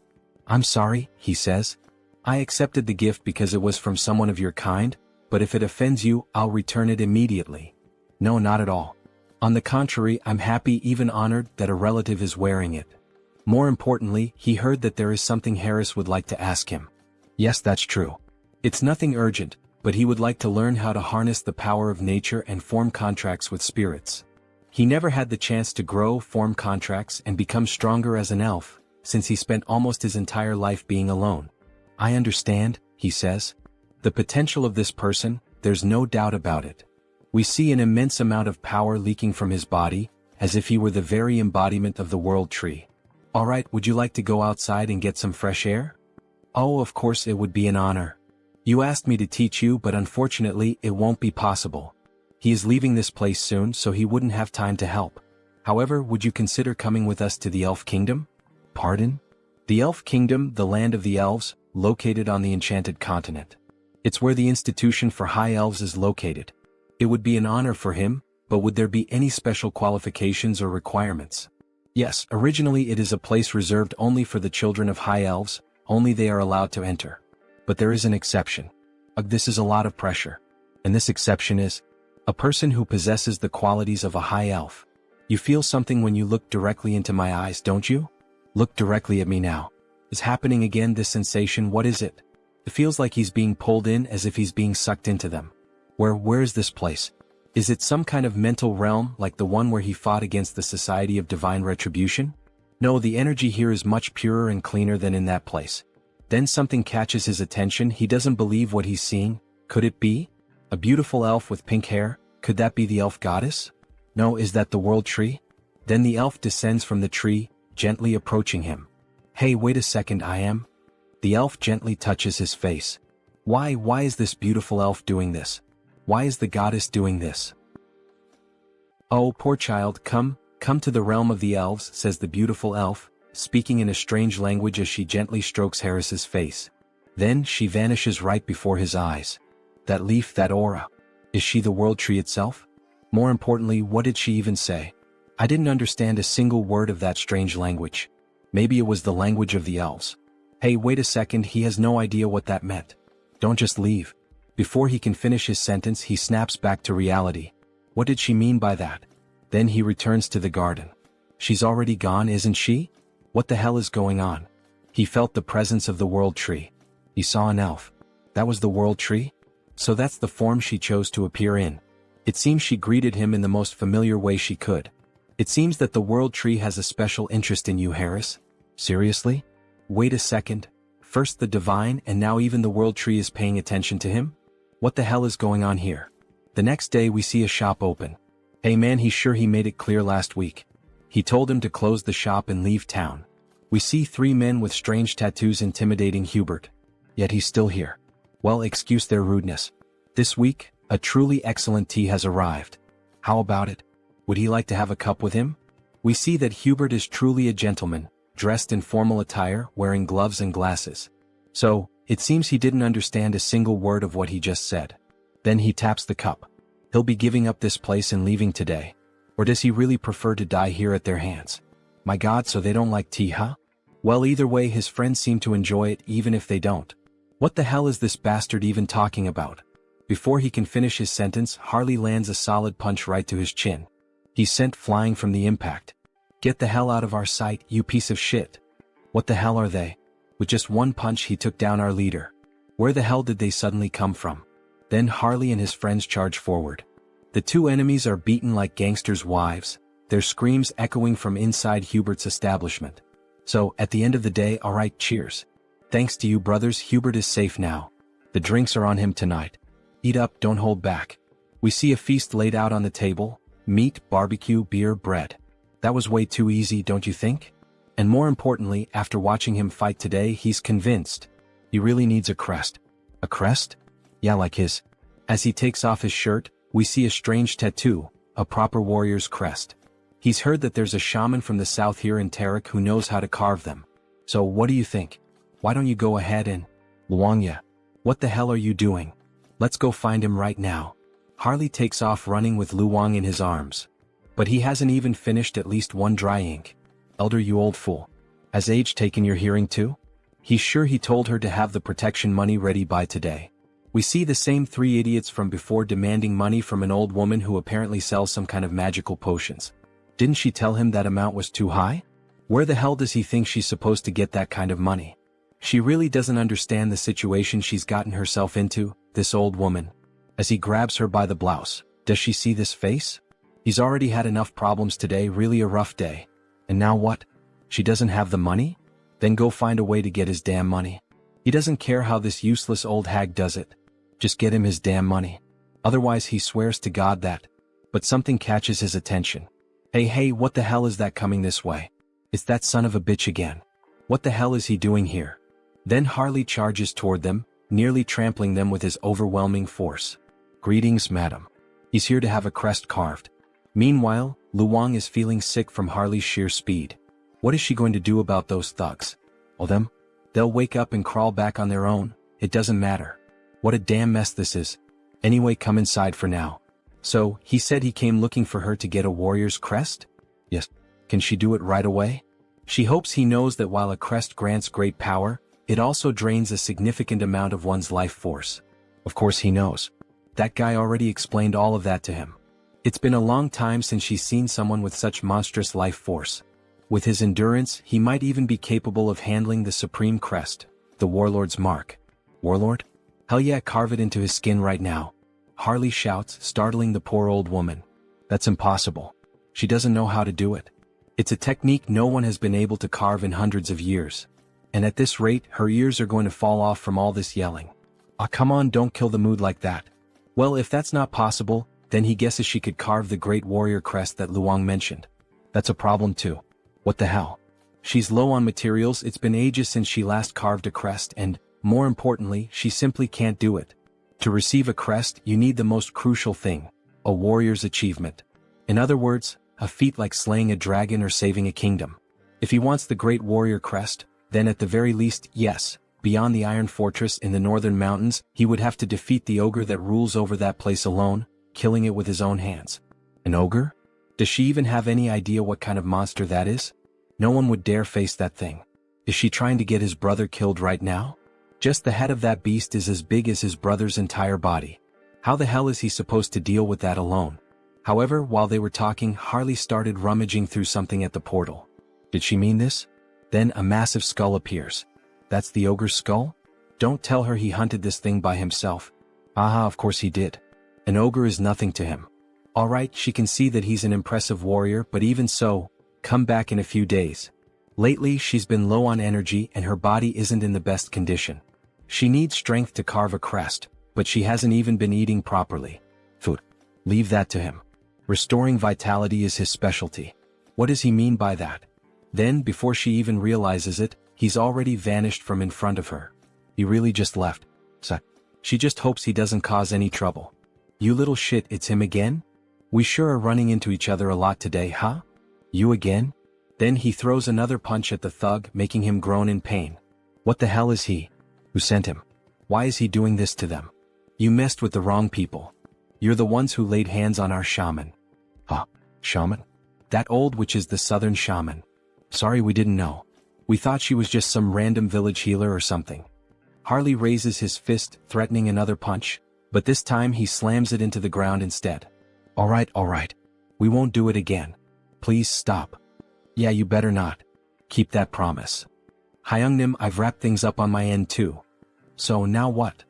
He knew that a bandit hideout like this would have stuff like this lying around. Luong, get over here and help carry these crates. We're having a barbecue feast tonight with that old lady. As they return home, we see the old woman sweeping the street. Grandma, they're back. She is surprised by their sudden return. My God, what the hell is all that in their hands? What did she mean by all that? It's all meat and alcoholic drinks, to eat and drink together. So what did she think? Isn't that enough for Grandma to eat, recharge and stay healthy? Then we see a flashback as if Harley were another young man. What a shame. If her son were alive, he would be the same age Harley is now. At her age, meat? Seriously? She can barely chew. What? So you're not going to eat it? Maybe she'll try a little, since he went through all the trouble.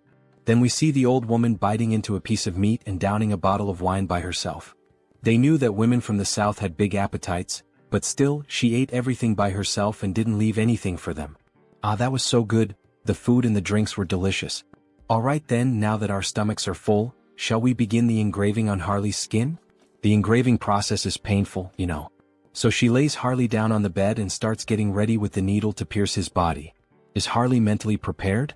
Aha, of course he is.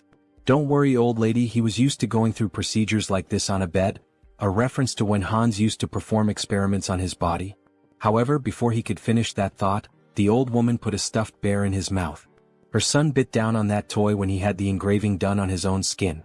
So she knows it's going to hurt, so keep it in his mouth because she's about to start. Alright, here we go. When she presses the needle against his body, the needle snaps. Damn it, his skin is so tough that the needle broke and she can't pierce through it. Wow, I can't believe it. Isn't there another way to do the engraving on his skin? He knew that Hyungnam was exceptionally tough, but this is insane. There's no way we're going to use another technique. Don't worry about that. She shifts the angle of the needle, and the markings on her arms start to grow stronger. She's going to make sure that all that meat and alcohol she ate and drank will be paid for, in full. Activating all the markings on her body, she begins to pierce and carve the engraving into his flesh. It's time to show what a first-rate tribal shaman chief from the past is capable of. Then we see the mark that was made, a fiery sun, resembling the symbol of the Sun Pirates from One Piece. Captain Fisher Tiger. System notifications. The entity has fulfilled the conditions and attained enlightenment. He has acquired the skill, Chaco-style combat symbol. Current symbol, Great Warrior. We see a large marking on the right side of his chest. This is truly impressive. It's far more efficient than enhancement through bio-aura. At this level, even without using the body mutation ability, he could defeat an ogre in a bare-handed fistfight to the death. This is perfect. We see the old woman, completely exhausted and worn out. Harley is even concerned about her condition. What's the matter? Is she alright? Is she feeling anything? Don't worry about her. It's just that it's been a long time since she used that kind of strength and those engraving techniques. She's just out of shape. She'll be fine after resting a bit. Lock it in, brother. We've just found more work to do. And what would that be, brother Harley? Meat. He shakes the old woman, shouting in desperation. We need to find more meat. She can't be in pain if we're going to finish the other crests. We need to keep her alive and well. That damn stubborn bastard. Let her rest a bit before continuing. In the next scene we see Heinrich lying in bed, his body completely wrapped in bandages. Meanwhile, someone is standing in front of his body, praying and speaking divine words. A paladin approaches from behind and asks if she's still praying for him. Cardinal Pion, if she continues praying and using divine power without resting, it will certainly have serious consequences on her body. So please go easy. Yes, she knows the consequences. But her heart won't let her rest. She can't forget what happened, the last vision she had of him. In that moment he stood firm against the immortal king, refusing to back down until the very end. Yes, it was like witnessing the birth of a new hero. Wait, Sir Heinrich, a new hero? The saint's face turned slightly red. Oh, your eminence flatters me by speaking that way. Sir Heinrich, you're finally awake. We were worried, you've been asleep for many days. Is the pain bearable? Thanks to the saint's care, your body is doing well. Sir Heinrich, we now proclaim you not just as a champion of our great divine order. No. We proclaim you as the hero of Out Erica. Finally, says Heinrich with a mischievous smile. Now he can say that both the hero and the demon king have officially been cast in their lead roles. Let's create a Taoist, the one who will play the demon king Hans. Now that the hero has been born, he believes it's time to fulfill his duties as the demon king. With the power of his perfectly refined contagious ministry magic, he will spread his infamy even farther than before. He sees it clearly now, the filthy stains of wrongdoers. He prepares to begin the night hunt. He will drag every one of them into hell. Quick, move and keep going. This patient came first, get out of the way. Damn it, what the hell is going on this time? Looks like that bastard with the Haho mask showed up again. Well, any idea what's happening? One thing is certain, they got involved with someone extremely dangerous. On Sunghyun, a dark mage sent by the skill management department. They ended up messing with the wrong person, got on the wrong path and ended up dead like this. That freak with the Haho mask or whatever it is a completely insane monster. This level of pure dark magic is beyond human comprehension. That person's body is basically just an empty shell now. He'd bet their soul has already been enslaved. If he were caught by a monster like that, if it were him, he would choose that option without a second thought. As if that would help. says the so-called best dark mage in Korea. He's nowhere near that level. Having a dark mage of that caliber as an enemy, well, that's what it really means. No way. He said the culprit was the Haho mask, right? In that case, let me take a closer look at the curse. He then uses dark magic on the dead man's head. However, he suddenly feels a devastating force as if something is watching him. That feeling, he collapses to the ground in shock. Hey, what the hell just happened? What's wrong? Did he find something? Team leader, he feels like he's about to die right now. What the hell are you talking about? That bastard. The Haho mask. He saw him. The Haho mask noticed him. He tampered with the spell on his own, so if he gets caught, he's screwed, no doubt about it. At this point, there's only one option left. Is he going to fight against the masked Haho? If he just dies now by jumping off this building, he could peacefully cross over to the other side. Hey, stop doing something stupid, you lunatic. The masked Haho only hunts and kills villains. You'll be fine since you're innocent. So calm down and breathe. Alright. Hearing those words like that made him feel a little better. Thank you very much. After all, he is innocent. Is this bastard stupid or something? And somehow he starts to feel his body slowly relax, until he passes out and collapses to the ground. Hey Sunghyun, what the hell just happened? Nurse. Please help us, he passed out. Meanwhile, Hans watches the entire situation from afar. Interesting, that man seems to have the ability to use dark magic even if only in a light form. He doesn't sense any evil aura from him, so there shouldn't be any problem with meeting that guy again in the future. The next day we see a blog filled with various posts and information about the masked Haho. Hans's popularity has grown so wildly that it's now out of control. What could Haho's abilities be? A vigilante of justice, the dark hero. Some people are even calling him the shadow hero. But it's not like he's actually happy with all this attention surrounding Hans. This could end up becoming a real problem down the line. Oh, what a headache. How the hell is he supposed to start operating from now on? However, someone interrupts his thoughts by knocking on his door. Who could it be? Your fried chicken delivery has arrived. Wait, what? Kang Tae-san. It's been so long since he last saw him. How has he been all this time? Hey, but look at this guy, damn. It's been years since this Hyung showed up and this is how he reacts to a guest? Ah. What do you mean by the way he reacted? Well, even though he's my friend right now, he's the last person I'd want to see or talk to tonight. Skill Management Bureau. Criminal Investigation Division. Kang Tae-san. Still, Tae-san is the only friend he made during his childhood. Even after all these years, while he was reclusive in his room, Tae-san was the only one who came looking for him and tried to help. He's truly a valuable friend. But seriously now, Hyun seems different. It's like he's not exactly sure, but it seems like Hyun has found a purpose to live for again? Well, I mean, he can't stay stuck in the past forever, right? Those who live in the past are museums. And he suspects that his parents wouldn't have wanted him to live this reclusive way. Yeah, damn, he's right. He spoke well just now. Do you have any idea how long he's been worried about Hyun all this time? It's not healthy to stay reclusive for so long without talking to people. Ah, come on, it wasn't that bad. He even went out a few times in the past few days. Really? Says Tae-san with a surprised look on his face. Thank you, my friend. Going back to the past when he was grieving and struggling with depression, Tae-san always visited him and tried to help in every way possible. He then opens a can of beer, seeing how well things are going for him now. He feels like he can finally reveal a secret. What does that mean? He knows, right?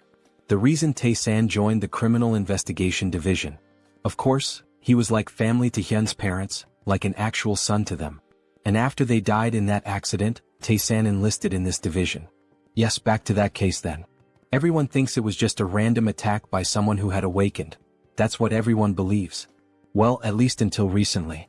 But he doesn't think that's the reason for this case anymore. There's a group that has been operating in the shadows for a long time, calling themselves the Society of Divine Retribution. They are a group of bastards who are very meticulous. So far, they haven't been able to link anything or even catch a scent of them. But you've been following the news, right? That masked figure known as Haho has given us a lead. They've given us the first clue. Haha, even dropping hints for the skill management department? Did he go overboard? Anyway, he'll keep him updated as soon as he knows anything new. But don't go around talking about it. Do you want me to end up in a cage? Haha, as if he had anyone to tell. Still, from what he's heard, the masked Haho has been quite impressive. So why is the Bureau trying to hunt him down? Exactly. That's what's bothering him. Why the hell are they going after someone who's actually doing a good job? Yes, exactly. The protagonist is happy to see Tae-san on the side of the masked Tahoe. After all, it's his clone who is doing all this investigative work. Anyway, let's drink until we pass out tonight. A celebration for Han Sunghyun's new beginning. Then, after several drinks and chickens, they start talking about other things. Just give up on being a writer. What's wrong with that? A hero and a demon king? Well, that's so cliché. And giving the demon king the name of Hans? Haha, Tae-san laughs a lot. That's so boring. It doesn't even sound like a name you made up over coffee or something. What does that mean? This is a classic. There's nothing wrong with the description of this story. This isn't a classic, this is what we call cringe. If it's something that's been done to death, how about pretending it's an abbreviation? Hans, short for something like Hannibal Strauss. Oh, that was actually a good suggestion. Right? If he becomes a writer, remember he can always ask for help from his Hyung here. So while they were talking, Tae-san's phone started ringing. Oh, look at the time. He needs to leave. Seriously? It's still so early. The leader of the Dawn team said he has to show up today. He's leaving. Alright then, Tae-san. We'll talk later. I forgot to ask something before. Your grandmother is doing alright, right? Tae-san pauses for a moment at the door as if feeling uncomfortable. To be honest, her condition has worsened quite a bit recently, and there are no signs of improvement. Maybe it's already time to start preparing emotionally in case the worst happens. Wait, is grandma that bad? Is there anything he can help with? Anything at all? Hey dear writer, just focus on writing your material. Don't worry, he'll take care of things somehow. The protagonist really felt the weight of those words, and we see a flashback of someone holding his hand. Is this okay? If you feel like eating something more, tell your grandma, alright? Tae-san's friend is no different from his real grandson. He knows, yes, grandma. Tae-san's grandmother.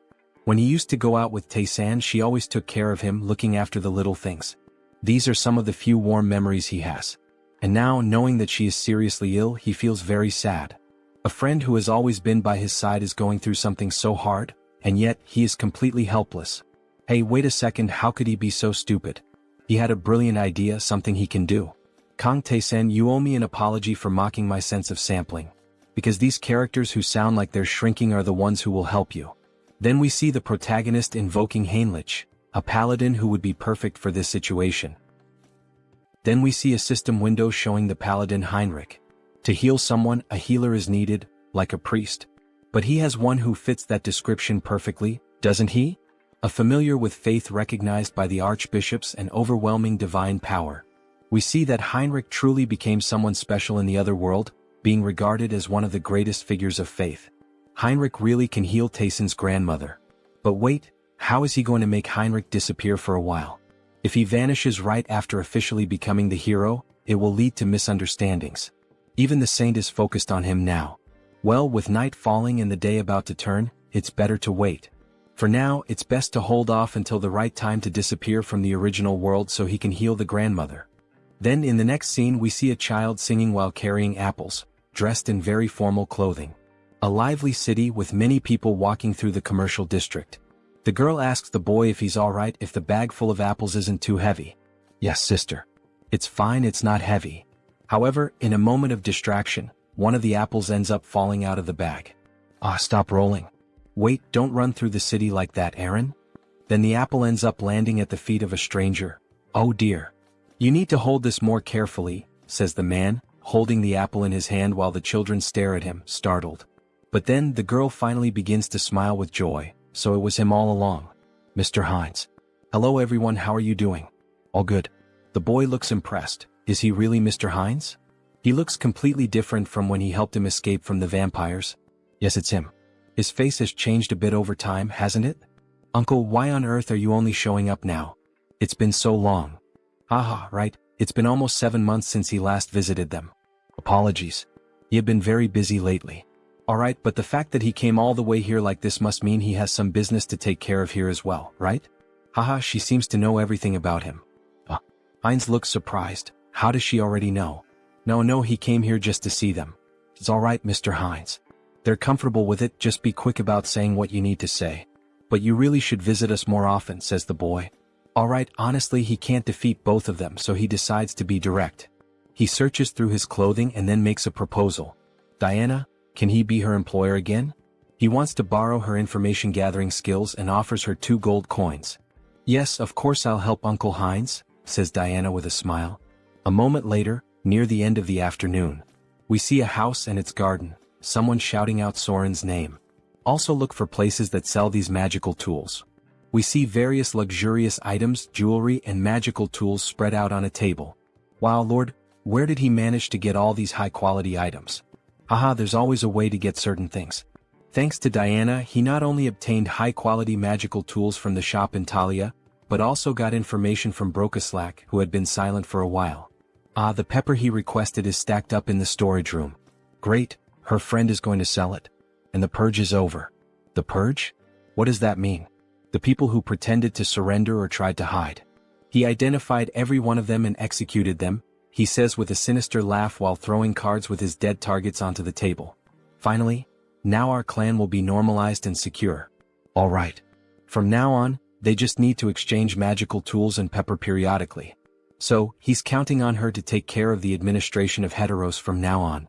Soren is confused by the information she's just received. What the hell did he just say? She's never done anything like this before, she's not sure if it's a good idea. Can she really manage the clan well on her own? Jean Soren, she's a capable person he trusts. If it's her, he's certain she will do just fine. Oh, the master trusts her. She blushes at his trust and promises to live up to his expectations. How easy it is to deceive this girl and gain her trust. He's using dramatic lines everywhere. If he thinks about it, we're not much different from a small or medium-sized company now that trade between the two worlds has been established. Let's get to the point. Shall we start the conquest of the clan in earnest? Then, back to the original world. It's already nighttime and the city seems quite lively. There are lots of people walking around, enjoying the moonlight, listening to music and chatting with one another. Based on the information he and Diana managed to gather, he personally investigated and was able to find it. This is the source of his blood, and he's convinced that this is the base of the Brokaslak clan, where those two soldiers are standing guard. Then he throws something near the guards to draw their attention and quickly slips in through the back door like a shadow. Why did this one fall on its own? Was it the wind or something? Then we see a beautiful lady holding a glass, drinking it all in one go. This is so good, such refreshing blood. The young vampire lady seems quite satisfied with her drink. But how much longer will she have to keep living like this? Drinking alone is so lonely. Looks like it's still the same as always, a drunk Rosilica. Who's there? There are a lot of familiar faces showing up today. Conceal skill release. Forgive me, but who the hell are you again? He's Heinz, a vampire she met some time ago. She's sorry, her memory is a bit poor. Who are you again? Then she starts pouring more blood into her glass. Still, now that a guest has arrived, she must show her hospitality. However, while pouring blood into the glass, she cuts her fingers slightly to infuse the drink with her own blood. Here, freshly squeezed blood. Please have a sip. No, it's fine. Upon having her offer refused, she becomes uneasy and slightly furious. This is high-level blood magic. How dare he invade the sanctuary of Brokaslak? Then, throwing the blood-filled glass, she begins to manipulate the blood to launch an attack at Heinz. She doesn't know who the hell he is, but she won't let him get away with this. So she goes all in, attacking him with everything she has. However, Heinz only laughs at the situation. Then he counterattacks by controlling her own blood. How is her blood being turned against her? To freely manipulate another person's blood. That's at least in the realm of true blood. He then forms a rope out of blood and leaves her immobilized. This is Brokaslak territory. The intrusion of an outsider is a violation of the treaty. This girl really doesn't seem to recognize him, does she? Well, instead of clearing things up, should he take advantage of that? What violation of the treaty? He is also part of Brokaslak's indirect bloodline. Please don't lie, you coward. Imprisoning a girl like this, there's no way that could be true, is there? Now that she thinks about it, she recalls hearing something about a clan that was persecuted in the past. Could that be true? Yes, he is from that very clan that was mentioned. Now she will cooperate willingly and he will grant her power. Even if he's from a branch family, she has no reason to listen to him. Sorry, maybe I misunderstood, she says, then he grabs her mouth firmly. She has no choice but to obey and will do exactly as he commands. Then, holding a crystal in his hand, he pushes it into her, making her moan in pain, so much so that people near the house found it strange. Then back inside. She is in ecstasy. What is this sensation? It's overwhelming. The crystal is taking hold of her body and flooding her with more energy and power. And at the same time, it feels as if her master has changed. Now let's see if she can reveal everything she knows. Damn it, she can't disobey his command. The true blood that oversees this region of Thalaria is Lady Frisia. If she had to describe her defining trait without a doubt, it would be as a user of demonic eyes. Then we see a beautiful woman with very pale skin, blue eyes and slightly pointed ears reminiscent of an elf, sipping a cup of coffee. The butler then offers her another cup of tea and asks, "Lady Frisia, are you also enjoying the human world today?" Yes, it's always interesting to observe it. The way they struggle to live with such humble bodies. Then we see that they are well above the houses and buildings high up in the mountains. However, he has heard that the recent Protestant denomination is expanding its influence in Rafalashi. Don't worry. This kingdom already belongs to Brokaslak, disguised as human nobility. A simple pressure on the kingdom will resolve this quickly. However, before she could finish her sentence, the butler's head is ripped off, and a jet of blood sprays out. "Alright, so you are Frisia?" Her expression changes now. She begins to question. She has never seen this vampire's face before. He is a complete stranger. Pure blood. He doesn't seem to be of true blood. Meanwhile, Heinz savors the butler's blood. Let's assume he's from a branch bloodline. Humph, a humble branch blood like him dares to pick a fight without knowing his place. She makes a scornful face and takes a light breath.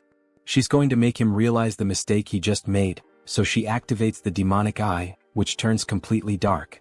However, the protagonist quickly repels the attack with ease. That's impossible. How did he dodge her demonic eye? He already knew how her ability worked, the fact that it doesn't work against him. She knows what that means, doesn't she? Now, who is the one that doesn't know their place? Oh, so he is a true blood after all.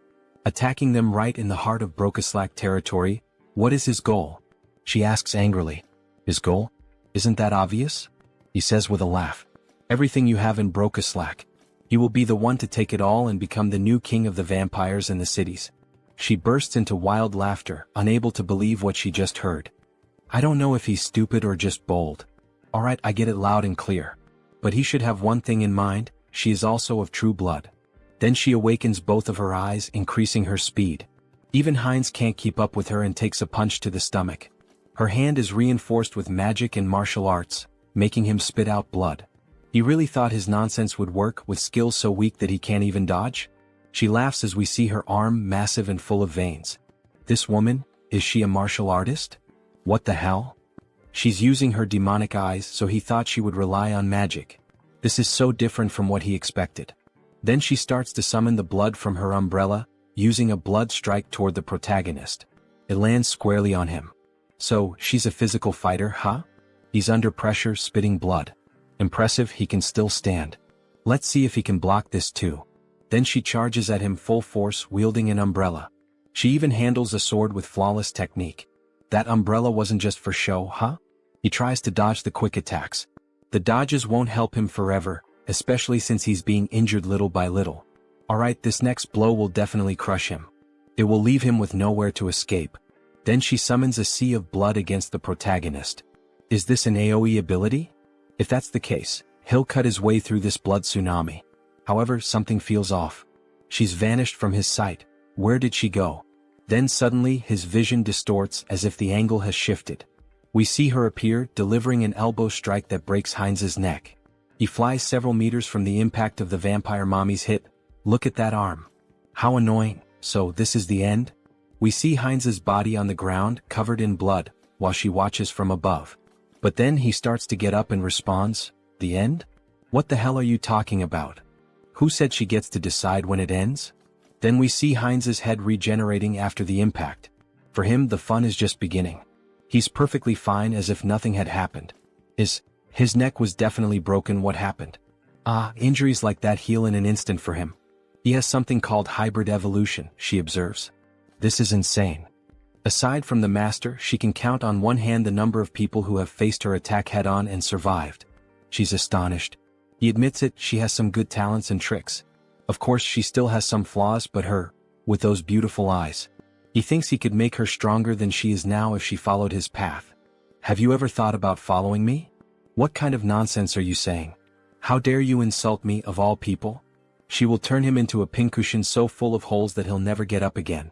However, before she could attack, her body stopped moving. What is this?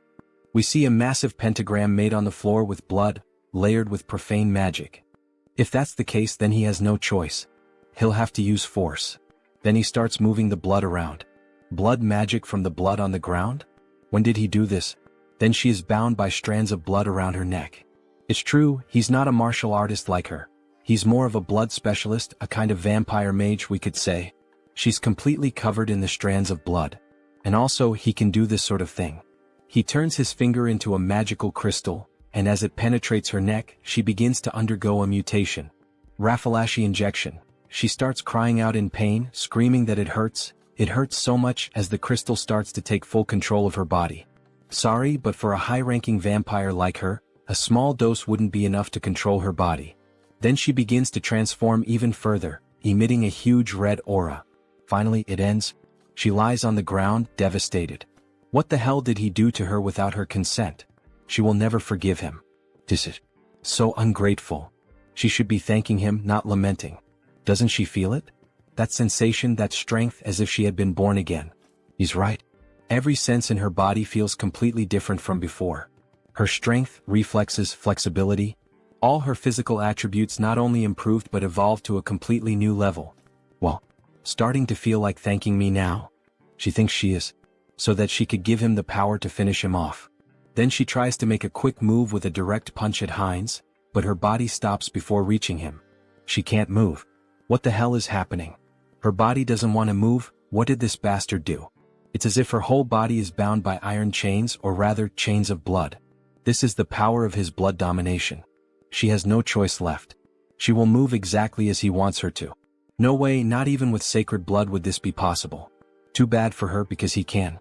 Now, finally, he can ask the most important question, the reason he came to her. Frisia, where is the clan master? Does he think she'll answer that so easily? It's the Duke Bright's mansion. Wait, what? What the hell?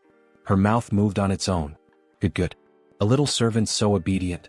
Our protagonist has gotten himself a nice slave, haha. You bastard, take your hand off me.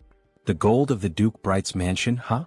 It's impossible for a clan lord not to notice that a true blood is being captured. I think it's time to end this quickly and cleanly. Time to begin the massacre. Then at night they arrive at the Duke's house. Master, it's Frisia. She has something urgent to report. May she enter? Yes, please come in.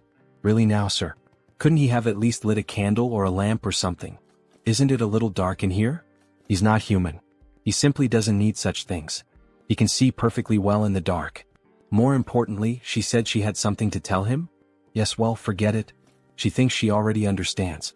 It's because of that uninvited guest who's after you, isn't it? So he's already noticed. As expected of a clan master, excellent perception. Well, yes. It would be a shame if the head of a clan couldn't at least notice that. Deactivate concealment ability. What a disappointment, he laments as he closes the book he was reading. Frisia, oh beautiful woman, why did you do this? Then she became a traitor. He releases a murderous aura. He's ready to kill both of them. He is deeply disappointed in her, Frisia. To think that she would dare betray him and serve another master. Mullo is boiling with rage, almost fully transformed. Frisia tries to calm him down while Heinz watches the situation unfold. Lord Mullo, this is a misunderstanding. Please calm your anger. A misunderstanding?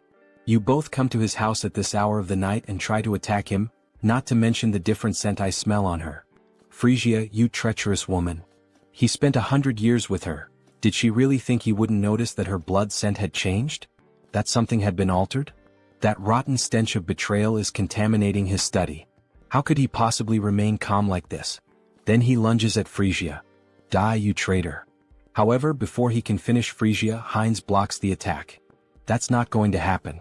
She's my subordinate now. Mullo is caught by surprise. After all, this was shameful. With just one hand, Heinz had been able to block his punch. He had been planning to resolve this situation in the most peaceful way possible, but it seems that will no longer be an option. Violence will have to speak for itself. But who the hell is this arrogant vampire? Peacefully? He really dares to move his lips so freely in front of him.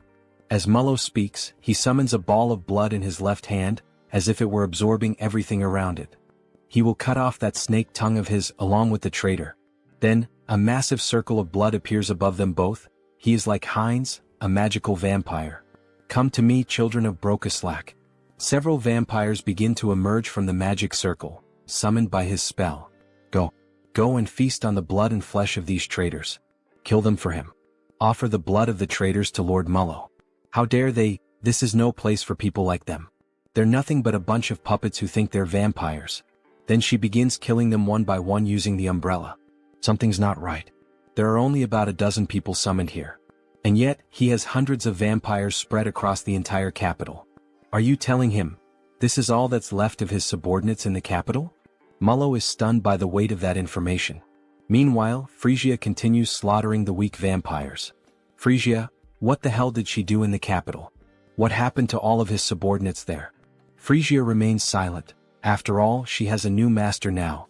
I'm sorry, Lord Mullo. And as a sign of respect, leaning on the umbrella, she informs him. Most of them are now subordinates of Lord Hines, to whom they have sworn eternal loyalty as their new lord. He doesn't understand. She's saying that his subordinates accepted a new bloodline so easily, without even trying to resist? That's no different from cannibalism within their own kind. With his hands hidden behind his back, he begins to cast a new spell. With both hands brought together, a black sphere made of blood starts to form. This will drive him insane if it continues like this. Is she really sure she wants to follow a man like that? One who will soon lose his mind? Well, all of this is only possible because Lord Hines is from a collateral bloodline of Brokeslack. He's from a collateral bloodline of Brokeslack? As if, don't be ridiculous. Did they really expect him to believe all this crap? As if he were stupid. Brokeslack, magical blood technique. Blood mist. Bear witness. He is visibly shaken by the fact that he's lost all of his subordinates in the capital. So this is the infamous barrier of a blood sorcerer representing Brokeslack. What is this pressure? Is this Mullo's domain? Feels like his head is being crushed and his body is twice as heavy as normal. It's far too early to be this surprised, Hines. No matter when or where, they will always answer the call of their master. Then, by sacrificing a bit of blood into the magical seal on the ground, a vampire wielding a scythe begins to emerge from beneath it. Serve your master, Obeyer. Ah, what a headache being woken up so suddenly. Then we see that it's actually just a vampire child holding a massive scythe in their hands. Why did you summon him so suddenly to this place, Lord? Even though he can see a lot of blood scattered across the floor along with some vampire corpses, what the hell is going on here? Why was a child summoned alone this time? Damn it, Obeyer is already realizing this is a complete mess. No time for chit-chat. Obeyer, kill those two bastards right now. Leave no trace of them behind, wipe out their very existence. Alright. Understood, just give him a moment. He's still waking up from the deep sleep he was in, but he quickly comes to and suddenly appears behind Frisia and Hines, both of whom are caught off guard by his sheer speed. So this is Obeyer, right? Hines had noticed how fast he was, so he must be some kind of pure-blood vampire assassin. Obeyer tries to strike Frisia first, but she dodges the sudden attack. However, he can't afford to be held up here, so he activates his ability, Acceleration. Now it's Hines who appears behind Obeyer, who is taken aback by his speed. Hines grabs him using a blood claw. What is this? A binding spell? How are you using blood magic inside the Lord's domain? Meanwhile, Hines charges toward Mullo, who is also caught off guard by his acceleration ability. However, Obeyer manages to break free from the claw and shouts, asking where the hell he thinks he's going. Their fight isn't over yet. He then quickly attempts to strike Hines again, but Hines narrowly manages to dodge the furious swing of the scythe. Holy shit, he was right in front of him. He could have killed Mullo if it weren't for that damn kid. Looks like he has no choice now, he'll have to deal with that bastard first. So he uses the acceleration ability again, and the two begin fighting all around the area. All that can be seen are flashes of light moving rapidly. Not even Mullo can clearly follow what's happening. Unbelievable. Obeyer's agility is simply the highest ever recorded, not just in Brokeslack, but compared to any vampire they've ever known. And even so, that other vampire is keeping up with his speed? Seriously, who the hell is that guy? In the heat of the moment, while the two were locked in combat, Frisia took the opportunity and attempted a surprise attack on Obeyer, which ends up being successful, allowing her to completely overpower Obeyer. That damn child, she never liked his irreverent attitude, not even back then. Now is a perfect moment to settle this. He shouldn't overstep his limits. Why doesn't he have some fun with her instead? She's dying to kill him with her own hands. Wait, something's wrong again. Even Frisia is managing to keep up with Obeyer's speed? That's not possible. After all, the Lord knew both of them perfectly and was aware of every trait his subordinates had. What the hell is going on here? And she's even taking down other subordinates on her own? Where the hell did she get that kind of power? Does he really think he has time to let his guard down? Heinz seizes the moment and launches a surprise attack from above. Mullo is caught off guard, but in truth all of this was part of his plan. After all, did Heinz really think he entered this barrier of his own free will? What foolishness. He'll never be able to dodge his attacks here. Then, forming symbols with his hands, he summons a powerful strike. But Heinz was laughing. Dodge. He never planned to do that in the first place. Then his arm is brutally torn off, yet he keeps advancing straight toward Lord Mullo. And finally he manages to press 3 fingers right into Mullo's chest. That bastard, he actually dared to sacrifice his own arm just to win this battle and get close to him. As if he knew how frugal he truly is. But Heinz's arm regenerates quickly. He wouldn't be foolish enough to actually lose a limb. What do you mean his arm regenerated instantly? Even among vampires, very few possess the ability to heal that quickly. Don't worry, Lord Mullo. He's not planning to kill him. Not planning to kill him? What's that supposed to mean? What the hell is he trying to do? What do you think? He's inheriting his lordship. Then he begins to drink the blood of the former lord. In the next scene we see a spiraling staircase that leads down to a coffin at the bottom. A fairly typical setting with 2 statues of guards standing watch. However, the coffin slowly begins to open, and we see a girl emerging from within. A beautiful vampire with long dark hair and ears resembling those of an elf. Her arms are held close together, and she wears an extremely elegant dress, with a crown of thorns resting on her head. She lets out a yawn but finally rises. She's so tired, she wishes she could sleep a little longer. We get a better look at the coffin, wide and large. But she thinks that can no longer be allowed. After all, something happened, something changed while she slept. Her gaze is shown, completely red and unlike anything seen before. This vampire clearly appears to be someone powerful. Something has happened to her son. It's time to act. Then back at Lord Mullo's castle, we see a commotion unfolding. Step forward. Don't move yet, stay still. We see him summoning more magical crystals. Raffalashi injection. Both Mullo and Frisia watched the process they had both gone through, but now it was time to do the same for the remaining subordinates. Those who have finished, step back, there's still much work to be done. Next. Finally it's over. He took an eternity to finish marking all the remaining subordinates. So this means all the subordinates in the capital have been accounted for? That's right. The rest can be summoned in order, it will be more efficient that way. What? Watch your tone, alright? Ahem, it will be more efficient. Heinz takes the opportunity to tease. As expected, having a clan lord nearby really does make things easier. This visibly irritates Mullo.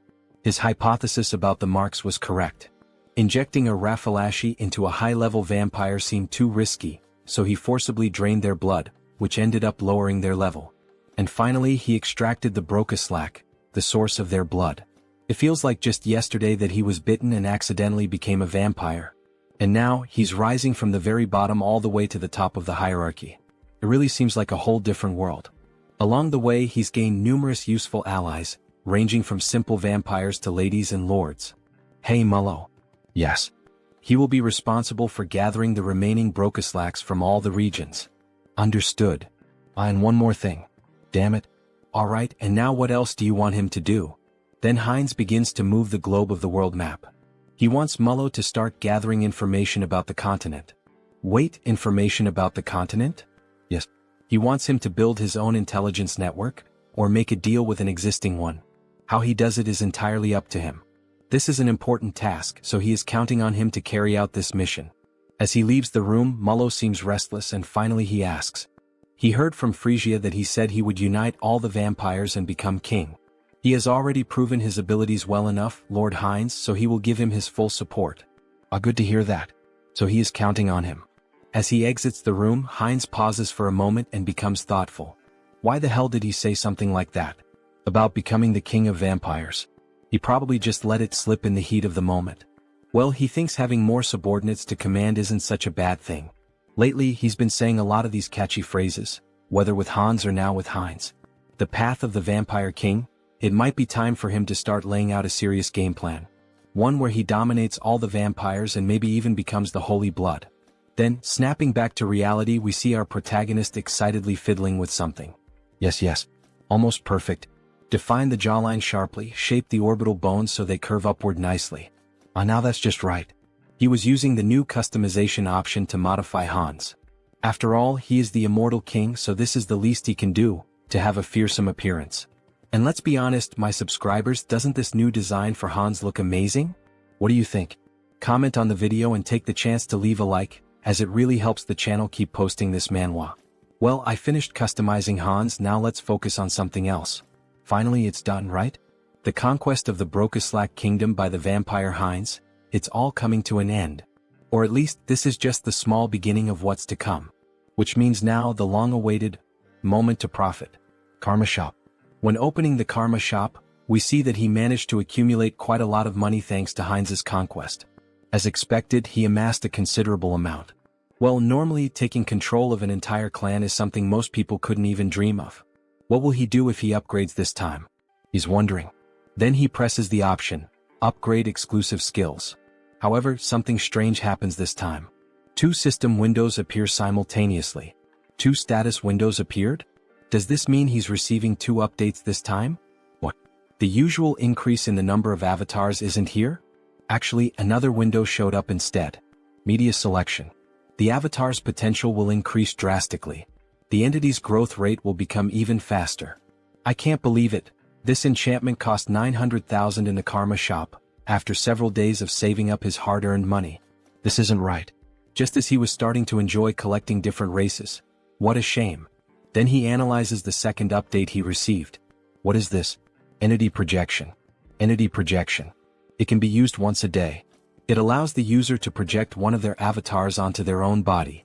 What did that say? Does this mean he can use the power of all the clones he's created so far directly with this body? Right? Surprised by this new update, which allows him to become one of his clones through a specific power, he begins to look through all the information about his clones. Hans the Immortal King. Heinrich the Paladin. Heinz a Vampire. And even Harley and Harris. All of them are available for use. Seeing them all together makes him very proud. After all, he built each one from scratch. He completed missions, spent points, changed part of some world, whether for good or for evil. Entity Projection. Can be used once per day. Allows the user to project one of his avatars into his own body, so he can become one of his own clones. What a spectacular ability. Wait, if he uses this skill wisely, does that mean there could be 2 immortal kings at the same time? That's incredible. Having 2 Heinrichs at once, even Heinz. This is definitely a skill he'll be using a lot in his future plans. But this could turn into a complete disaster if he's not careful. So Hans is out of the question for now. Having 2 of him at the same time could mean the end of the world. Well, as expected, the first one to use this ability will be him. He will transform into Heinrich. Then he taps on his notification window. His body begins to undergo a transformation. Even the armor and weapon are exactly the same. The hair, the voice. This is incredible. However, not everything is perfect. The divine power is about half of what it was in Out Erica. Is this what it feels like when an awakened one returns to Earth? Then a notification appears on the screen. Duration time, 9 minutes. It's a shame he can only use it for 10 minutes. Well, I'll head out for a bit. That should be more than enough.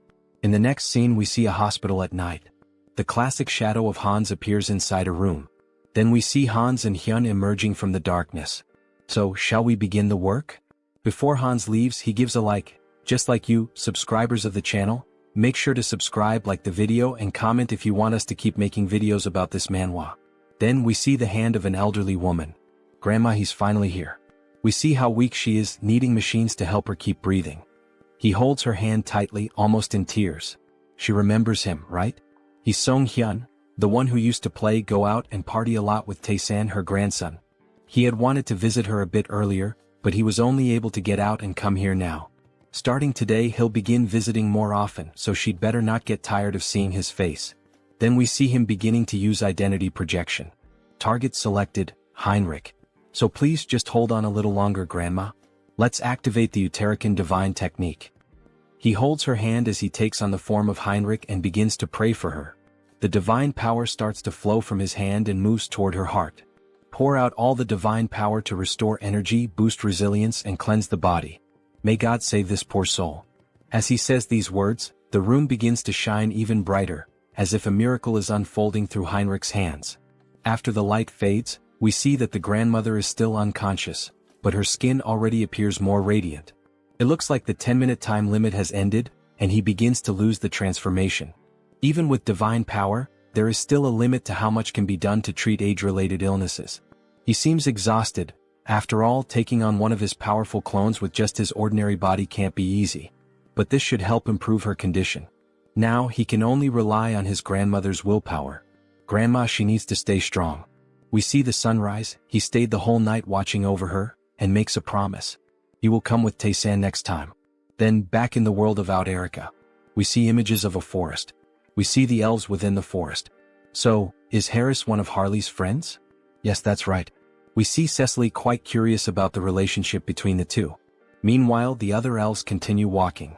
It was a brief meeting, but we got along so well that we became like family. She begins to sniff him. Is that why? She senses a familiar scent coming from Harris. Harris is caught off guard. She's saying the same thing Diana says to Hines. They're not going to figure out we're the same person, right? It's a scent similar to what she smelled on the branch of the world tree. She knows that scent well since she spent the whole day with it. Ah, I see. Phew, at least it's not because of being the same person. It's just because the body is made from the same material. After all, it was created from the world tree. In any case, we'll get along well. He's a friend of Harley, so she's going to take good care of him. Yes, thank you very much. Granwood watches all the commotion from a distance, and he lets out a soft smile, as if he were watching two children playing and interacting. Alright, let's take a break and rest here. He said he still hasn't formed a contract with a spirit, right? Shall we practice some spiritual techniques? Miss Cecily is clearly very excited to have a new friend. So they move a bit farther away to begin training. Cecily starts trying to summon a spirit with great effort, and eventually it works. She manages to summon a water spirit. Cecily is overjoyed, as it's one of the first times she's been able to perform the technique on her own. Harris, look at this water spirit, look how cute it is. But he doesn't respond. He has a depressed expression. What happened? What's wrong, Harris? What? Why doesn't it work for him? We only see wind and a leaf moving around him. Even after reaching the maximum value of his affinity stat, it still didn't work. Is something wrong? Is it because he's a false elf? Spirit mages and spirits are companions who grow together. Rayfury, he's going to help us. Before summoning them, it's important to form a bond with them first. Reveal the power of nature that exists within you and show it to the spirit. He had tried to form a bond after summoning the spirit, but it seems he got the order wrong. He's glad he followed the elves after all. First, focus entirely on affinity and release the overflowing power of nature. Then he begins to channel nature's energy, which emerges in its purest form, glowing a vibrant green. He gathers all the natural energy around him. But what is this? Why is he so good at it? He had mentioned this was his first time trying. Interesting, he has a gift for quickly picking up what he's taught. Maybe he has strong potential. Wait, he feels something pulsing in his hand, an electric sensation. Then system notifications begin to appear. Through repeated training, the entity has reached enlightenment. You have acquired the skill, Spirit Magic. That's it. We see that an electricity spirit has appeared, resembling a Pokemon. At this rate, the two of you will soon be on the same level. He's growing so fast that she almost feels betrayed. Ah, thank you. He has also taken a step forward as a spirit mage. From now on, its name will be What? A reference from real life. The What symbol, W, is the unit of power in the International System of Units, SI. It measures the rate of energy transfer. Alright, let's take a break here. Then he places his hand on the tree. From this point on, he will open the path. All forests and trees are connected to the mother tree, the world tree. And among us, the high elves who are the closest to nature, are able to travel anywhere there is a forest, opening a path that links them. We see the magic surrounding Rayfury, reflected in the intensity of his eyes. Cecily can definitely do this as well. Seriously, she can do that too? Maybe not right now, but in the future, without a doubt. A path connected to all forests. In other words, it's a vast natural teleportation network, isn't it? This is far more efficient than the portals of the Great Divine Order, which require physical installations. This is the power of the world tree. Alright, we've arrived. Harris is amazed by what he sees. There's no way this place is Real World 3. We see a massive tree with a structure built around it and a bridge leading directly to it. There are several houses and other buildings nearby. It's much larger than I imagined. It's your first time seeing the world tree too, right? But Cecily doesn't respond to him. Upon coming into contact with the true tree, she enters a deep trance. Then, with no control over her body, she begins to float toward the tree, while Harris and Rayfury watch in silence. She moves toward the tree which radiates natural magic. This must be the first time you've seen this as well, Mr. Harris. Watch closely and admire. This is the eye-opening ceremony of a high elf, an event that even other elves rarely witness. Cecily is awakening as a high elf, her new eyes are beginning to appear. The eye-opening ceremony, what a spectacular sight. Everything is being reborn, an overwhelming force of nature converging in one place. Then some elf spirits begin to appear. Wait a moment, what is that? The fruit of the world tree. It is handed directly into her hands by the elves. Then she takes a bite of the golden fruit, which resembles an apple. Cecily is truly becoming a genuine high elf. Wait, this is not the time for him to just stand there admiring. He can't let this kind of pure natural energy go to waste. So he begins to channel and meditate. Absorb as much as possible into your body, make it mine. Then something catches Rayfury's attention. His energy flow, something strange. New system notifications appear. The individual has met the conditions and reached enlightenment. You have acquired the skill, affinity with nature. There it is. Now he can grow stronger simply by absorbing natural energy just like the other elves. Mr. Harris. Sir Rayfury, he wasn't just relaxing or anything. Don't worry about that. Look to your side. Then we see a plant floating nearby him. It seems the world tree is quite interested in you, Mr. Harris. Wait, is that for him? Yes, it's a gift from the tree. Really? Normally, sacred relics like this are only granted during the eye-opening ceremony. It's an extremely rare occurrence.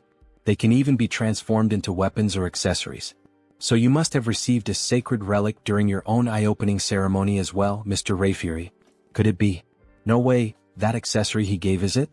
He should return it now. I know that's definitely not the case.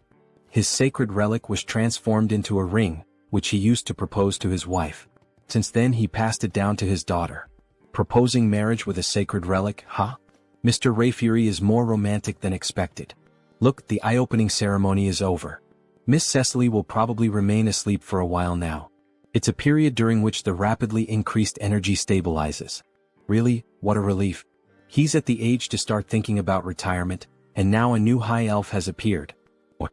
Of course he's not going to retire immediately since we're short-staffed. No need to worry. No, that's not what he means. Retirement age? What age does that guy have?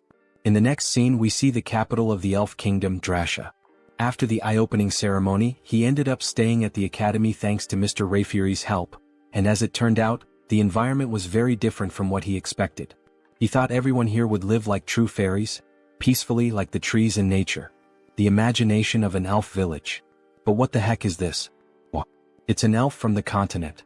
Harris, you're from the continent, right? Tell us stories about the continent. He is surrounded by female elves eager to learn everything about him and the continent. After all, most elves remain isolated in this land for eternity. She heard that the continent is so wild that it's impossible to live there. Scary. Didn't the humans also kidnap Miss Cecily? The humans from the continent are completely evil, right? They keep bombarding Harris with questions. If he answers wrong, he'll be hated from day one, won't he? Well, yes, it could be dangerous. But he had good companions with him, so... Companions? He was traveling? Yes, during his time as a mercenary he met quite a few people. It's too noisy, she can't concentrate. Hey, could you guys keep it down? We see a beautiful elf with blue hair, one hand on her hip, clearly showing authority. Sorry, Lady Shapiron. We were making a lot of noise, weren't we? Sorry about that. See you next time, Harris. Finally, a little peace and quiet. Thank you. Thank you as well. Then he is interrupted by her. How low class. As she makes a haughty face, bringing some worthless mercenary from who knows where. Why is she so annoyed with him? Right. There's always at least one character like that in a school setting, isn't there? Will I really be able to get along here? Maybe she's the classic tsundere of the Manhwa, Elf Kingdom Royal Capital. And that concludes the report on our interactions with the Great Divine Order. We also disclosed information about the new immortal king to the other races of the enameled continent. An immortal king who can move freely through space, huh? That means this time he might even cross over to our continent. Still, it's truly a relief that Lady Cecily has appeared now. For me and for His Majesty as well, isn't it about time to start thinking about retirement? Indeed. Thanks to her, one of our greatest concerns has been eliminated. Then we see the Majesty of the Elves, a beautiful elf with yellow hair and golden eyes. Her skin is pure white, adorned with flowers in her hair. On second thought, she heard that the person who came with Lady Cecily is also quite remarkable. It's true. He has already caught the attention of the World Tree. His talent is exceptional and his growth rate is incredibly fast. If we provide him with proper education here in the Elf Kingdom, he will undoubtedly achieve great things. Sir Rayfury, you seem exceptionally enthusiastic. Ah, do I really? He is also scheduled to complete his basic training at the Academy for now. Oh my god, the Academy? That means Sir Rayfury's Academy. Let's pray everything is going well with Harris. If he's that kind-hearted guy, I'm sure Mr. Harris will be a great help to you. Then back at the school near the great tree we see Harris feeling sleepy. What a beautiful day, maybe it's thanks to the blessing of the World Tree. The weather is perfect, the air is fresh, and the elves sing beautifully. It's pure healing. Maybe he should just give up on everything and keep living as Harris. Hey you. Books suddenly fall from the sky toward Harris, hitting him hard on the head. You really don't have the luxury to just lie around intoxicated by the World Tree, you know? Intoxicated by what? As a former mercenary, she thinks he probably doesn't even know this kind of basic common sense. This place is the closest to the World Tree itself, which is nature itself. Elves with high natural sensitivity are especially prone to becoming intoxicated by this comfort and harmony with nature. They become lazy. So all of this is because Harris has a great affinity with nature. He starts to feel his vision growing heavy again. Are you listening? Yes, he is listening. He possibly still doesn't know much about being an elf or these interactions with the World Tree, so because of that, she will lend him her book. She made sure to organize everything so that even an elf without roots like him could easily understand. Listen carefully. If the class average drops because of him, she will never, ever forgive him. Scary. Are you understanding me? We see one of the first Sundra traits in this manhwa. Goodbye. Well, at least she doesn't seem like a bad person, he thinks. That ring. He can feel the energy of the World Tree within it. There's no way a sacred relic would be carelessly left lying around. Is she from some noble family? She seemed familiar from the beginning. Somehow there's a strange feeling of déjà vu. Then he remembers what Rayfury told him. He gave his to his daughter though. Wait, that can't be true. Could she really be his daughter? Why are you placing your hopes on that idiot father? Then Harris starts to think more deeply about this matter.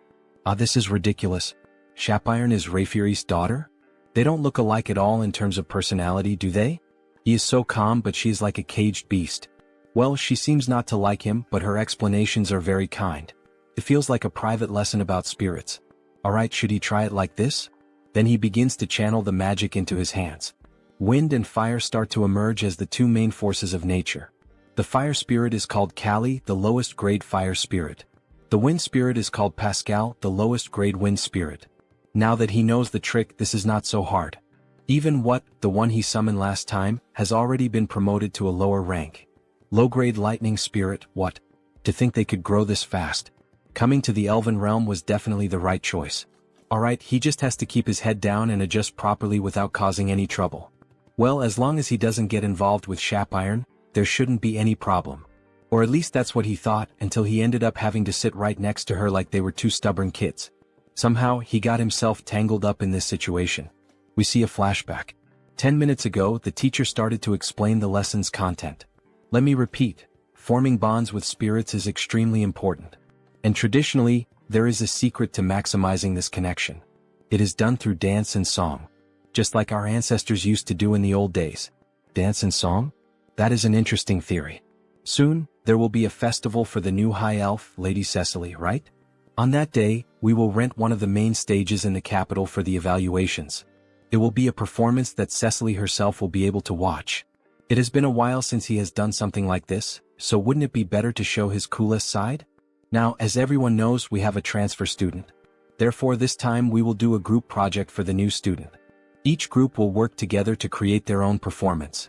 Your ability to connect with the spirits will be evaluated on stage that day. They can't believe what just happened. Then we see two together and two other unknown elves forming a group of 4 members. Wow, working with celebrities. How lucky. I'm Timer Coffin. And the elf very shy. Nice to meet you. Curie. Well, things have come to this point, so there's nothing to be done. So do you know how to dance or sing anything? If not, we will adjust to match you. He has no idea what to do, so I'm in. Me too. They are being so blatantly dismissive that now he is starting to get annoyed. From what he heard in class earlier, as long as it helps build bonds with the spirits, it doesn't have to be traditional elf music or dance. In that case, thank you for your consideration. At that moment he remembered a song he used to sing often in his hometown. Ah, it's a song from his hometown, so it must be from another continent, right? Yes. His parents loved it too, so it's a song he could never forget. Ah, he's confident, isn't he? Of course. Even though he lived a reclusive life for a long time, there was a time when he never scored below 90 in karaoke. It's time to show them the skills he polished at karaoke. However, even as he shows confidence, Shapiron still remains suspicious of him. She does not approve of him at all. What would a mercenary know about elven music? Someone like him being acknowledged by my father and by the world tree? All these stares are burning me up, Harris comments. She will never accept this. Fine. Prove your worth. But if you mess up, you will be held responsible. Alright then. But he has one condition too. A condition?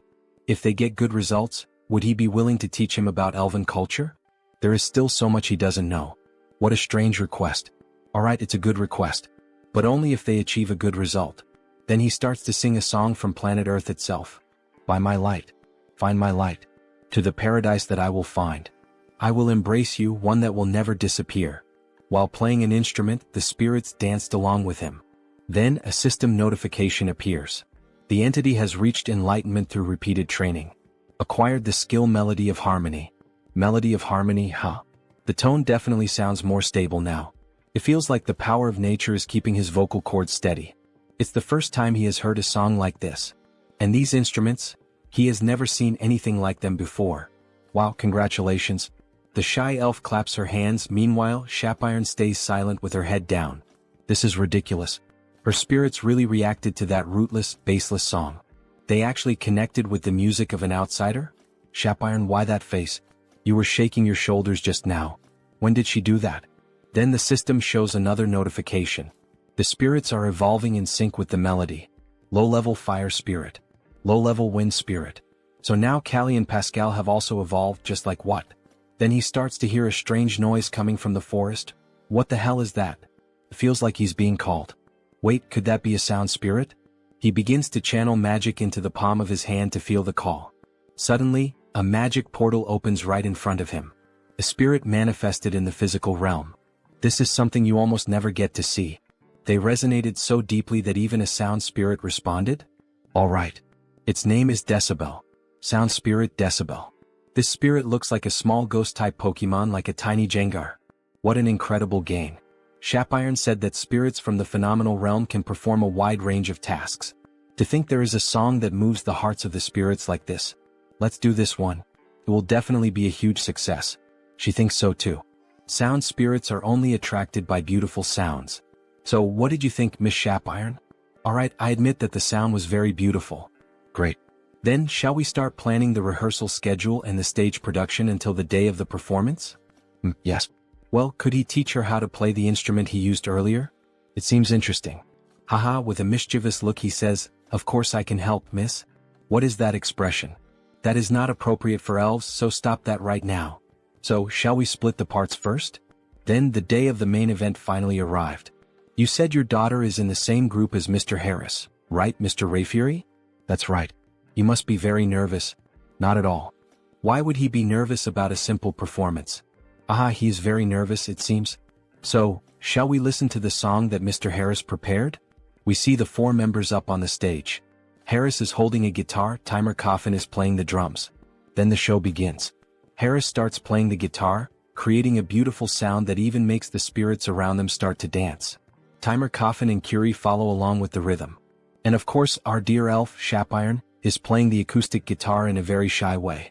Harris notices this and starts playing more strongly to draw everyone's attention. Among the green bushes. If we run together, the spirits will guide us. As Shapiron and Harris keep singing, everyone becomes moved and amazed by the quality. Even Rayfuris is enchanted. The beautiful singer is showing all her talent for culture. It's the first time she hears this song, but it makes his heart race. The tone is also very beautiful. In search of the miracle of connection, let's find it together on our new journey. Shapiron can make that kind of expression? What song is this? It's the first time she hears it, but it's amazing. My ears are sensitive, but this music is really good, isn't it? Walk under that light, take my hand. Sir Rayfury, look over there. To think they are using the spirits this way. It's incredible. We see all of them together on stage, singing and smiling, a true show. Then, when Cecily was about to speak again with Rayfury, she noticed that he had vanished. Where did he go? That child over there is my daughter. She is my daughter. Yes. The woman is confused. Who would have thought he had this side, the overprotective father? Let's go together toward a new light. I'm not afraid. Shapiron helped a lot with the splendid stage production and the tuning of the instruments. As expected from an elite. Her spiritual knowledge is incredible. Since we are together. After being so irritable, she is the one enjoying it the most, isn't she? They keep singing, everyone happily putting on a big show for everyone in the Elven realm. At the end of the show, everyone gives a round of applause. Sing another song again. Her breathing was more stable than usual, and the music flowed smoothly. Who would have thought she would become so immersed? System notification. Melody of Harmony Skin is in action. Target, Shapiron Sylvest. Looks like it works well on other people too. He used the new skill to support Shapiron. So even her father was there watching her. Shapiron is moved. Shapiron, what do you mean? This is... Sir Harris, she has misunderstood you all this time. Sorry for being so rude to you. She lost the bet. Just hearing that already calms his mind. It's amazing that music alone can have such a big impact on so many people. You will definitely have a great impact on the Elven realm, Sir Harris. Then back in the Holy City. We see the Saintess sitting and reading some documents in her office. Lady Saintess, it's Heinrich. So he has already arrived, ask him to come in please. Come in, make yourself comfortable. Welcome, Sir Heinrich.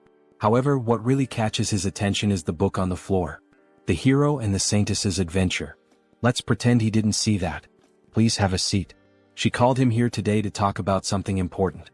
Something important? Maybe you have already heard about the Sacred Sword? Sacred Sword? The most powerful exclusive weapon that the hero protagonist in fantasy stories uses. Well, he doesn't know much about it, but he knows it is a traditional weapon for the hero.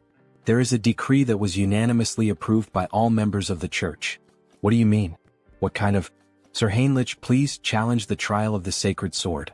The trial of the Sacred Sword? Am I really worthy to receive such an opportunity? Jackpot, you are the best, Lady Saintess. It was a meeting held in a hurry because of the resurrection of the immortal king, but no one had any objections. Because Sir Heinrich is the new hero of the Grand Divine Order. That praise is too much for me. The place where you will undergo the trial is the Great Temple of Pickle, in the western part of the continent. If it's the Great Temple of Pickle, the Salb Empire, which was destroyed 300 years ago by the second immortal king. After that, for countries claiming to be descendants of the empire were founded in that place, forming an alliance of kingdoms. Charlotte Steel Fortress, Talia Tulk Lesk. The great temple built in the southernmost kingdom among them, Lesk, is Pickle. It is a temple built on the site where the second immortal king was subdued by the hero. The previous hero defeated the immortal king but could not completely remove his heart. Soon the abyss spread and the land became tainted. Only after the hero drove his sacred sword into him was it purified. The great temple of Pickle was built right on top of that. The previous hero made it so that only someone who would succeed him could find the sacred sword. But if he pulls out the sacred sword, won't the seal of the abyss be broken? It has been 3,000 years. Now it is sufficiently purified, so it is fine. Therefore now it is time to inherit the hero's weapon. Leave it to me, Lady Saintess. When should he depart? Right now, she says with a smile on her face. Then he heads to the great temple of Pickle. Wow, it's magnificent, truly magnificent. He's amazed by what he sees. It has a completely different atmosphere compared to the great temple of Rosalia. The great temple of Pickle. There's a massive building surrounded by many trees, crosses, and a beautiful temple. So you must be Heinrich. Yes, that's him indeed. So, this person he's speaking to would probably be Cardinal Donovan? Wait a second, what kind of body is this? He looks like a wall. Yes, that's Donovan. He's the one challenging the sacred sword, right? Yes. He knows you're busy, so thank you for meeting him in person. Then we see that this priest is at least 6'7". Besides having a muscular build, his face is covered with scars. No. Aren't you the new hero recommended by the saint? Of course he had to come in person. Just like the rumors said, he's very trustworthy. They say he used to be a paladin and you can tell. His physique, even the strength of his handshake are no joke. If he had known he wouldn't get to see the saint again after his appointment, he would never have accepted the position of cardinal. Donovan, you look like a worm. We see that the saint has admired worms since her childhood. And of course she has a fondness or some kind of special bond with Donovan. Sir Heinrich, he's going to be honest with him. He was genuinely worried that some random brat might try to hit on her. Can he understand the heart of an old man like him? If someone like that shows up, he will personally take responsibility and deal with him. Yes. Alright, but before that, what about the sacred sword? Ah yes, pardon him, he completely forgot about that matter. Then he puts Heinrich back down on the ground as if he were holding a toy. Before that, there is something he needs to tell him. The trial for the sacred sword can only be held once a year. Countless paladins have already challenged it and failed. Does he truly believe he is up to this task? Don't worry. He will face it with the faith that the divine is always watching over him. To think that there's still a young man out there with faith this deep. Indeed, he has everything it takes to be the next hero. O Divine One, you will help him this time too, right? He believes in you. We see the image of the angel, uncertain about what to do with this request. Then they start descending into a sort of labyrinth. Donovan uses the sacred light to guide Heinrich. It's deeper than he thought. Could it be because it was built for sealing purposes?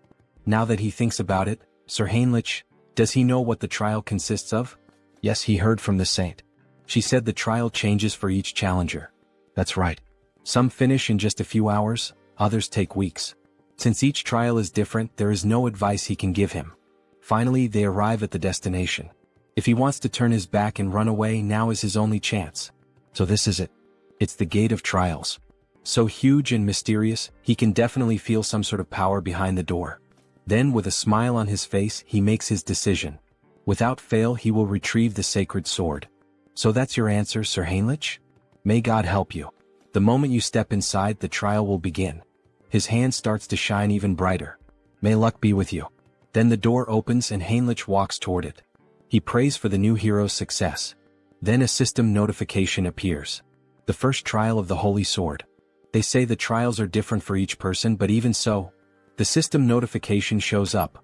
Reach the destination within the time limit. That's already a problem right from the start. The door he entered through has vanished, and there are paths both ahead and behind him. So it's telling him to choose, huh? He's literally inside a labyrinth like a minotaur's maze. So he does some light stretches before starting. Alright for now. Blessing, leap. It's a battle of speed. He starts moving at the speed of light. Leap, leap. He rushes forward through walls, secret passages, and doors inside the maze. However, he notices something odd. Something feels strange. At this pace, he must have already leaped over several cities, but he still can't see the end. The goal of the trial is also vague. Reach the destination within the time limit. But exactly where is he supposed to reach? Could there be another solution for this? Then he has a flashback of the saint. They say the trial of the Holy Sword is different for everyone. She believes this truly reflects the will of the divine. Really? It's written in the scriptures, you know? The divine is always watching over us and gives us trials that we are capable of overcoming on our own. Trials that we can overcome on our own. Right? This is a trial given by the divine. It's not just about reaching the end within the time limit. It's a trial that truly pushes him to his limits. In that case, leaping is not efficient. The fastest way to drain his energy and reach his limit is, he thinks he'll try bunny hopping. It's like he was recruited into the military or something like that. And then, after some time, a system notification appears. Having cleared the first trial, proceed to the next. Even so, even after that, Heinrich took exactly 40 days to finally find the door. That's insane. Heinrich is lying on the ground as if he were dead. He pushed himself beyond the limit of his own limits. 40 days? Don't you think that's a bit too much? He realized it about halfway through, but there's a time dilation here compared to the outside world. In Out Erica, it's 10 to 1, and on Earth, it's 100 to 1. He only knew this because his avatars let him track the difference, but he's going to abandon the trial. For the paladins who had no way to sense the flow of time, this must have been one of the hardest ordeals. From the halfway point on, it also started testing his mental strength. Various phrases began to pop up in his mind. Give up, you won't make it, weak. Just quit, you're not worthy. If it weren't for Mind Hub, even he might have lost his sanity. Alright then, he thinks he'll move on to the next stage. So the moment he touches the doorknob, a golden light begins to emerge from his hand. Everything has been restored. He's perfectly recovered from everything. Maybe it's because he pushed himself past his limit and then recovered, but he can feel it, he's tougher than before. Wait a second, if there's a 10 times time difference from the outside world, that means it's basically a training bonus event with 10 times more time, isn't it? Hell yeah. It's basically the Dragon Ball Z training room. He's going to do 10 more days of bunny hops before moving on. Then the scene cuts and we see blood and someone screaming. Hey, is that ready? Almost finished. We see two men of unknown identities talking while they kill a man over a circle of black magic. Very soon, this continent will be swallowed by darkness and will walk its own path toward ruin. Now that the immortal king has been resurrected, just a little push is enough. The rest he will handle on his own. The abyss. If the abyss opens again on this land, we can finally bring this world to its knees. All of this is for the oath that defies the heavens. We see the two of them casting a spell together, and a hand made of shadows emerges. Back to Heinrich. He moves forward toward the location of the second trial. Entering the site of the second test, he begins to look around and is taken aback. Is this a chapel? If the trial is taking place inside a chapel, then the second trial of the Holy Sword, pray to the deity. Pray? Well, if that's what the system says, he just has to follow it. So he begins to kneel down in a prayer position. This trial is based on questions from previous exams taken by veterans. It's a test of faith and divine power directed toward the deity. Well, with his divine power being somewhere between that of a bishop and an archbishop, this is basically a free pass, isn't it? He'll pass as long as he perfectly fills the divine symbol with divine power. How about this? Even while praying, he wasn't able to meet the requirements. Unbelievable, even using all his faith wasn't enough. So he begins to pray again, but this time using the skills, Mind Hub and Persona. With those, he merges all of his personas and alter egos into a single mind to enhance the focus of his prayer. Use all mental strength and convert it into faith. Still not enough. Then, as the final step, he's going to add the power of his main body. His body begins to glow as if it were turning into gold. His faith level rises significantly. Then a system notification appears. You have fulfilled the conditions and attained enlightenment. You have acquired the special ability, Blessing, Amplification. The divine power that had been overflowing has now settled. The maximum amount of divine power he can withstand has increased. With this, he could almost rival an archbishop, huh? You have passed the second trial. Proceeding to the next stage. Great, everything is going smoothly, isn't it? The trial continues. He then enters the next door. The next trial setting is a dark and ominous environment, with crows and everything around in ruins. The system states, eliminate the enemy. Are we just going to do this out of nowhere? He then notices something strange in the sky, a mysterious cloaked figure. This feels familiar. Where has he seen that figure before? Then it descends to the ground. A subordinate of the former immortal king. An archlich. A hunter from the church, huh? How did you make it this far? He looks like Hans before his awakening. It's best not to underestimate him. After all, even a paladin would hesitate to face an archlich in one-on-one combat. If he doesn't intend to answer, then he strikes his staff against the ground. Die, dog of the church. He summons several skeletal soldiers, some of them with human-like appearances. Just the archlich alone is already troublesome enough, and now he also has to deal with this army of undead? He was probably expecting exactly this kind of reaction. But unfortunately, dear trial creator, why is he muttering to himself? Like someone about to die, your resistance ends here. Go forth, my subordinates. However, Heinrich begins to easily cut down the soldiers, dodging their strikes and countering with simple blows, yet enough to destroy them. How is he managing to dodge all of them? Damn it, just crush him already. Then they all charge at him. That archlich shouldn't assume that all he knows how to do is dodge. So he draws his sword, embedded with holy power, and begins slicing all the enemies in two. That divine power? Are you an archbishop? To think an undead would know what it means to feel fear. How ridiculous. He's just glad to finally be able to show his full power. So this is where it all ends. The archlich begins to channel a powerful spell.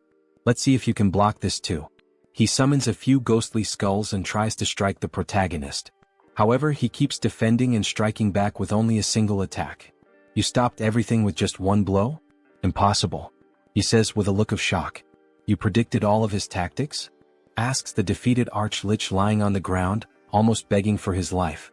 It's a shame, but he doesn't have any kind of cheat ability like that. On the other hand, he does have a very talented tutor, the strongest direct impact instructor among the undead. And we see that the instructor is Hans. Some kind of personal tutor or whatever. All you ever do is talk nonsense. He's curious to see how much longer that talkative mouth of yours will keep running. Let's see if you can dodge this. Then he starts casting a new spell again, in which a magic circle appears and begins to aim at him from the sky. Heinrich is impressed by such a powerful display. Deathbolt rain. Black lightning bolts begin raining down on the protagonist, giving him no chance to defend. The Archlich laughs. After all, he believes he has defeated his enemy. Ah! There's no way he could have blocked his secret technique. Farewell, arrogant holy knight. Then he hears a voice from afar. Oh, so that was your final move? What? He's still alive? How the hell is he still alive? Of course he's alive, because it didn't hit him. Heinrich says it with a defiant smile on his face. That makes no sense. How could a mere holy knight block his ability? It's impossible. This is completely impossible. Then he unleashes his secret technique once again, and we clearly see that Heinrich has no difficulty moving and dodging all the black lightning bolts. In fact, he's even laughing while dodging. Yeah, it probably doesn't make any sense to him, logically speaking. Even if there's a type advantage, it's still incredibly difficult for one person to completely block that kind of bombardment. But with Hansa's knowledge now being his, he can see every single weakness in the dark magic. So he quickly closes the distance to the enemy and declares that this is the end. With a swift and clean slash, using all the holy energy he can muster, he cuts the Archlich in half, purifying even the ground beneath the strike. However, even though he appears to be dead, the Archlich continues speaking. Ah, not bad, holy warrior of the Orda. But he will never be able to kill the Archlich. As long as he doesn't manage to destroy the core, he'll keep regenerating, again and again. We see a trail of dark magic floating around, moving toward a secret passage in the ground. Fufu. The Order really has created an impressive holy knight. But soon he'll taste true hell once he's resurrected. We see a purple egg. Inside it, as if there were a black hole, a star-filled void. He'll make sure you pay for this humiliation. The Order will. Got you. Heinrich appears suddenly. Spreading dark magic around like that, how could he not notice? He arrived first and had been waiting. Wait. Very well then, goodbye. He swiftly slices the egg into pieces, and a system notification appears. Third trial cleared. Proceed through the gate to the place where the holy sword lies. Then he sees the new door in front of him. As expected, defeating monsters and receiving rewards really is the proper way to do things. Alright then, he should head inside. We see the new location he's been teleported to. Several statues stand around with a sword embedded in the ground, surrounded by 7 tombstones. Heinrich is struck by the sight. So this is the famous holy sword. A beautiful weapon with golden inscriptions running from the hilt to the blade. The spot where the sword is embedded is the abyss created by the immortal king. Remove the holy sword and be recognized as its master. Alright, let's do this. As he begins to pull the sword, all the sacred energy in the area starts to become distorted. Something is endlessly pouring out. Are these the battle records of the previous heroes? The techniques for wielding the holy sword, the tricks for manipulating energy, even methods for dealing with special monsters. This is the accumulated knowledge of all the past wielders of the holy sword. Everything begins to flood into his mind, as if he were inheriting all the wisdom of his predecessors. Even so, their emotions are also flooding into his thoughts, so it's best to stop here. He activates the Mind Hub skill. Other holy knights might succumb, but not him. This is already enough, so he begins to apply more force to pull the sword. Come out quietly. Partner. You have achieved the condition and gained enlightenment. Great. Acquired special skill, blessing, holy sword. A stigmata on his palm? In the shape of a cross. Then the sword begins to shine intensely and vanishes. So he can use it like a subspace, huh? That'll be useful for drawing the holy sword. You have achieved the condition and gained enlightenment. Skill, Paladin's combat techniques, and comprehensive weapon arts, have merged and evolved into special skill, Logia's holy warfare. Then he summons the sword from the subspace and begins to train. This is incredible. To think he has acquired the perfected battle technique of the holy sword's past wielders. With just enlightenment, his power grows stronger and his movements become sharper. Finally, as he gazes at his reflection in the blade, we have reclaimed the holy sword, my lady. Then the scene shifts. A mountainous region on the western continent of Ion, between the kingdom of Talia and Lesk. We see an abandoned house in the middle of the forest. Inside it, there are scrolls and skulls. Dark mage of the mountains, what is your name? We see Hans with his new appearance. His name is Victor Nolan, sir. He is kneeling, trembling with fear.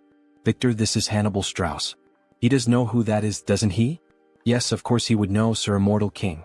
He will follow every command given, so please spare his life. He came to recruit talents, so why all the nervousness? He even spoke quite kindly.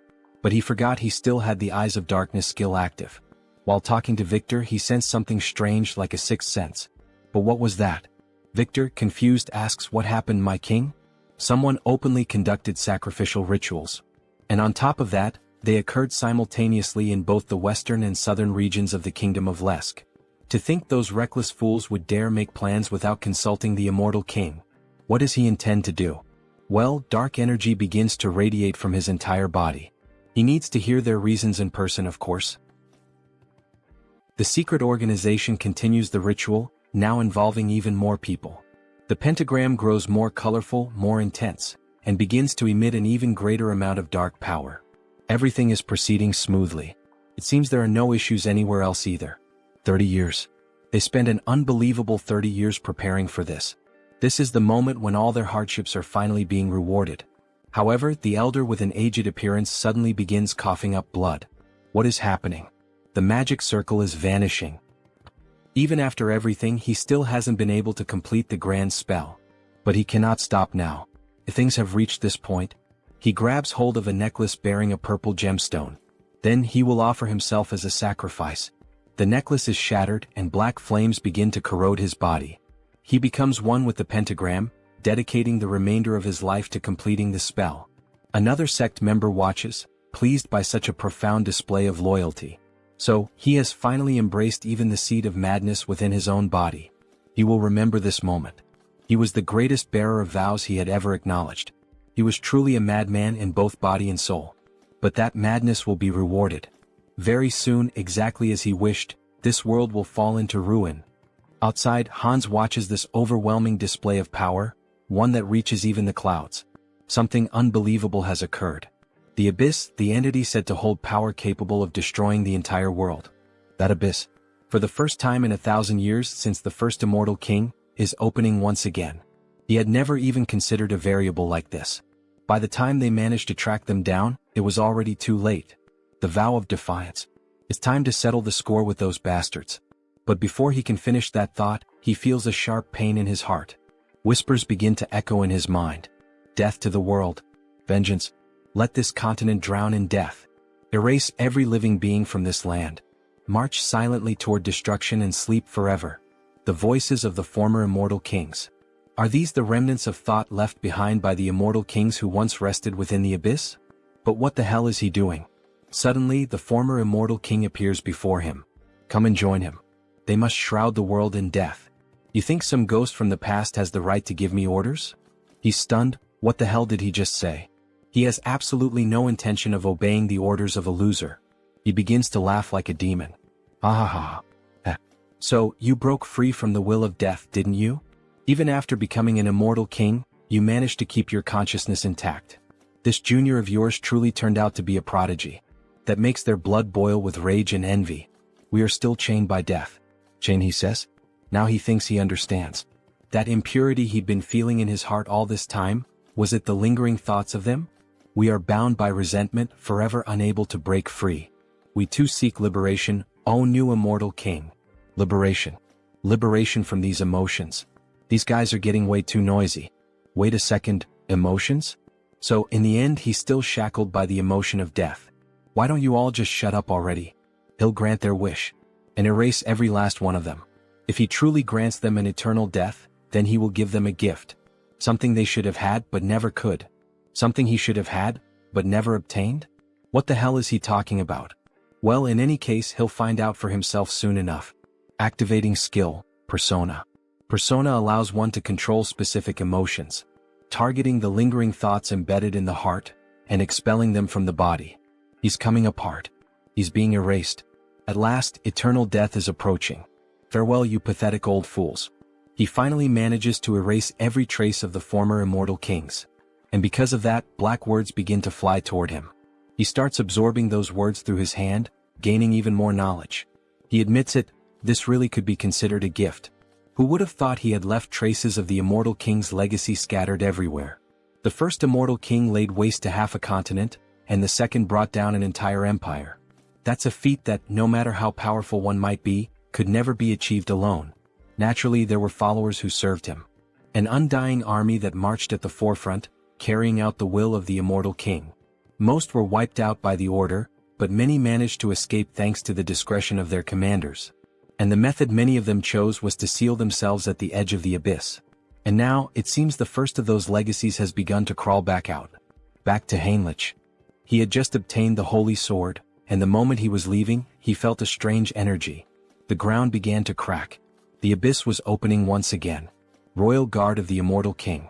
Dwell McCain, Archlich, the very same enemy he had just faced, emerged from the abyss.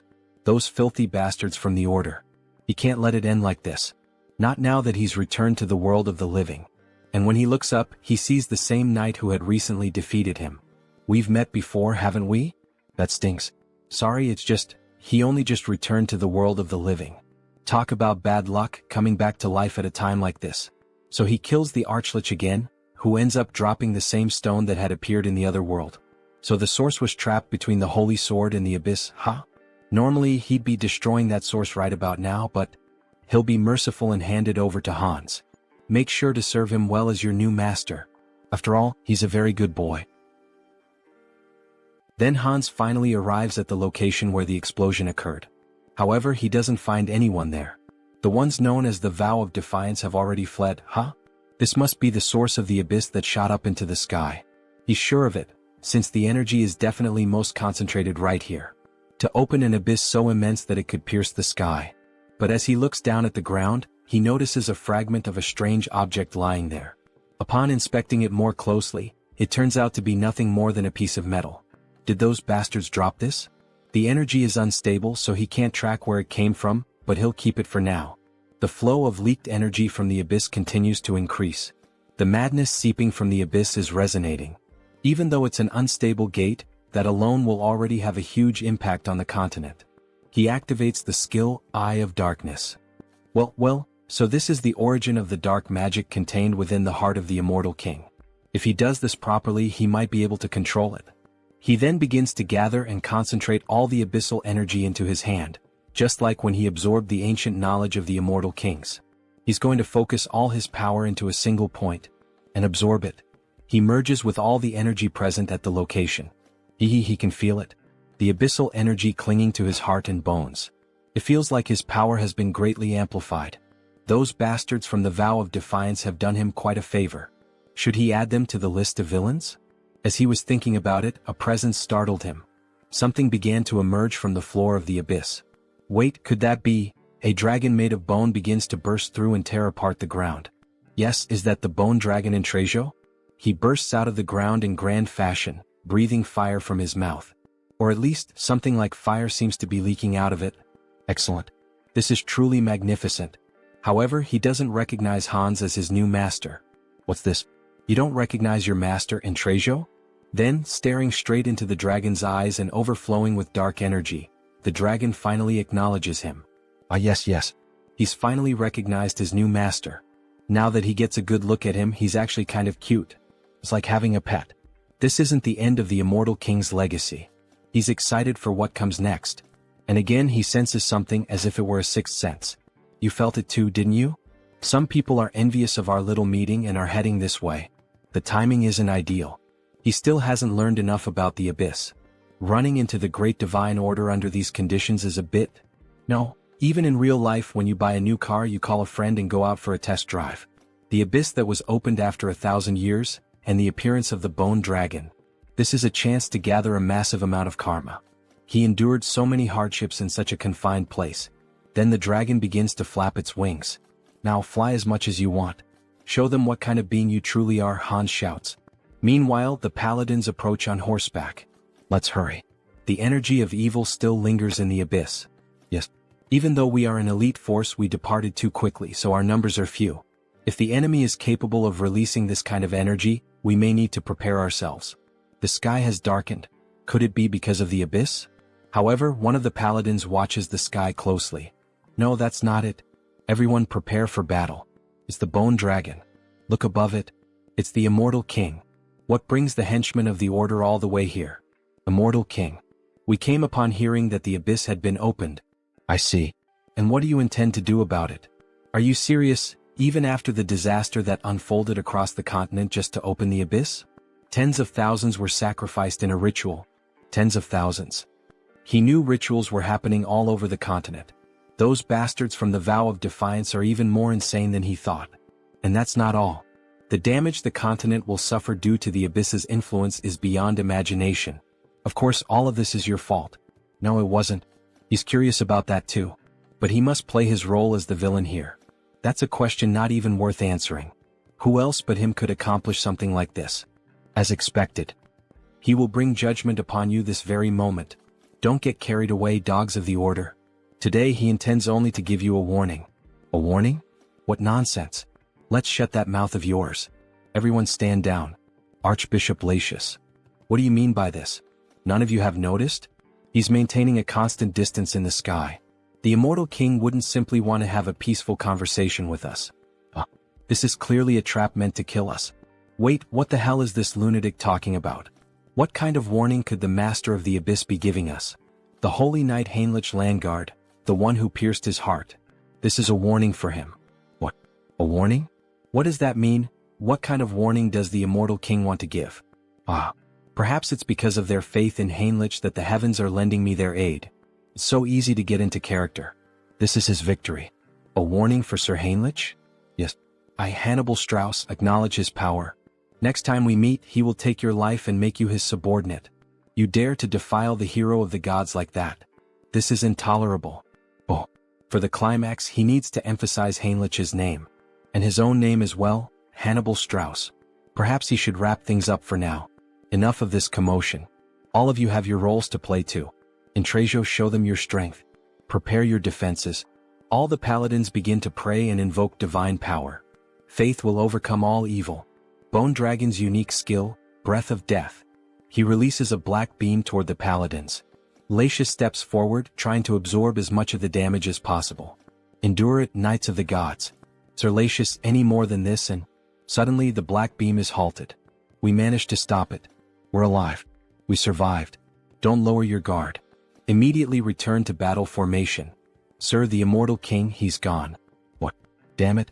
Did he really think that the elite of our great divine order would be defeated by a single breath? He clearly underestimated us. Immortal King. What exactly is he plotting? What kind of wicked plan does he have in mind? Intrasio, your smoke was masterfully done. How did you manage to create such a flawless breath? Thanks to that, we've earned a notorious reputation while still preserving innocent lives. The appearance of the Immortal King who opened the abyss, and the dragon that protects him. Once again, this theatrical performance was a great success. However, another surge of dark energy appears. Still, it seems yet another legacy has awakened. Another abyss opens with black energy beams shooting into the sky. Skeletal hands rise from the ground. And an army of undead begins to emerge. He can feel the aura of his companions spread all across the continent. All troops advance. Knight Dullahan. Viscounty of the Kingdom of Charlotte. What the hell are those things? The abyss has opened here too. Everyone run. Damn it, he was wrong. We're surrounded. Surrounded? Undead would never have that level of intelligence. That can't be. Then they hear a scream. An undead of a different level appears and a soldier runs for his life. The undead are moving as one. Save me. Then he is sliced in half by the undead. We need to inform the Viscount. The Death Knight has resurrected in our kingdom. Meanwhile, in the new kingdom of the vampires, what is the current situation? The entire continent of Out Erica is in emergency mode. It's said that the abyss is opening all over the continent, summoning undead armies. And what about our clan's base, the kingdom of Talia? Fortunately, Talia and the surrounding nations haven't suffered any significant damage. That's probably because all the undead appearing nearby are being dealt with by Hans. But, is there something troubling you, sir? Any reports about the madness coming from the abyss and its effects? Aside from the undead, no one knows exactly what this madness is. It's still uncertain, but there's a growing number of disputes breaking out over trivial matters, possibly due to the influence of the madness. Isn't that a bit of an exaggerated assumption? Maybe everyone's just on edge. That's probably not the case. How can you be so sure? It's not just humans, even monster activity is being reported as unusual. Even the monsters are becoming more violent, which means that the madness is affecting all living beings on the continent. Humans are being killed more frequently. Even the monsters are killing each other. Everything is getting worse. From now on, gathering information about the madness will be our top priority. Understood, Lord Hines. He seems to be truly concerned. Hans is busy trying to regroup the immortal king's dormant army. And he also can't leave his post. At this moment, the place with the most information is the one and only Grand Divine Order. In the end, Heinrich has to take action. Then Heinrich finally reveals his beautiful, large and thick sword to our saint. Jokes aside. She is impressed by Heinrich's holy sword. He offers it just like in the Princess and Prince tales the saint used to read. Sir Heinrich, she knew you would succeed. He is happy to live up to your trust, saint. But he has heard that a lot happened while he was away. They say something strange came out of the abyss. That's right. What emerged from the abyss this time is madness.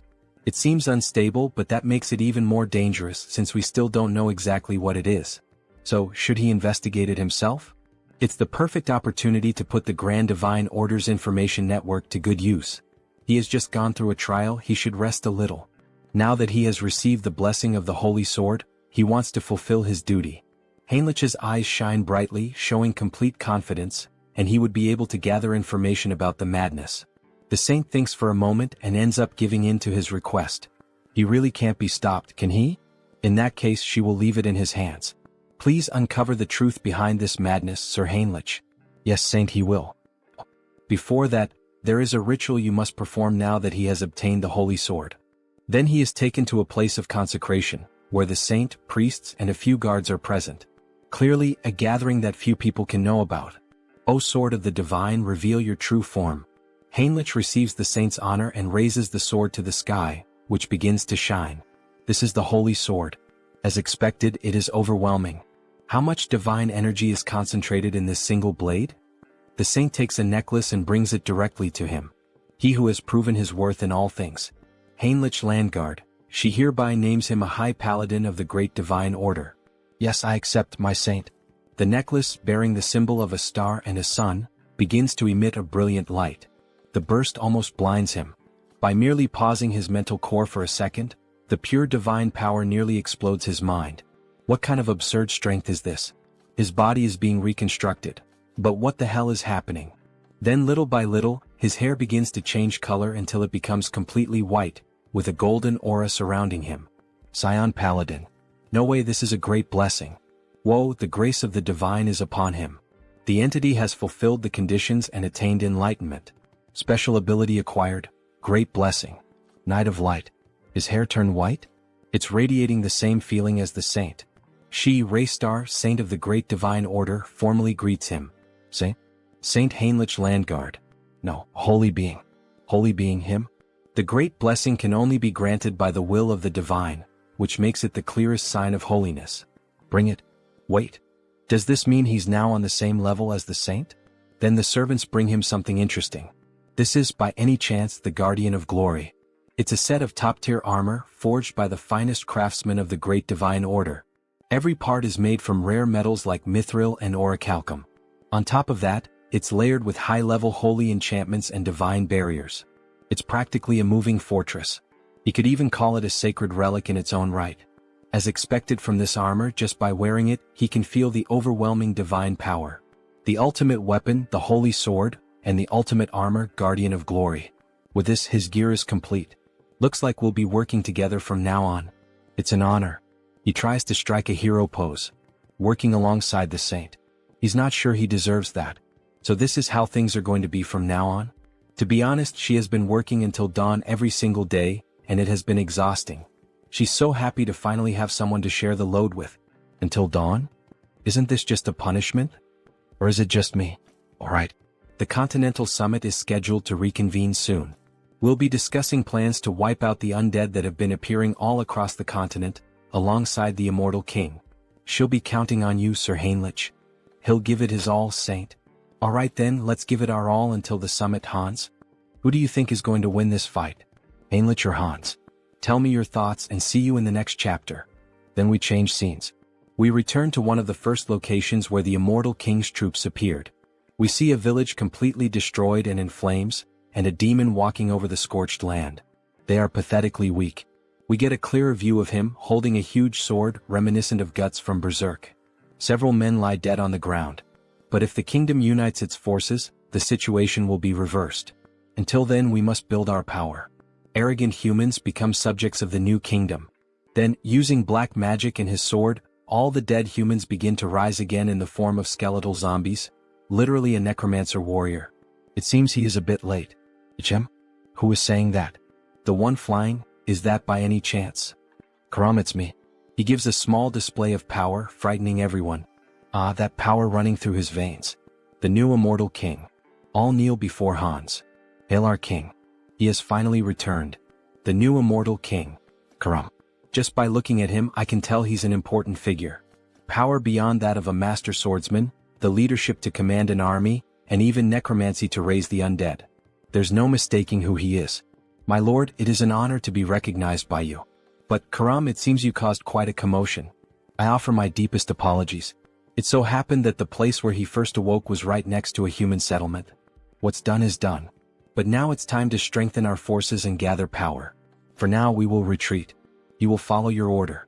He vanishes like the wind and is imprisoned in Hans's hands, both he and his army. Hans begins to assess the situation around the village. The damage is quite severe. This entire area was completely devastated. He cannot leave it like this. And soon we will be eliminated one by one. A continental summit is scheduled to be held again soon, said the saint. But our forces are so scattered that it will not be easy to gather everyone in time. In that case, he begins to focus the dark energy in his hands, forming a sort of black hole.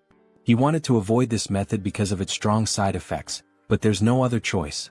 By channeling black magic into the ground, he manages to connect with everyone in the army of the former immortal king. Hear me, my children. Your lord, the immortal king. He is here in the flesh. This will inevitably reveal his location, but the order will need time to analyze this dark magic. As long as we gather quickly and disappear, that is enough. Now, hurry and answer him. All present begin to respond to the call, creating a screen of dark magic. We obey the command of the Absolute One. We stand before the true Lord of the Undying. O new king, your servant shall depart there at once. He will march immediately with the troops stationed in the southwest. He will march immediately with the troops stationed in the southwest. Yes, my loyal and devoted army. He shall lead you to a new future unlike anything that has ever existed. Ah, he laughs like a true villain. Changing scenes, we see two adventurers walking through the forest at night. Hey Mike, are you sure this is safe? He's heard that undead have been appearing all over the place lately. Come on, they're just rumors, just rumors. Let's just focus on transporting the supplies. What was that? Sigh, you coward. What kind of undead sneaks around quietly? Obviously it's just a wild animal or something like that. Hey, look behind you, this time I'm serious. What is it now? Must be another animal. Could there really be something behind him? Before he could finish, a sword slices through his neck. A fierce ogre annihilates him. Hey, what the hell was that? Monsters are nearby. What the hell are these things? They're supposed to live deep in the mountains. Why are they here? He's never heard of anything like this before. Monsters joining forces? Meanwhile, in another region involving another clone of the protagonist, Hubert the Merchant. Hubert Trading Company. What is this? Monsters from the northern mountains attacked a caravan in a group? This is also an effect of the madness. If this continues, even Tarak, which is nearby, will be in danger. We secured food and war supplies in advance, but this is not the time for business. Small merchants chase after coins, great merchants chase after hearts. Times like these call for providing help. He begins to analyze the map of the kingdom and nearby cities. Aonia County. Fortress of Steel. But still, specifically where? The Fortress of Steel is recruiting mercenaries on a large scale? Just the news we needed. Recruitment of mercenaries? It seems that the Fortress of Steel is also in trouble. The monsters from the northern mountains are showing signs of moving south, right? And the gossip in the tavern continues. They are not ordinary monsters. They are advancing as if they were enraged, making Harley's group hear the news. Everyone heard that, right? What do we do? Harley, and you? Well, of course he's going to join the fight. You can't miss an opportunity like this, right? That's Harley. So when are we leaving? Why do you ask? Harley, don't tell me. Of course right now. Aha, he runs off excited for finally having a fight. But his companions realize that something is missing. Did he pay for the drinks? No. Grab Harley now. Make that bastard pay for the drinks today. Tarak Mercenary Guild. Finally, Harley arrived at the place. Hello Harley, welcome. Meanwhile, the members on the floor exhausted after trying to force him to pay for the drinks. That guy who looks like a monster. Oh, so this simple guy knows Harley? Of course. If you don't know Harley in this field, you must be from another continent. Then this will be quick. He and these three are signing up for the mercenary recruitment. Process this quickly. Sorry, but Harley's request is difficult to process. What do you mean? What does that mean?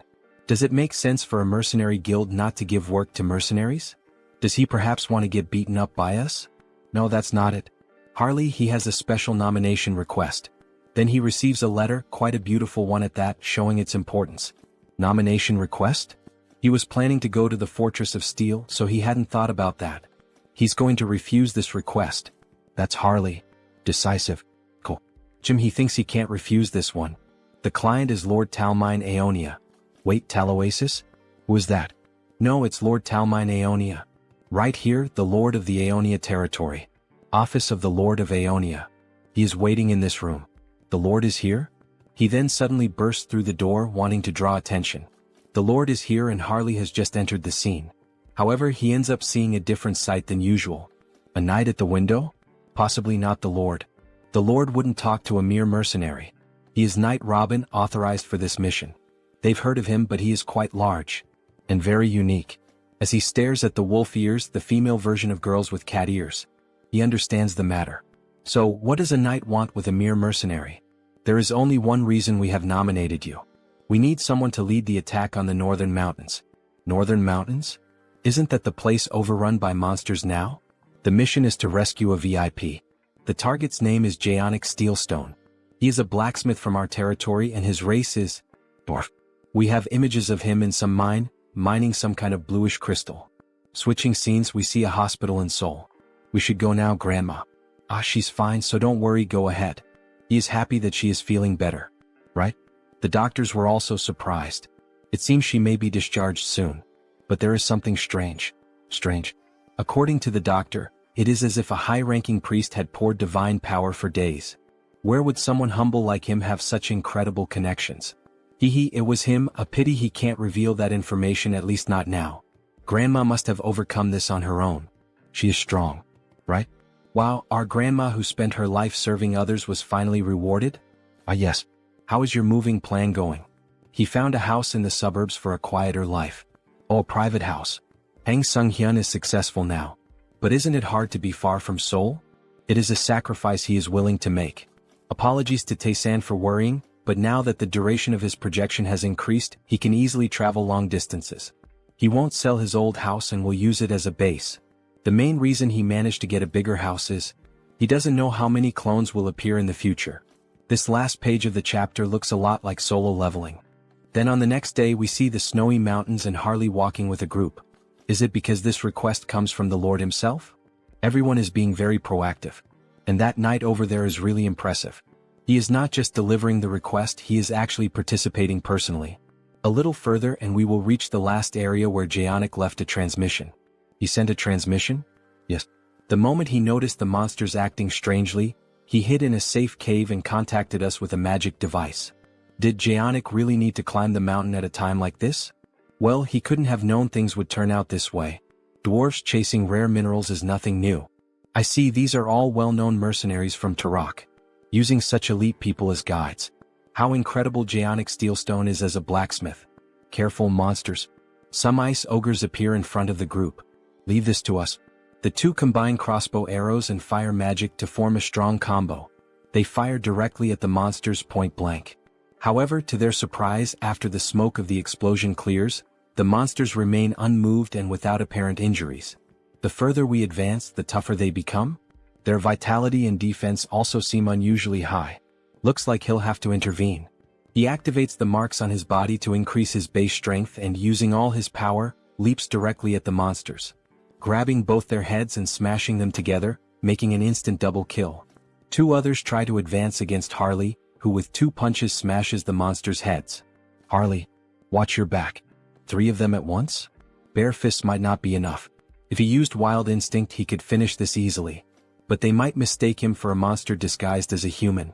In that case he puts strength into his legs and jumps directly at the enemies. Charging power into his hands, he pierces one of the monsters with his bare hands. The other ends up making a huge cut on his chest, and the last monster using both hands together. He's going to finish this before even landing. Invisible hand operation. What? He just punched 3 of them at once? Now they don't know who's really the monster here. Is something like that even possible? He's already seen this several times just today but still can't get used to it. Harley starts consuming the magic stones. Wait, Harley? What are you doing? Sorry, he was so hungry that he did it out of habit. Out of habit? He can't believe it. It's the secret magic of our tribe. We absorb energy by eating magic stones. She has never heard of anyone capable of doing that. There's no way eating something like that wouldn't harm you. Nah, he's fine. He's used to these crystals, however, something strange happened this time. Blood starts coming out of his mouth. No, he's not fine. What is this nausea? Annoying. It feels disgusting. He wants to crush everything. Should he just annihilate everything? Yes, let's kill them. Such violent emotions. Thanks to the mental link, he is holding himself back, but that's not all. Every muscle and sense is becoming more active. Could it be? He starts to see a red smoke coming out of the monsters as if it were some kind of aura. Madness spreading throughout the whole forest. Switching scenes, we see Hans. Quite a sight, isn't it? Several ghost soldiers and a lady in black kneeling before the immortal king. She pledged her loyalty to the king. Banshee Queen Olivia. A high-ranking officer of the undead army, a Banshee Queen with a ghost unit. What an incredible achievement. A lineup worthy of the history books like in Trejo or Karam. Well done, Olivia. She has gathered far more strength than he expected. As the king commanded, she minimized clashes with humans and gathered the children. Olivia, there is something he needs you to do. Command it and it shall be done. That people's organization. Extract every fragment of information you can from the oath of reversing heaven. Her ability is perfectly suited for this. It is an honor. Olivia will do her utmost. What is it he most desires from them? Why, of course, absolute obedience. Hear me, my children. Hunt down every last remnant of them and drain their souls, and dedicate everything to the king. I would like to thank the support of our subscribers and say that our latest video of this manhwa is close to 100,000 views. Thank you very much to everyone. Keep subscribing and commenting and I will keep releasing this manhwa. See you in the next video. Meanwhile, their vampire analyzes the latest news. Hans managed to unearth this kind of information about the Banshee Queen, obtaining details that most would not even dare to search for. Information about the state of the nation coming from the Brokaslak clan, about the underworld coming from the Banshees, and he can count on Harley for anything related to madness. But why does he have this feeling of fear? As if he were having a migraine. Suddenly his subordinate enters the office. Lord Hines. What happened? A short while ago in the demon forest, a report arrived that the monsters started attacking. He sent 2 of the purebloods there, so it should be all right. That is not all. Ichem? The monsters in the northern mountains started descending to the south with full force. This spreads in all directions in an instant. This is madness. Something that cannot be seen, as if it mixed with the air. Everyone is being corrupted by madness just by breathing. Wait, what about his companions? The effect is small, but they are not completely immune.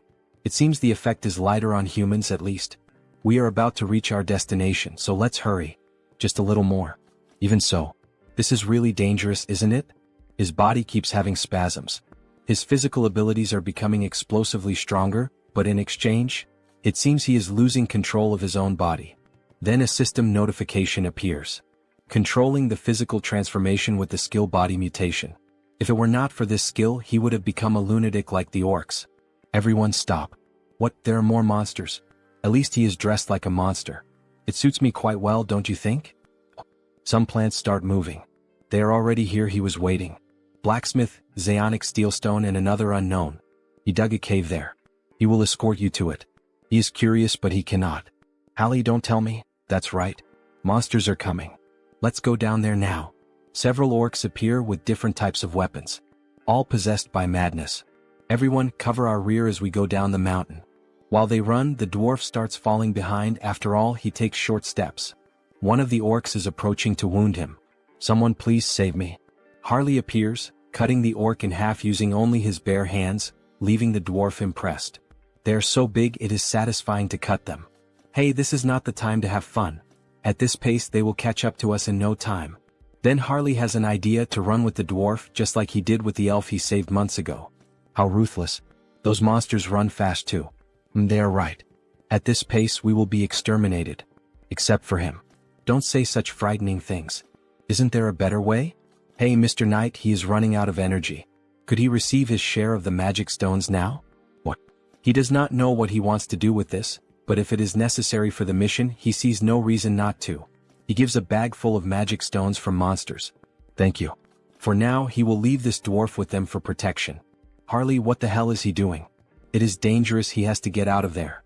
Ah, wasn't it them who asked if there was a better way? He opens the bag full of red fragments and starts ingesting them all at once. He can feel a madness far greater than before. It seems that each magic stone contains a different amount of madness. If he absorbs the power of the madness from the magic stones while controlling it with his skills, theoretically he can become infinitely stronger. In that case, he will devour all the madness that has arisen in this world. He screams and his voice echoes throughout the mountain. A system notification appears. The individual has met the conditions for growth. The skill wildness has evolved into the special skill frenzied beast. His whole body starts to turn slightly red, even the tattoos begin to gain more colors. Upon opening his eyes, we see that even his eye and his breath leak madness. He became slightly mad, although he can still control himself. Alright then, now it is showtime. He equips the 2 axes and goes alone against all the enemies. Let the carnage begin. His whole body is boiling. It is unbearably hot. It reminds me of Goku's first transformation. Whoever guesses it right in the comments, I will put a heart. 5, 4, 3, 2, 1, Kaioken. He charges directly at the monsters, simply destroying them all without them even being able to react. Die all of you, looking like a true barbarian. In the end, from all that crowd, not a single monster was left to tell the tale. This is the power of the frenzied beast. She can barely see his movements. How can he be like this? The rumors that he was the strongest mercenary of Turok were not an exaggeration. Not the strongest of Turok. The strongest of the whole continent. Other monsters keep coming, however, nothing is capable of stopping Harley's carnage. He toys with his opponents using the axe in incredible ways. This basically settles the matter. Skill Jewel Eye, Severe Winter. That was amazing, Harley. Is he alright? Everyone runs off seeking to obtain information about him. He has the bravery of a dwarf. After begging for his life and running away. Suddenly, Harley feels some kind of strange energy. His whole body is screaming for him to flee. This is the first time he feels so tense. Harley, what is that face? Don't tell me more enemies are coming? Kah. This is really bad. If we encounter the monster that is coming now, it will be a total extermination. Well, except for him. We have come too far to give up now. Do something, muscle friend. Old man. When he saw them before, he dug a burrow to hide, right? That's right. He very bravely dug that burrow. So can he hide all of us now? Within 10 minutes. 10 minutes? 5 minutes are enough. With your beautiful tool, Ellen. A radiant pickaxe looking like diamonds. Ellen? Just by looking at it, it shines? Is this a magical tool? Now everyone get ready. Get ready? Yes. With a simple strike of the pickaxe on the ground, everything starts to shake. The ground is shaking? Several cracks begin to appear. He strikes again with the pickaxe, making the ground collapse and everyone scream in despair. And then what do you think? Quite cozy, isn't it? They make a bonfire while hiding from the monsters. He made a place like this with just a few blows of his pickaxe. He really is an incredible dwarf. The system issues a new announcement. A usable medium for skill customization has been discovered. A medium? An item here is on the same level as the branch of the world tree that created Harris? Medium name, Alan. A pickaxe reborn as a magical tool, imbued with the secret soul of the dwarf craftsman Zadnik, refined over 20 years. This thing is much more incredible than it looks. It carries 20 years of Zaonic's history, the master craftsman. If that is the case, he will devour it one way or another. The dwarf can feel Harley's malice from meters away. Some stones start falling on the team. Something noisy coming from above. Is it the monster he mentioned before? Judging by the presence, it just sat above us. Probably trying to eat the bodies of the monsters we killed. Maybe we should escape while it is distracted. Not a good idea. It would probably catch up to us quickly. Ah, Harley? He had a good idea. The biggest problem is that thing sitting right above us, right? Then what if he lures it far away? This time it may really cost him his life, and even so he would try. Yes. Harley, are you really sure about this? Of course. As long as he has this. What? Why his Ellen? Just an insurance, he knows. It will be very useful in a dangerous situation. But this is a magical tool with limited uses. What are you hesitating for, Zeonic, you fool? No matter how precious it is, life comes first. Alright, you can take it. Thank you. However, he does not want to give away this pickaxe at all, but it is foolishness to try to contend with Harley. Drop it. He said he would give it to him. With his big hands, he can only use it like a mason's trowel anyway. He finally lost the battle. Ah. He will use it well and return it. Probably. Ellen. Sorry, but he does not think he will return it. But he also saved his life, so let's consider it settled. With this he acquired Ellen safely. No, he acquired a dwarf. Soon we will have a dwarf clone. Harley emerges from the ground. As he expected, the air outside is so refreshing. Now then, how about making the monsters introduce themselves to each other? It seems someone even more incredible than he thought has appeared. Even a superior species like a two-headed ogre can succumb to madness. Judging by its belly, it must have devoured a terrifying number of magic stones. The monster notices Harley from afar. What is he doing? Don't tell me it came following the scent of the magic stones he ate? Well, that is not a bad thing. If he wants to send the dwarf friend back safely, he has to escape this place with you. Follow me. Here should already be far enough. No one should be able to see us here. Very well then, skill mutation. Skill physical transformation. Let's have a real monster versus monster fight. He transforms his fingers into super sharp claws and goes toward the enemy, making deep cuts in them. Yes, this is the taste. The taste of tearing apart with his own hands. He must have thought he became stronger being intoxicated by madness. But here is the problem. He was not the only one who devoured the madness. The monster starts running in fear of Harley. He was the first one who started attacking and now is the first one trying to run? Harley grabs one of its heads and rips it off. By any chance, don't you think you don't need to walk around with two heads? And he throws it violently to the ground. He stands up laughing and even speaking. That arrogance of yours will only last for now. His subordinates will certainly arrive here as reinforcements. However, when he looks around, they are already lying lifeless on the ground.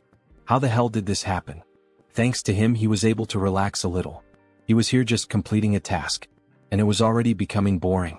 He starts gathering blood on his finger and releases it like a laser beam, thus destroying the monster's last head. Now without the two heads, the monster finally falls lifeless. Ah. As expected, it is more comfortable with two instead of one. Good thing he called Heinz. Although he had originally called him for something else. But the gift from Lord Zeonic will be very useful. While Heinz stores the pickaxe in the dimensional gate, Harley is drooling with hunger. How strong will he become if he eats this? He will finish you off before the madness evaporates. Very well then, how about he also tastes the blood tainted with madness? However, before they could enjoy the banquet, something catches their attention. What is this feeling? A volcano on top of the mountain begins to erupt. It is the same energy he felt from Intrejo. Then from the fire, a dragon begins to emerge. Red Dragon Herados. He will devour everything. Hunger, he is starving, he is going insane. This is a real living dragon. Depending on the era, they can even be revered as sacred beings. But that one was completely devoured by madness. There is no point in expecting a rational conversation. A half-breed human and a vampire? What fine snacks. They might be enough to sate his hunger. Who should he eat first? No, it is better to devour you both at once. They prepare for battle. Harley and Heinz pierce the dragon's eyes at the same time. However, the dragon only laughs. As expected of a dragon. Already healed. With such thick skin and on top of that this regeneration ability? That is totally unbalanced. Inferior beings. In his eternal life he was only defeated once. Well yeah, who did you lose to? The King of Death. The King of Immortality. The one who sentenced him to death. The Immortal King? That's right. But he perished and his curse was broken. They are laughing? What kind of reaction is that? Sorry, but we called a friend over in the meantime. Since the two of us might not be enough. We apologize in advance for the trauma. The dragon does not understand what they mean, but in just a few seconds, something appeared in front of him. A dragon tainted by madness, he will be an excellent subject for experiments. The third immortal king Hans.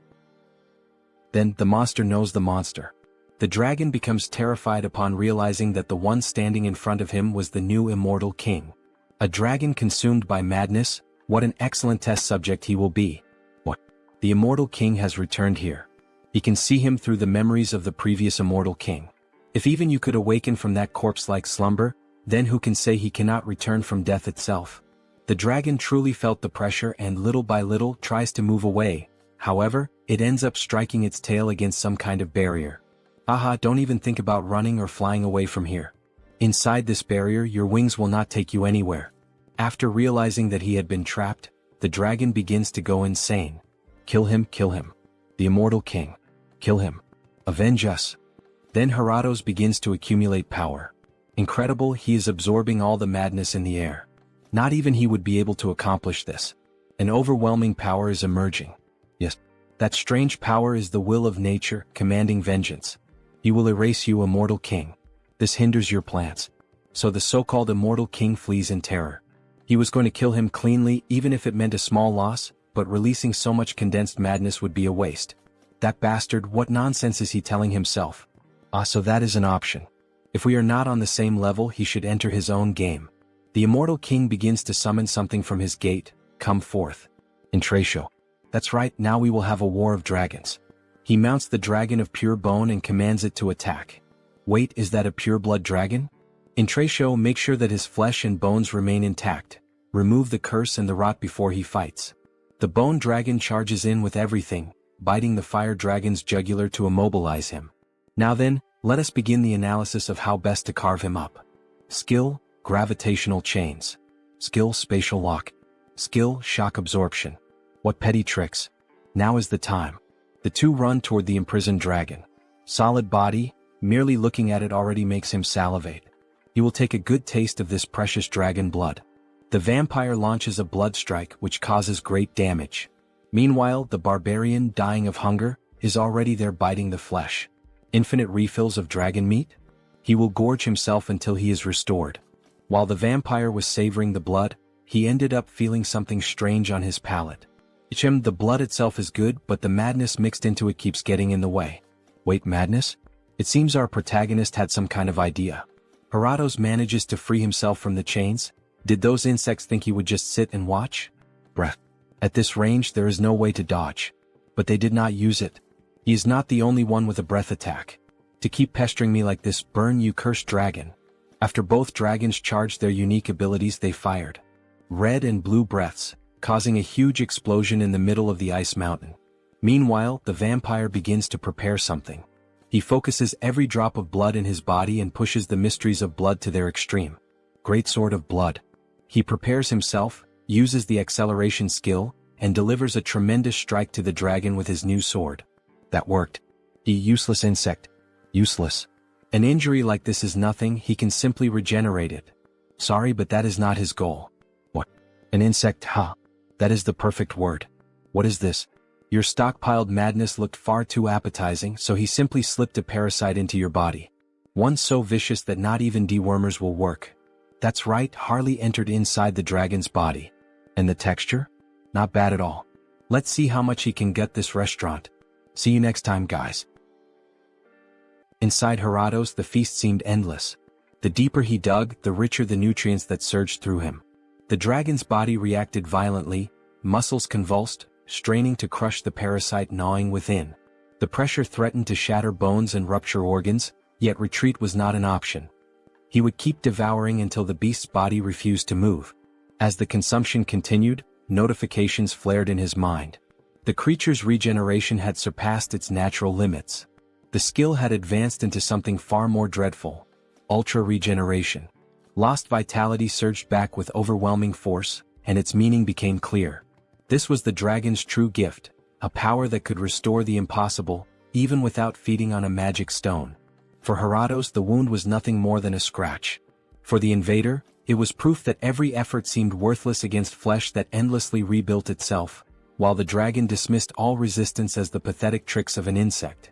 Once again the notifications surged before him. The creature had fulfilled the conditions to evolve. The skill Devour transformed into the special ability known as Gluttony. Gluttony, just like the 7 deadly sins. A shiver rippled through his body as the change took hold. Scales suddenly began to form across his skin, undeniably dragon scales. The realization struck hard. From now on, through consumption alone, he could absorb traits. Every single one of them would be his to claim. The dragon grew restless, its rage boiling as the parasite dug deeper inside. If the intruder refused to leave on his own, Heratos would rip him out piece by piece. Yet the fight shifted before he could act. The immortal king and the vampire launched a coordinated strike alongside Horacio, who tore into the beast's neck, while Heinz's blade carved through with relentless force. That was the effect of gluttony. With Harley suppressing the madness, even the dragon's bloodline fell silent. Just one taste, and a torrent of power erupted within, flooding him like an unstoppable tide. And at last the notification appeared for the vampire. The special skill Clan of Blood, True Blood, had advanced to a far greater stage. As expected, to ascend into sacred blood, the condition was clear. He had to drink from an opponent far superior to himself. Heinz seemed to realize something, hesitating, but Harley confirmed it. The discovery was undeniable. They had finally located it. Harato's heart. Checkmate. The ultimate magic stone, the dragon heart. Bon appetit. The first bite tore through, and the dragon convulsed in agony, the pain erupting straight from the core of its being. Moments later, the mighty body collapsed, lifeless upon the ground. The battle had ended. Intracio's efforts had carried them this far. His task was complete and he could now rest. Laughter followed, triumphant and raw.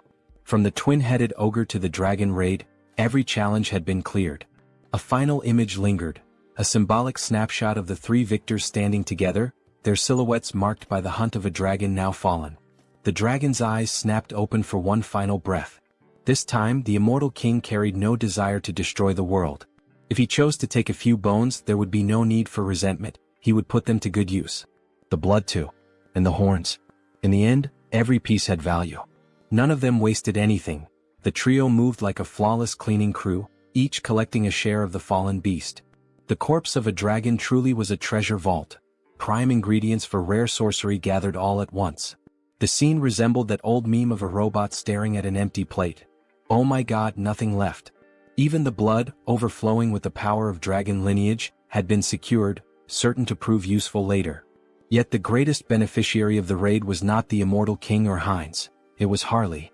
On the ground, Harley writhed in agony. His body twisted and shifted as something unnatural surged within him. This time the transformation was not smooth. Perhaps he had gone too far, even for his limits. Absorbing all the madness of those monsters, his insides felt as though they were tearing apart. Control slipped with every second. Only the method inscribed within the dragon heart could save him. The madness flooding his body had to be woven together with the dragon's essence. As he forced the chaos into alignment, strange markings spread across his skin. A heavy feeling swelled inside him, followed by new notifications. The creature's race has changed to Dragonkin Hybrid. Special skill, Heart of the Mad Dragon, has been acquired. Harley's body no longer felt the same. On the surface, his anatomy still resembled that of a human, yet something deep inside had shifted. The change was undeniable. His very essence had risen beyond its former limits. His being had ascended. See you next time, guys. So we see Harley's hand covered in scales. For the entire race itself to change, this is the power of the dragon's heart. Alley. Race, Dragonkin Hybrid. Then a notification appears. Special notes. Absorb the heart of the light dragon and gain the power of a dragon. Controls the madness within the body and continuously absorbs the surrounding madness. The jeweled eyes have merged with the dragon eye, becoming even more effective. With the power of mutation, he can draw it out whenever he needs. But, with a simple stomp with force, he destroys the ground. If he increases the density of the body, the weight becomes unbearable. If he doesn't control it, it will be a disaster. It's better for him to practice a little before meeting them, his group that had been waiting for him to escape with the monster. Before Harley could begin training, he felt an enormous force through his body. So it's finally going to begin. It's the closing ceremony of the raid that Hans prepared. We see the immortal king preparing some kind of spell, and in this case the spell is being performed on the dragon's body. A lot of dark magic is being involved in its body, so much that the sky begins to grow cloudy. Little by little, only the dragon's bones begin to rise. Now speak to him. What is your name? Heratos. Yes, Heratos. I am the Lion King and death itself. He will grant you a second life. Now he is your master. Very well, very well. He looks like a second puppy. In the next scene we see the protagonist in reality. He was admiring his new house. He had finally finished working on the house, moving the furniture. Everything is impeccable. An internal gym, an arcade, even a comic cafe. To think that he fulfilled the dream of building everything to his own taste. Unlike before, now he can go out freely, but staying at home is more comfortable, so he devoted himself completely. Now he will never need to go out again. Our protagonist is truly a shy nerd. Right now, should he take care of the gardening? Conjuration skill, entity projection. He transformed into the elf to use his abilities in gardening. Then, let me show you the natural power of the high elf. With just a little magic, he forms a beautiful garden effortlessly. Truly very beautiful. They say independent houses are difficult to maintain, but that does not apply to me. After all, he is one in many. He will use Heinz, who was summoned beforehand, to raise a primary barrier. And as soon as the cooldown of the entity projection ends, he will add Hans and Heinrich's barriers on top. Is there any house safer than this? Barrier against vampires, barrier against dark magic, barrier against holy magic, literally the safest house in the world. Household chores should be settled like this. I think it's already time for accounting? Karma shop. Then we see his little point shop with an incredible 1,608,961 points. It's already over 1 million? Not even a week has passed in Earth time. I guess numbers really matter. But don't tell me that, once again, there's no increase in the number of avatars, right? Whatever, either way he has to spend. He has to do it, no choice. Enhance. It worked. The unique skill has grown, increasing the number of avatars he can possess. Now he can increase the avatars again. Let's see what else he obtained. Avatar potential increases. The learning ability of each entity improves further. Avatar cognitive ability increases drastically. No wonder the distribution of mental energy to his clones seem to have increased. At this rate, it won't be only the main body that will become stupid? Then a depression hits him. No way, the clone is me and I am the clone, so whatever. Next. The unique skill has grown and blooms with possibilities. Special skill Avatar Cloud acquired. Avatar Cloud shares avatars' items within a small subspace. Avatar Cloud? Sharing items in subspace? That practically means the protagonist can transfer across dimensions. He won't even need to fetch them in person anymore. Let's test it right away with Ellen. So they really can transfer the item from a clone to the creator's backpack without any problems. Excellent. This could massively expand trade with Hubert. He can even send the source of the arc lich that Heinrich kept to Hans. Then now shall we start the main event?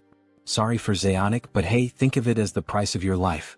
Using the customized skill. Time to summon a dwarf. An explosion happens in the garden, and finally a new clone is made. He needed a craftsman to take care of the clone's equipment. Finally he would have a reliable blacksmith like Zeonic. What is this adorable little lock? This isn't what Zeonic said it would be. We officially have a buff baby with the protagonist's face and a beard. See you next time, guys. What's with that adorable look? Customize. Increase the height to the species maximum. Make the face a bit younger. Grow the beard to look stylish. The body too is starting to look decent. Is ready? A dwarf who will serve as the blacksmith of the tattooed ones. Now he truly looks like a real dwarf. From now on his name is Howard. And of course it would be yet another name starting with the letter H. For some reason the protagonist really likes that letter. It's a pleasure to meet you, Howard. Likewise, my creator. Then a system notification appears. Howard. Species, dwarf. Individual trait, artisan S spirit. Special notes. Han Sunghyun S 8th avatar. Born as a dwarf using the artisan S pickaxe as the medium. The influence of artisan S spirit grants additional bonuses to crafting actions. Perfect, exactly what he had in mind. The first attached skill is precisely the type he wanted. If he were to point out a small problem. Just like Harris, he lacks general knowledge. Why can't I? He'll have to use Harley's connections again, but the north is in chaos, so it won't be immediate. Alright, then he'll have to do that. Heinrich will have to intervene. It's time to make some calls. It's been a while, how have you been? Lord Heinrich, did something happen? He has an urgent favor to ask. A favor?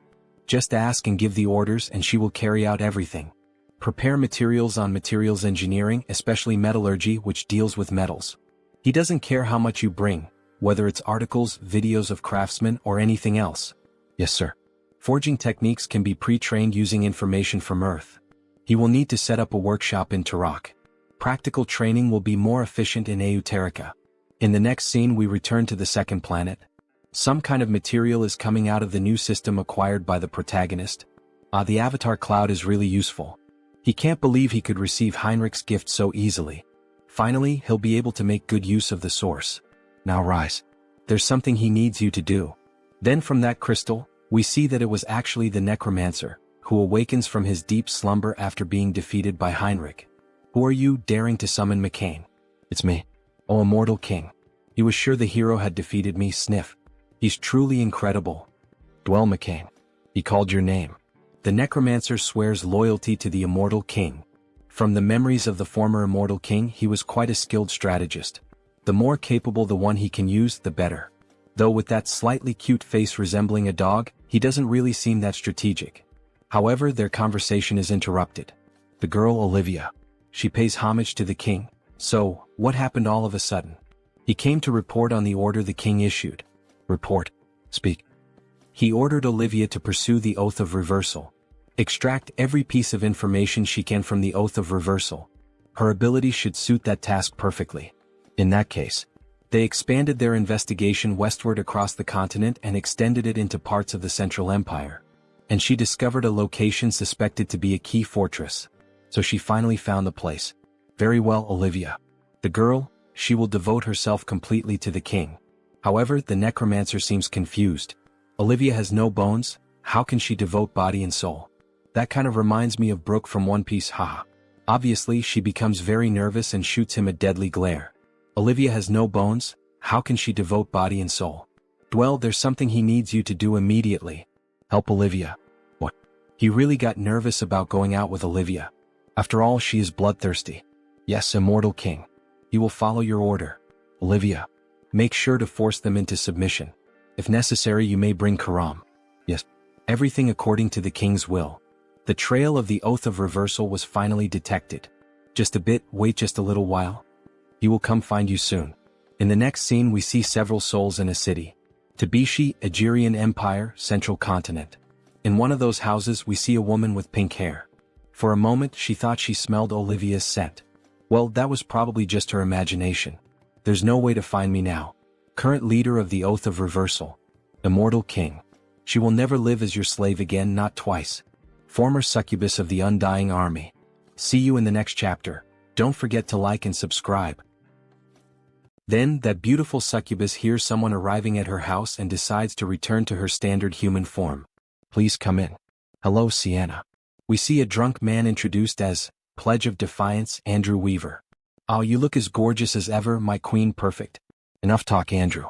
Have you already identified the new leader of the Brokosla clan? Of course. The target is a pure-blood vampire, his name is Heinz. Even if he is pure-blooded, how could he take control of a vampire clan? He's still not sure. What? She gets irritated by the empty answer, however, something funny happens. Sienna. Her horns are showing. He has already explained it several times. His skill trajectory is approaching clairvoyance, but to see in more detail he needs to refine it with karma. And this information is very important, my listeners. Could this Andrew also be a human from planet Earth like our protagonist, since he mentioned using the shop upgraded with karma? It seems the story is getting even more interesting. Enough. She doesn't need to hear his excuses. She could at least provide some data. As good as a long-range surveillance skill is, without any information the sight will be only blurred. In any case, it's fortunate that the new Lord of Brokosla is not of sacred blood. We should be able to eliminate him easily. Will she handle this personally, Sienna? As if she could. Then Sienna looks at a very old clock, apparently embedded with magic and a seal. The most powerful vampire clan on the continent, Persia, will wage a war of conquest. Back in the world, we see the protagonist's new avatar already working, the dwarf. She gathered the data quickly. Right? Well, after all, it was a special order from the Lord. She put all of Heterosai's resources into it. The metal's properties, how to hold a hammer, and its practical application. He can't really understand just by looking at the data. But a dwarf is a dwarf after all. Howard should be able to understand it, shouldn't he? As soon as the cooldown time of the teleportation circle ends, he must send it to Hubert's workshop. Alright, she has one more thing to report to the Lord. What is it? She confirmed that Bianchi-Ho is in contact with other factions. Other factions? She will investigate a little further to find out who they are. Bianchi-Ho, what the hell are they planning to do? Well, there's no need to worry and try to deal with it now. He should be able to handle them when the time comes. Time is on our side. In the 10 months that his clones grew stronger, only 1 month passed on Earth. Back in the second world, we see a castle and someone approaching. A child. He asks what business brings her there. She came to see Mullo. Show the way. How dare she speak so informally about Master Mullo? Did she have an appointment? An appointment? Does she really need one? They will know who she is if she simply says Briki. How insolent. He will inform Master Mullo then, so please withdraw for now. Mullo quickly appeared behind the servant. There's no need for that, you may leave. He then kneels down, leaving the servant bewildered. Welcome. Master Brokaslak. It's been a while, Mullo. Master Brokaslak, he said. Then, could this person be the founder of the clan? The sacred blood, Brokaslak herself. He apologizes for not being able to greet her properly while serving tea. Master Brokaslak. Frisia was not present. She told him to call her Briki. Brokaslak sounds too formal. Right, Miss Briki. This is a big problem. There should still be at least 20 years left until her scheduled visit. Why did she suddenly appear like this? But it's so strange. That child at the door earlier. His essence hasn't changed, but there are too many incomprehensible changes. He didn't even recognize his own master. Is that so? He's not sure. Don't try to deny it. The same goes for you. He can't fight against Lady Briki. Nor does he want to.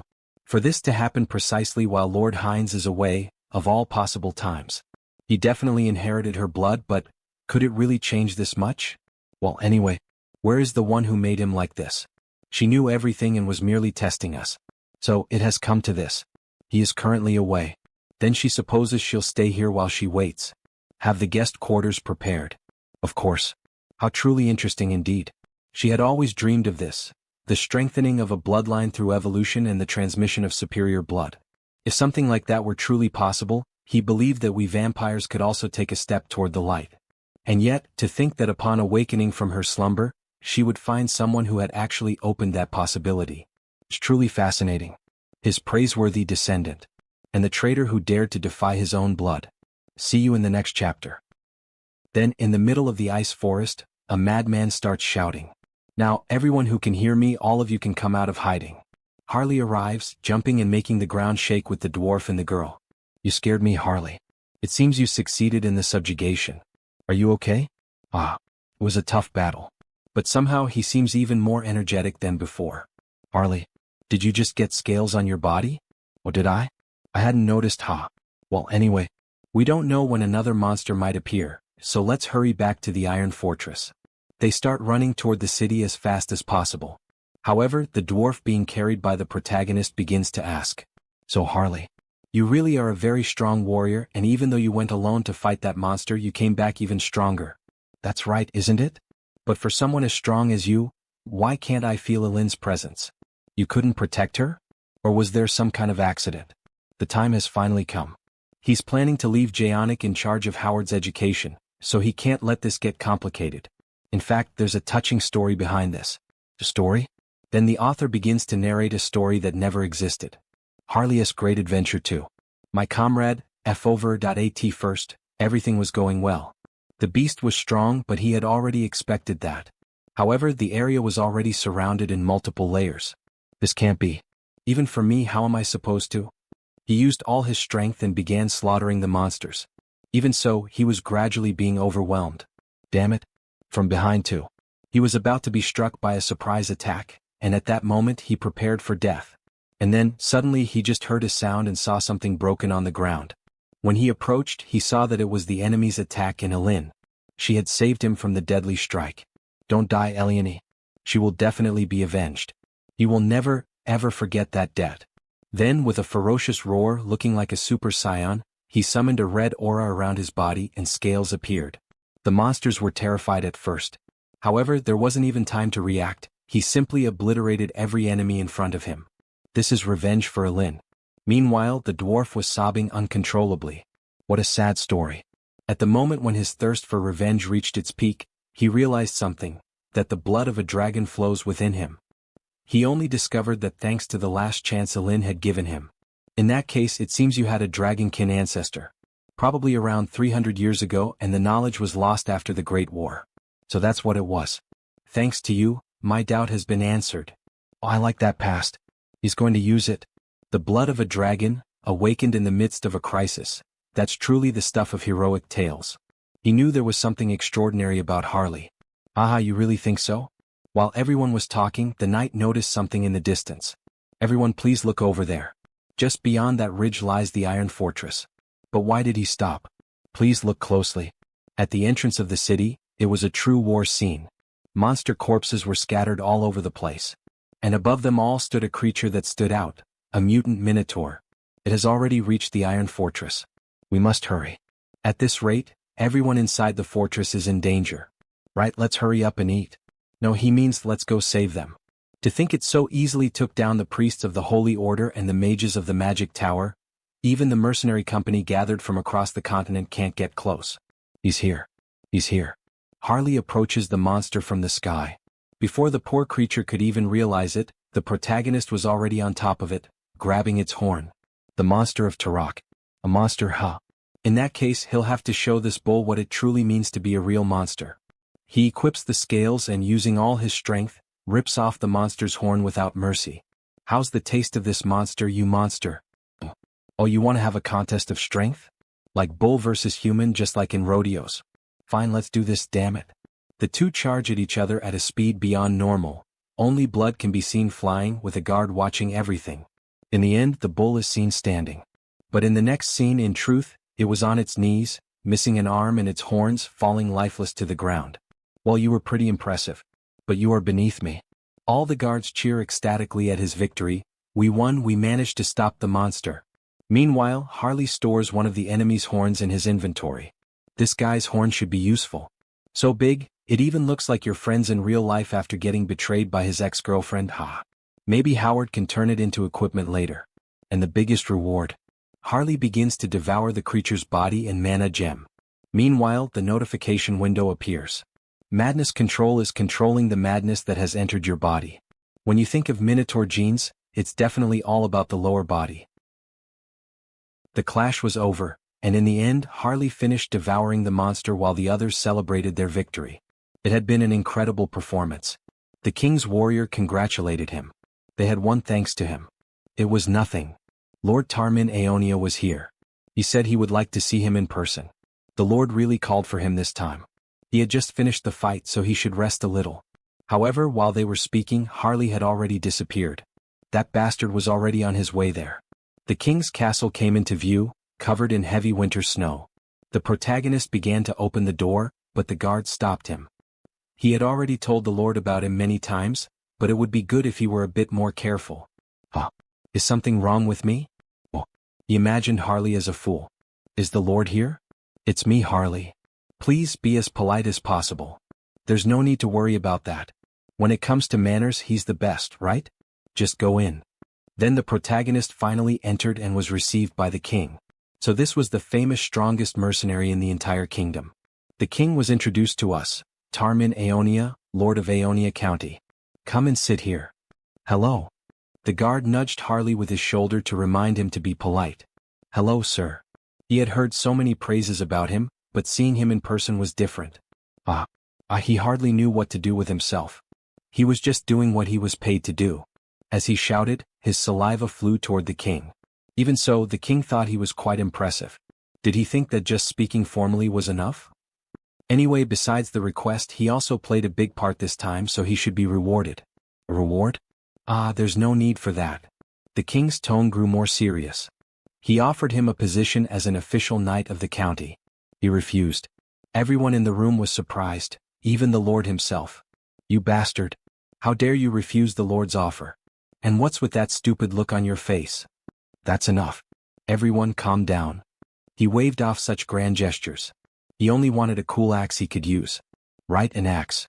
He would have one custom made for him through Jaonic. Thank you, my lord. He was quite generous, just as one would expect from someone ruling over a great territory. That's right. I'm not stingy when it comes to giving. Refusing once is fine. He'll definitely find a way to get you. As if I'd let you have me for free. He'll just keep dragging you along and wearing you out forever. In the end, the two were simply trying to outsmart each other. Suddenly he felt a chill. Switching scenes, we return to the merchant character.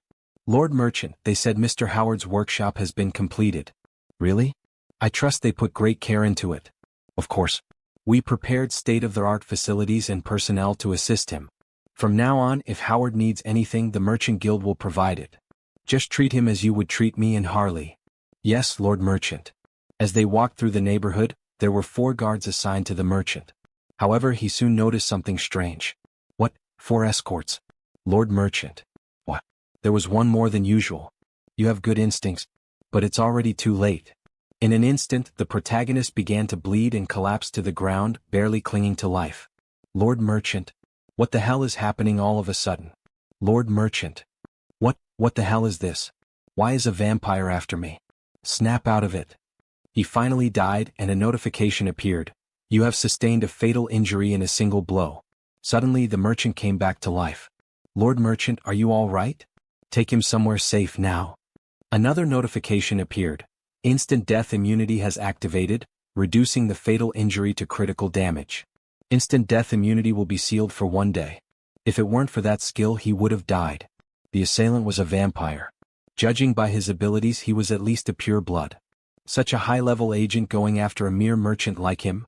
What in the world was he after? If they find out he isn't dead, they will definitely come back to finish the job. He will leave the task of uncovering their identities to Hans. For now, he must retreat. He has a personal means of contacting Howard. Therefore, he will deliver work-related matters through him. What?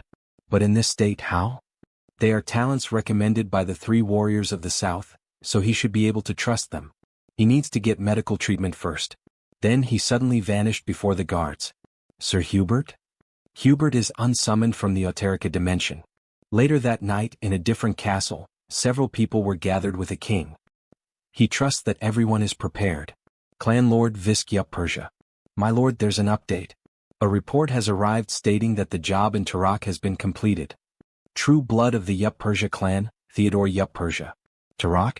By killing the merchant who was secretly cooperating with the Brokosla clan, we managed to divert their attention. Well done, Klein. You have opened the gates of war. Finally, things are about to get more exciting in this manhwa. War is approaching. Don't miss the next chapter. See you in the next one, everyone, and don't forget to subscribe to the Absolute channel. He flatters him too much. It was a simple task. The timing is good. We also just finished cross-checking the information from the challenge oath. That is not all. The blood gate is finally complete. Does he trust that you set the coordinates correctly? Yes. We plan to stop in the city of Rapella to regroup before heading to Teleria. We should be able to reach it in half a day from there. The king begins to think. An unknown vampire has taken control of Brokosla. He is already eager to face this unknown figure. Everyone prepare yourselves. We are going to Teleria. Meanwhile, Our Lady continues searching for information for the immortal king. However, their souls seem tired. My lady, they will die from overwork at this pace. But she ignores their complaint. While tracking the challenge oath, is she also supposedly meant to find the vampire who murdered Hubert? My banshees are scouring the entire continent, and they are telling her there is not a single trace. Today she will only check up to the city of Rapella, and just when she looked, she saw something unusual.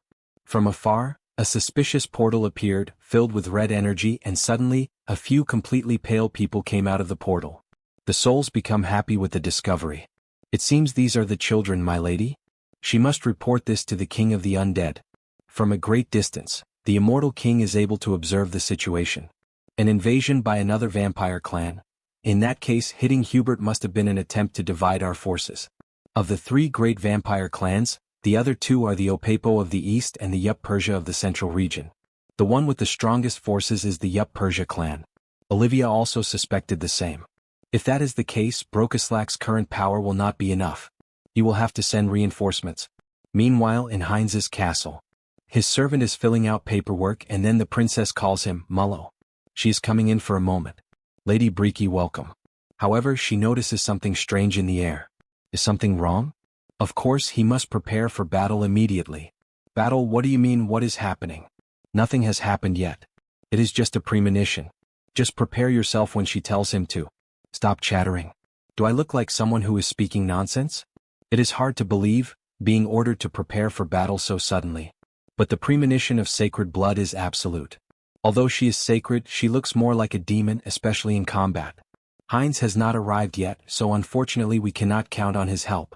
We must prepare our defenses immediately. 4 true bloods, 44 pure bloods. We gathered our entire army. They are all our best elites. Brokosla will be purified in an instant. There is no need for long speeches.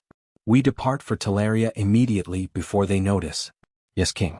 But before they could depart, the vampire king felt chills. He begins looking at the sky, and one of the servants asks if something is wrong. Only the moon is in the sky, and even so he is suspicious. This unsettling feeling must be his imagination. We are only dealing with rabble that do not even possess a sacred blood. It is nothing.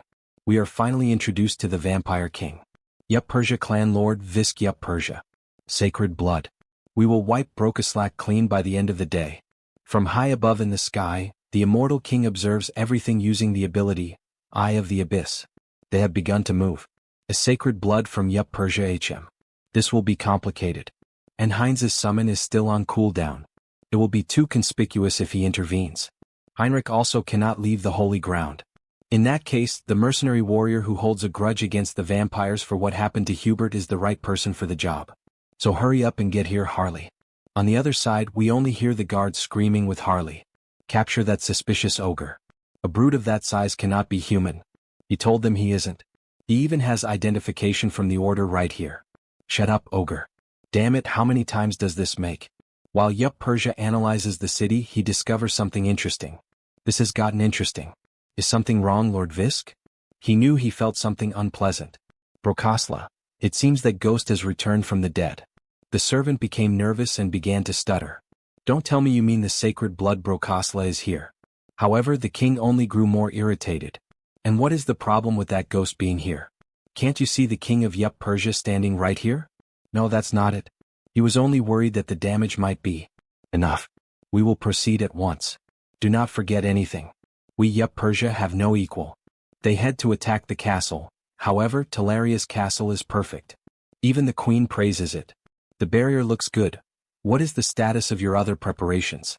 We gathered as much combat power as possible. But the numbers are definitely not enough.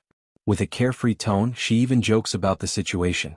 We have no choice, they are already at our doorstep. Mulo asks if she is able to sense their location right now. Naturally, and they are going to enter at this exact moment. All of them come in through the window, making a triumphant entrance. They are right in front of us. You are still clinging to life, Prokoslak. I thought she was already in dire straits. Why does this still happen occasionally? Is this the path of Eupresia? Youth silly one. Well, he will personally ensure that her eyes close in peace forever. Just look at him, that child only knows how to talk about himself. How annoying and inconvenient child. Meanwhile, Mulo is trembling with fear. After all, there are 2 sacred bloods in his presence. This is definitely bad. Even if Lady Briki can handle him, there are still 4 true bloods left. The difference in strength is hopeless. But there is something we can rely on. Mullo prepares the barrier. Inside his barrier, their allies are strengthened. They have set foot on the lands of Brokoslak. Do not think you will escape with your lives. Blood barrier. Come to me, Bridia. My god, an entire group of unwanted guests has gathered here.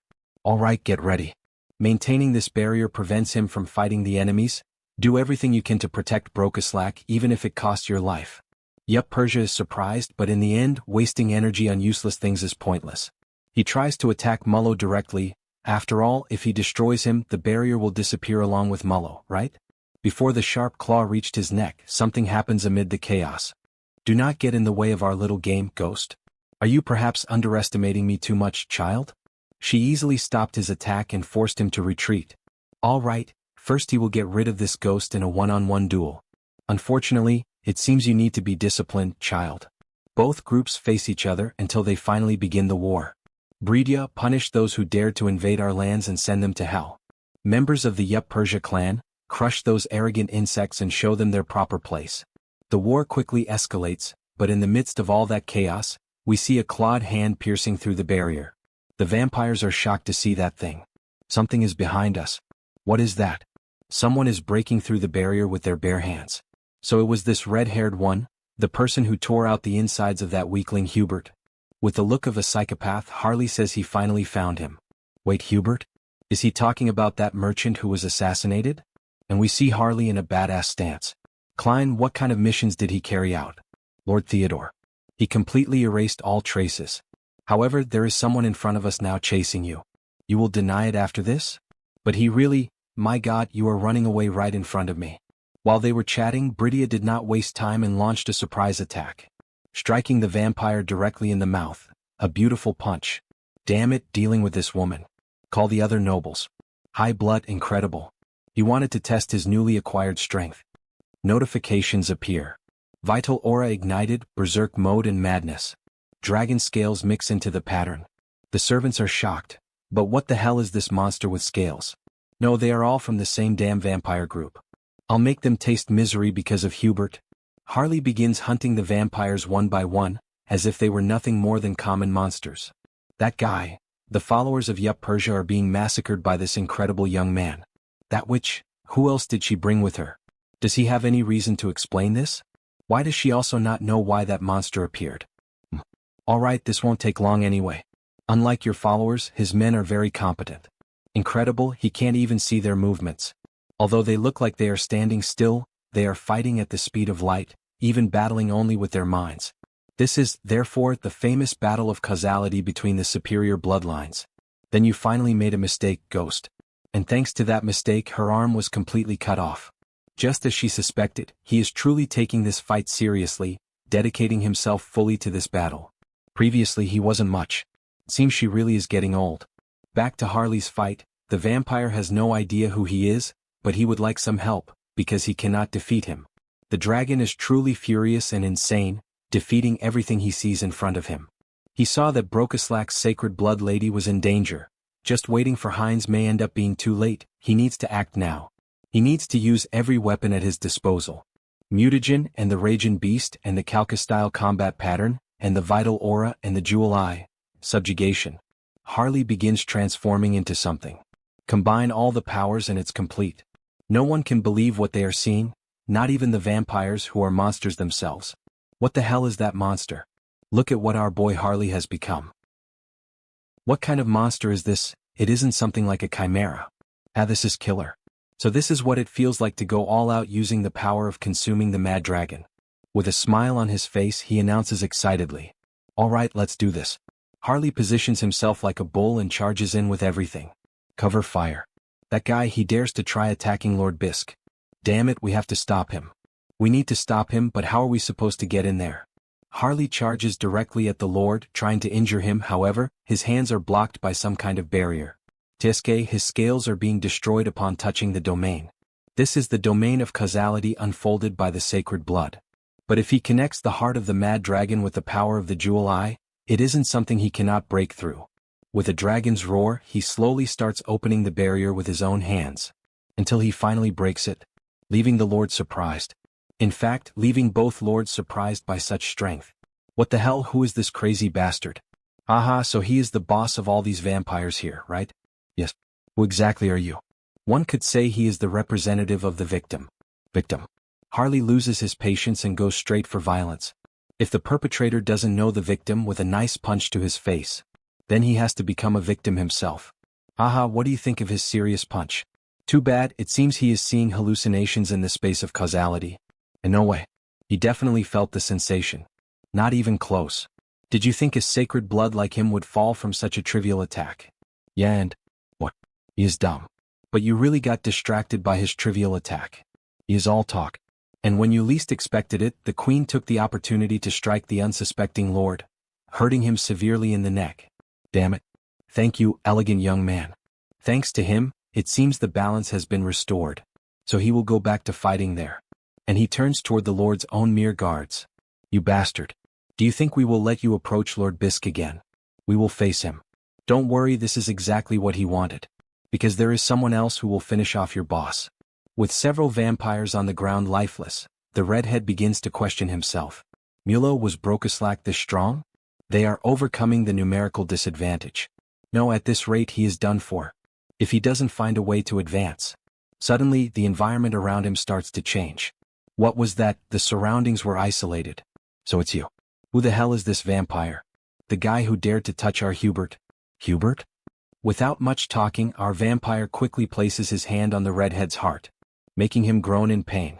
He shouldn't have taken that mission. That dragon monster that appeared earlier, and now this bastard vampire too. Who the hell is he? What the hell, what kind of human is Hubert? That is, after finishing ingesting the vampire's blood. Of course, A big shot who will dominate the continent's commerce in the future. System notifications appear. Collecting new vampiric factor. Due to the effect of the special skill mixed blood factor, the individual's physical abilities are enhanced. It's the first time activating this skill in Auterica.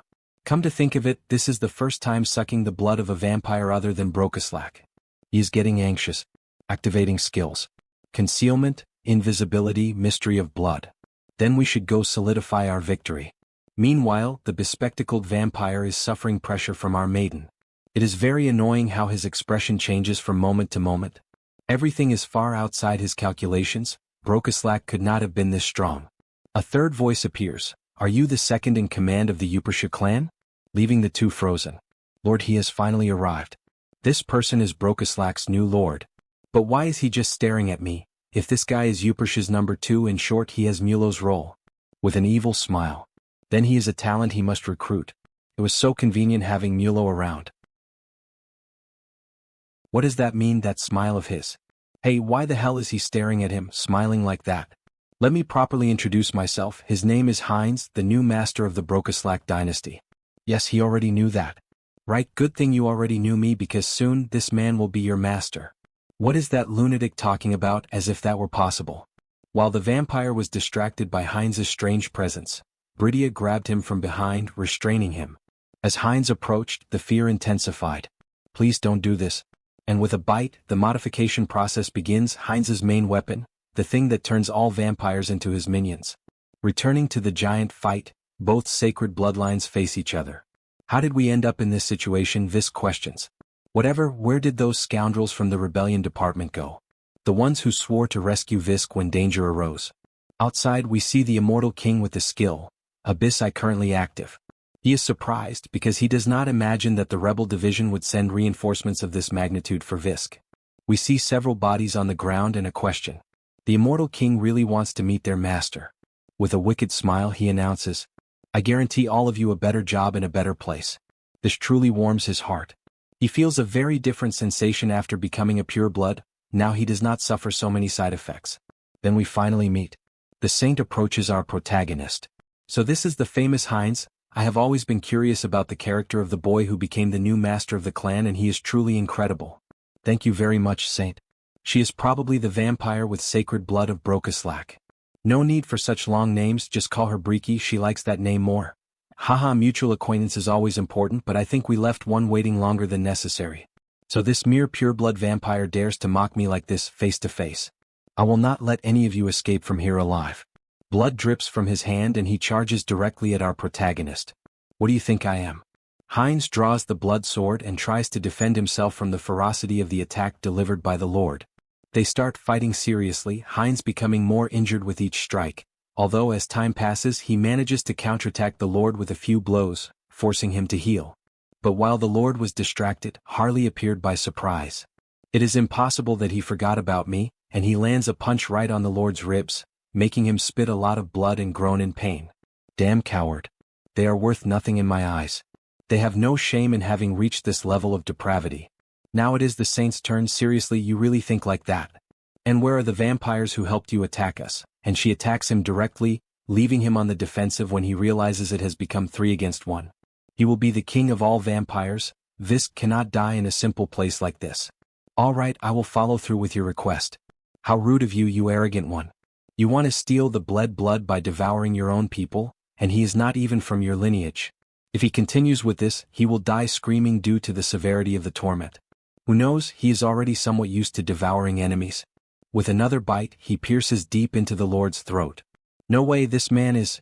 Could he really be capable of inheriting sacred blood from another lineage? Do not worry about your lineage, Visk. All of your vampires will be mine. Also understand, under my command they will continue your legacy. He finally realized the end had arrived. He always had a dream. It was the unification of all vampire lineages under one banner, the one who leads them toward the light. The one who will bring all vampire kind to glory. At least that was what he thought, until he met this vampire. The only king. I am in a far from enviable position, so why am I laughing? I long to achieve this, to dream this much. After the Lord's death, our protagonist begins to undergo a transformation. Red blood begins to form an aura around his body. Here in Eureka, a new sacred blood was born. System notifications begin to appear. I fulfilled the requirements and I began to grow. Special skill. Blood relation, the true one. Blood evolves into blood ties, sacred blood. At the same time, the shape of his face begins to change. He fulfilled the requirements and began to evolve. The two skills, concealment and invisibility, they merge and develop into a specialized skill. Erase existence. Heinz 2. Race, vampire with sacred blood. Details. He used the mixed blood skill to inherit and force the sacred blood and evolve, thus being able to control the Yupersha lineage, even if only slightly, and control part of causality. The capacity for transcendental perception reached a level that resembles an overlap of the senses, surpassing the limits. I consider the place and time easily reachable. I feel the flow of causality. Could this be the power of the bled blood? If it were not for her, he would not have won the battle. She becomes confused by the sudden look. Maybe he wants to eat her too. Ha ha ha, double-meaning joke he could not resist. Ha ha, thanks to you Harley saw something rare. Now that I got my revenge I will return. I quit my job to come here, ha ha. Thank you Harley, he helped a lot. There is no need to thank me. They understood who hurt my friend first. We are not on Hubert's company's side. So I will return to Turok. And we see Harley flying back to his city. She looks at him suspiciously. Can we really let him go like that? He introduced himself as a suspicious young man. It is fine, he already researched this before. Then it is all right, whatever you say. Upon noticing those vampires on the ground, still breathing, Heinz becomes happy. After all, we gain new members for the family. If you enjoyed this video, don't forget to give it a thumbs up, it really helps. And for more content like this, make sure to subscribe and hit the notification bell so you don't miss any updates. Let me know in the comments if you'd like to see another part. I'd love to hear your thoughts. See you next time. Bye-bye.